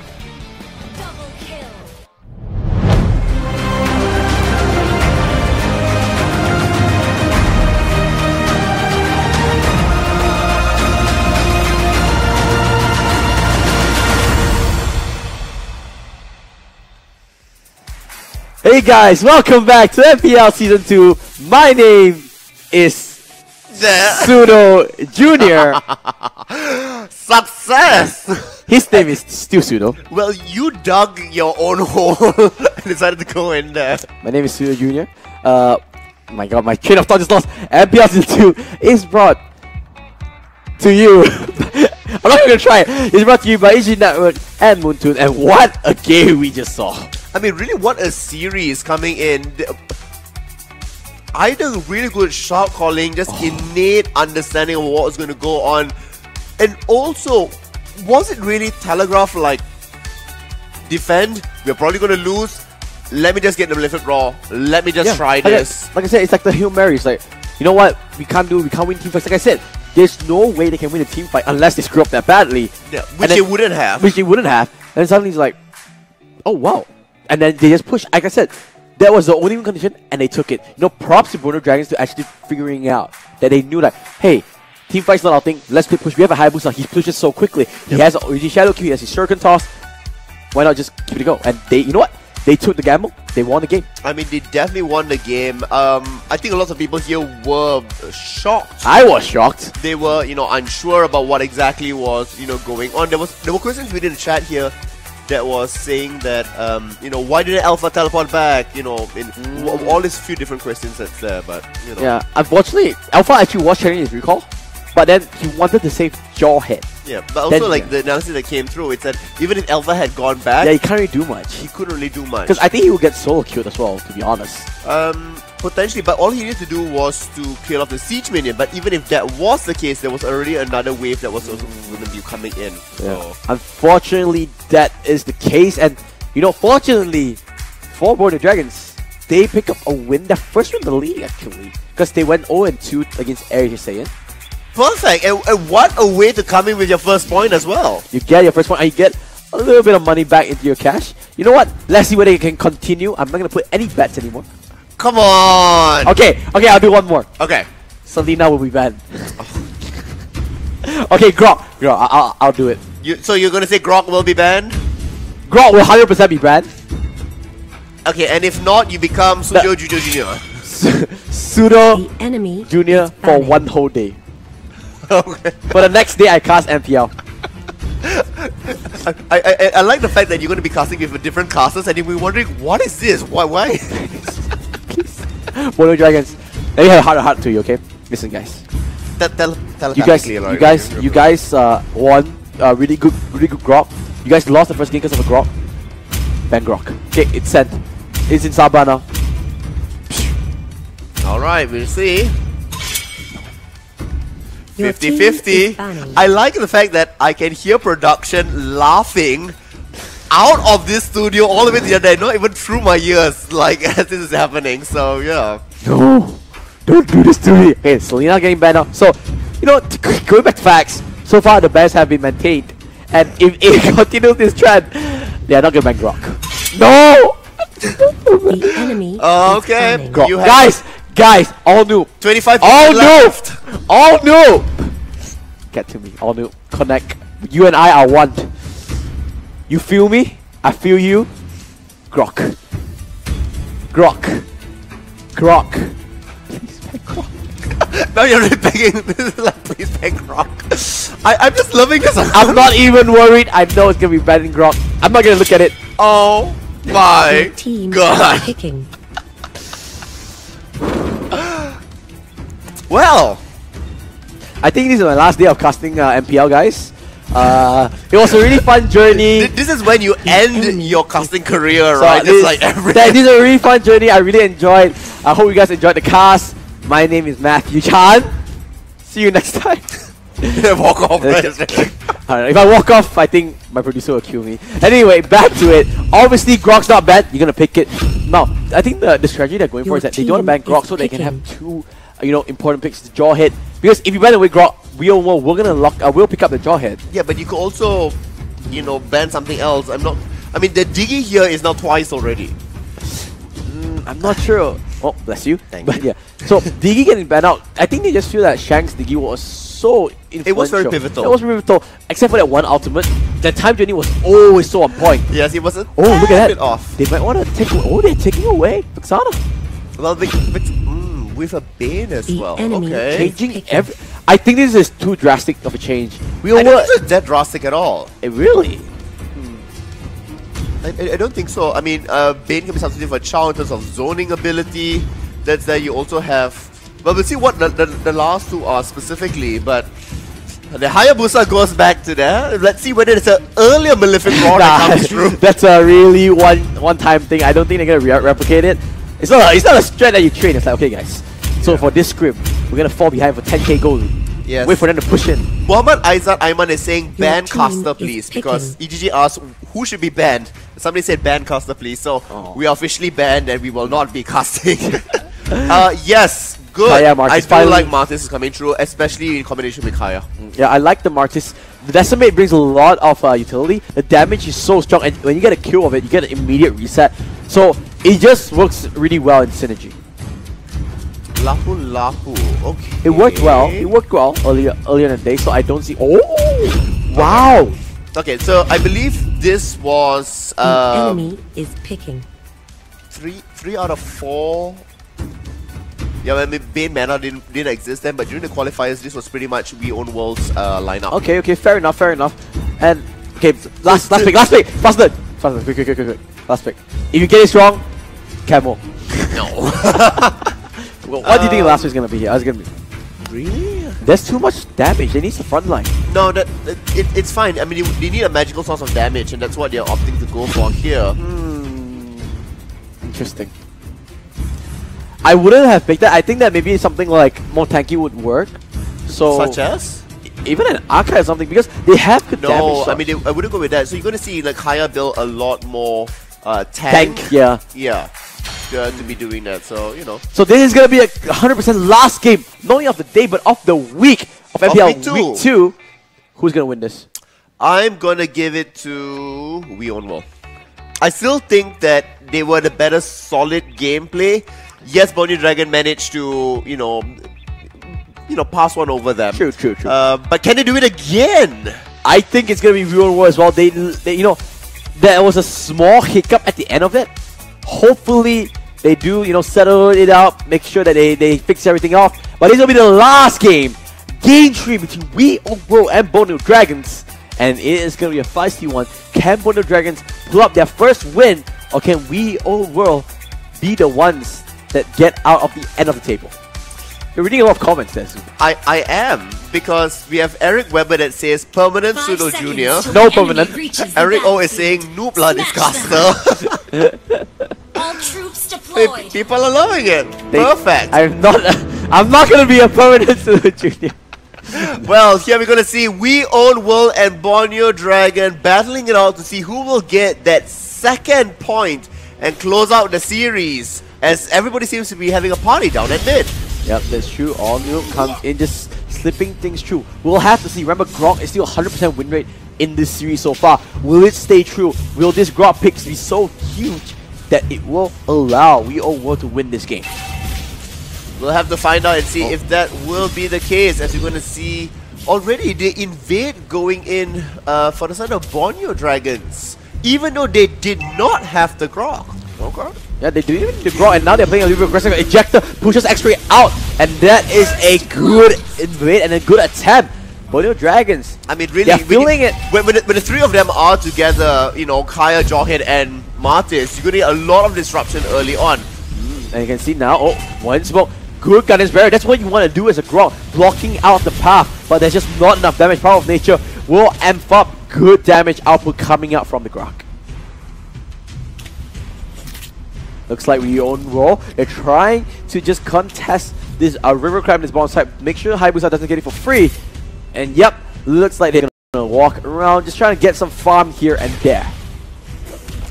Now we're gonna see the splits across, primarily being focused up the top. Borneo Dragon wants to keep the three of them, grouped up together. That's where they're the strongest. But on the other side, we're already seeing the rotation of We Own World onto the bottom side. Yes, they will be able to get this Hermit Crab, but Turtle is also on that side. Alright, can see now coming in on the top side. They want to dive on the Lapu Lapu They're just cutting the lane. That is kind of wave, making sure that, they get enough of experience so they can do more things. Mid wave though, looks like Gashin will attend to that, so Gato trying to get... They're funneling as much resources into Gato as much as possible. Okay, in the bottom, we're going to also see that Hayabusa is going up against, Kagura. They're still trading left and right a little bit. The Yin Yang Umbrella being thrown down just to make sure to create a little bit of zoning distance. Oh, they're and going we're going to see on Gashin finds the right area. They will be taken out. They just decimate the lead, whatever adjective you want to use. They just did it to Mihawk. And now, Borneo Dragon starting off strong here. It's also only two. Early gaze, but it's now... still early days, but they're extending the lead. They will take this turtle. They are very confident. Back up top, Martis is in a little bit of trouble. Yep, they're going to take down the turtle. Oh, Martis needs to be careful. Oh! Flickers away from the Charm Scepter. Oh, that was I like how both of us at the same time. It was so close. He was 100% going to go down if that lands. And they look like they want to take this turret. I think they won't quite be able to take it. Keep in mind here, yes, I got flagged for saying that Bane is such a slow taker, but he doesn't really have items. He's still really early on. Oh, they're gonna go for this short spike. Does connect into the hands of the Bane, but they are not gonna go for it so far. Both teams play much more safe compared to Game 1 and Game 2 actually. Okay. Now Still posturing here. In this mid side, I'm gonna flex a little bit. Windsmoke, Moro calls him up. Ejector pushes out the Grok. He actually doesn't pop his Power of Nature. Wild Charge is there, and the Unstoppable Force will follow things true, but there's just not enough damage. Kagura, the Umbrella, will it be enough? No. ADZ does manage to live with the skin of his teeth. Really, Kagura could have jumped forward, but unfortunately with Martis and Kayada, they're also asking for trouble. Mortal Coil stuns up Dragon. Ashura Aura is there as well. Do they have enough damage? Flicker gets used there, and like they really want this kill. Gato, he doesn't have enough ability, but he does manage to stay alive. The curse oath is on him. I don't think it'll be enough. Oh, what a good guidance barrier. Will block the path. K doing what he can, trying to run away. Oh, Gato, the ghost of the members. Perfect. Good teamwork, making sure that everybody does stay alive. Right now, Borneo Dragons are playing a flawless game. 3-0. No kills yet on the side of We Own World. Looks like our predictions might be a little bit wrong here. Well, we'll have to see. The game is far from over yet. It's only 4 minutes into it. They still have a lot of work to do before that base gets crumbled to pieces. Let's see whether Grok is really that important of a pick that can single-handedly carry this game. Turtle will be spawning on the south side of the map. Meanwhile, top lane, the Divine Judgment is there. Here comes Onum with the Ashura Aura. Same as Gato. Pick up another one. The Shadow Blade Slaughter just 10 blades into the heart of the Roxana. And he has a killing streak for himself. Oh, Borneo Dragons is definitely on hand of momentum. They're feeling it and they won this W. You know what? Borneo Dragons should change their name to Sleeping Dragons because right now they are woke. They are definitely alive. Now, Windsmoke, if there's any time that a Grok is super important, it would be now. Our turret has been destroyed. Alright, here we're going to see, can they continue to extend their lead? 4,000 already for themselves at that 5-minute mark. That's really good. They already are taking the next turtle as well. Wow. No sign of We Own World coming in to contest this. They cannot do anything. They are the ones in the back foot now. We Own World will be kicking themselves. They could have ended this game in the second game itself. But now, they're not doing anything. Looks like Borneo Dragons doing what they can. They're trying to this brush cap, and now Ejector lands out of Windsmoke. I'm not sure why. Windsmoke just kind of just stood there for a little bit. Now they want to block out another kill. Going over to Borneo Dragon, they're 6-0, and already a Blade of Despair. Another turret to the name. So many items, everything going into the hands of Borneo Dragons at the moment. The question I have to ask here is We Own World tilted? They might be a little bit tilted. They're not playing like what we expected. This is not the We Own World that we saw in Game 1 and Game 2. But Borneo Dragons, they don't care. They just want to win this game. And they are on hand of winning it. They have a 6,000 goal lead at 6 minutes. Well, can they continue up the pressure? That's the thing. You know, outer turrets, Yes, easier. As it gets closer and closer to the base, it does get more difficult. So Borneo Dragons will have to prove to us all that they can close out the game. Wow, whoa. Courage built Woolworth gets purchased by Shanks. This is a support Vexana. Huh. That's interesting. Right. That's really interesting. Well, it just could be a single support item. For the rest of it, I doubt it's going to be a complete support Vexana. We'll see. If she picks up like Athena Shield and Oracle, Athena Shield more so, you know there's going to be support Vexana. Meanwhile, here comes the top. Now, Shanks will crowd control up K. K will be now getting focused out. He will flicker and use the Gale Force into safety. Vinsmoke is there, and I think he's all fine and dandy. But meanwhile, it's Bombly ADZ doing what he can. Oh, wow. This game is all going in the hands of Borneo Dragon. Well, we're going to see 10 seconds up before Lord comes out. All Note should be able to get out there. Easy peasy. Yep, things have slowed down a little bit. Both teams, they do not want to play so aggressive. Real World, especially, they're playing so safe now. Perhaps a little bit too safe as well. Oh, meanwhile, Gushin connects the sword spike in the top lane. Gato feeling a bit more confident, and now they're saying launch attackers. Borneo Dragons, they want to get a kill. Oh, ADZ almost catching onto X-Ray. Mihawk there does get slaughtered up with the OG Shadow Kill, but not enough to kill him off. Mihawk is so low, forced to play from afar.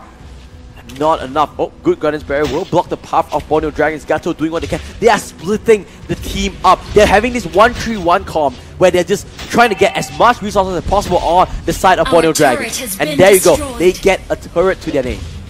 This is also perfect in terms of turrets as well. They are 3 ahead. No. Dragons and next one to go Mega down. kill. Could this be the first perfect game of MPL? They are 0 deaths, 0 dragons, 0 objectives, and now they're going after Lord.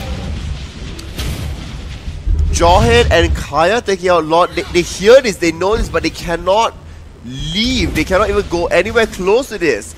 And it will be secured by Borneo Dragon. Oh my god, this could be something that we never expected. Borneo Dragons in the front seat, showing everyone why they are here, showing that they deserve this spot. They have a 12k. The experience is still growing. Yeah, because Real World is doing nothing to try and stop this. They are not really getting their own jungle farms or anything like that. And Miracle gonna mid Vinsmoke. The Grok not even making an impact in this game just yet. No, I mean, for the fact that they're not clumping up, you not really see, Grok being able to control, move forward. And that's where really Grok tends to shine, not, staying under a turret. Be able to do it. Oh gosh. Oh, bye-bye Grok. Shadow kill, not enough. He does use the wild shot. This could be the first kill going over to Real World, and indeed it is a little bit too antsy on the side of Borneo Dragons. They thought they were too ahead, and they got that kill to themselves. All noob trying to clamp people up. Find it. Mortal Call not there enough. K does use a Divine Judgment, goes on to Shanks. Shanks is so low, he will go down by the Sword Missile. Lapu Lapu will stun up 2 members, and this is it. Mortal Call lets out the 3 members, but where is the damage? It's not enough. Suddenly, just like that, Real World has the momentum, and they get 3 kills for themselves. Well, they get 3 kills for themselves. They have to respond to Lord here, and they did lose the lower turret as well. So this is not going to be easy. A Stiff Breeze will remove the mid turret away from them. The goal lead is at 10,000. Give me a quick check on the items. Yeah, I just want to see whether Shanks is running this support. Nope, no, he's not running this support. He's going for Concentrated Energy next. The items is actually pretty strong. Like you can see, Endless Battery completed on the side of Hayabusa and a Jawhead, and both going for that bow. I'm not sure what they're trying to complete is going to be the Bloodless Axe. Yeah, I mean, here really you are looking at 1 to 1.5 items ahead for the side of Borneo Dragon. Maybe they were a bit over ambitious in wanting to take all the additional fights. Instead, they didn't need to specifically. Because of that, they have now gotten 3 deaths. And their goal lead is starting to slightly decrease. Oh my god, that's not how you want to use a wild charge. You want to use it aggressively. Vinsmoke forced to use it defensively and ram him into his own turret, and that turret's gonna fall 100%. Team destroyed a turret. Alright, anything can happen still at this point. There's a slight swing back, but Borneo Dragon is knocking on the door of We Own World. Yep. Can see here, Borneo Dragons, they're just waiting for the minions. They do not have Lord out for another 80 seconds, so they try to push themselves. Gato gets conversion on by Mihawk, but Gato is so far. Oh, Mihawk, he gets thrown back by the ejector, gets stunned, and he goes down himself. Now that's a huge key member of Beyond World down for at least 30 seconds. Now what can Borneo Dragons do about this? It's like they are sending Hayabusa under the bot lane. Remember Miracle, he was the one that he's the reason why even have a third game. It was his split push, and now he is leading his team into the base of We Own World. Well, it looks like it's going to be another posture session all the way to the Lord spawning in 45 seconds. Really no reason for either team to overextend at this point, which means everybody gets to breathe a little bit here. Keep in mind that Gushion's almost level 15. Miracle is at level 15. Oh, Miracle. They're just so far ahead. Yeah, a lot of way too far experience ahead on them. Now, the main thing is Borneo Dragons, they have to end this game, right? They cannot drag this game to so late, and that's what they need to do. They need to pick out Stranglers, and they need to go for it. Looks like Gushion just finished the Calamity Reaper. Oh, this is what they want to do. The wild shots, let out the 3 members. Where's the Gushion? Misses the source spot. They want to go for his We Own World with Grok in front, but they're not converging. I'm not really sure why. Because they were just waiting for Gushion to actually start chipping away damage. They're really not trying to look for massive team fights here. They're just trying to crack open the base, which is very commendable in what they want to be doing. Oh, but ADZ might get caught out. Ejector will stun out Mihawk. The umbrella is there. I think he might go down. No, they're not chasing onto it. The umbrella still gets followed. Yin Yang, the ultimate does get popped, pulls him in, will get a kill. That is a formidable one. Alright. This min will drag, but we have a camper. We have a camper? We have a camper. Oh, no, not like this. Oh, come on. No, they do end up stopping it. Oh, and they want to go for it. His Windsmoke gets gets an OG Shadow Kill into the face, and oh, looky, Malefic Roar gets completed by Miracle. But this is the true thing. Lapu Lapu just waiting in the wings. He wants to steal away this Lord. Hellfire at least around 60% now. X-Ray, he's just waiting. I think he does have the Retribution. Mid lane gets heavily pressured, just move backs here. Oh, this is going to be really close. Wow, Miracle. They know that Lapu Lapu is missing from there. They're going to... Gushin's going to engage with Lapu Lapu. What a play. They knew about it. It was like, wait, where is Lapu Lapu? They were waiting, and now they're just going to kill him off. Great synergy, good awareness coming from Borneo Dragons, but now they might go down themselves. All Noob will get focused down, and Lapu Lapu was stolen. Lord was still stolen. I'm not really sure by who. Lord was stolen by Mihawk. Oh my god, it was the umbrella. Yes, it was. Oh my god. Are you kidding So, We Own World saying, it's okay, we're going to put like, a slow down sign, a roadblock here if you will, because they, wanted to step into the driver's seat. If we gotta get a replay, I want to see that, because I'm not really sure. I didn't expect it at all. Well, we were distracted by the action going on at the bottom there. No. And I suppose they were as well. They didn't really, see Mihawk and expect Mihawk to come in. Okay. This may be a... They're going for it then. This is, they want to go for this Death Rush push, this Death Ball push. They get 2 turrets themselves. Lord is, I think he got slowed out. No, they cannot do this. Not like this, not like this. Exactly. Not like this. This is just everything. PTSD. PTSD, whatever you want to call it. Oh god, okay. Go back. He's gonna recall. He cleared out Lord as well, so at least there's that. Gale Force just get used as well as Ring of Order. Just clear up all these men. But Gado already has this immortality in his backpack. And now look at that. 3 members. Oh, make it 4 members of We Own World. Oh no. X-Ray. He's gonna get focused now. Stunned.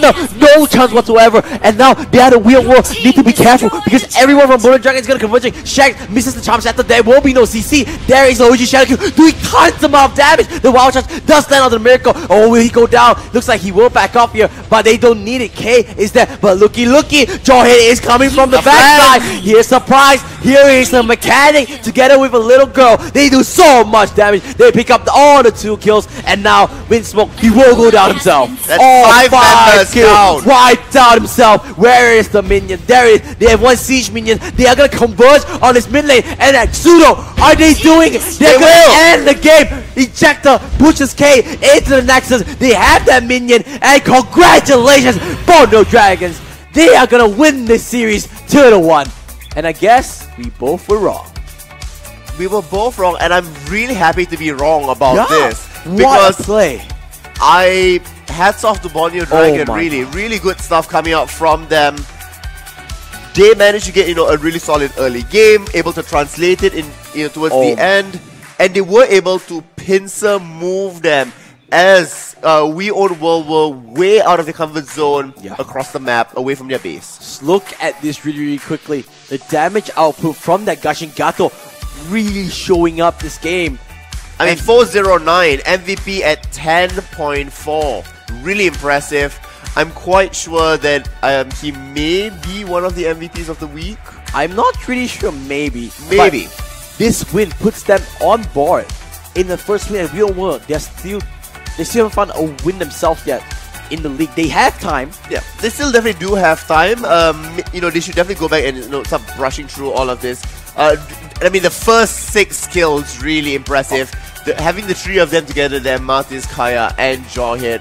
Honestly, this looked like a really clean game, except for that Lord Steel. Bono Dragons felt in control in most of the game. I would say it was clean to the point where they started making, messy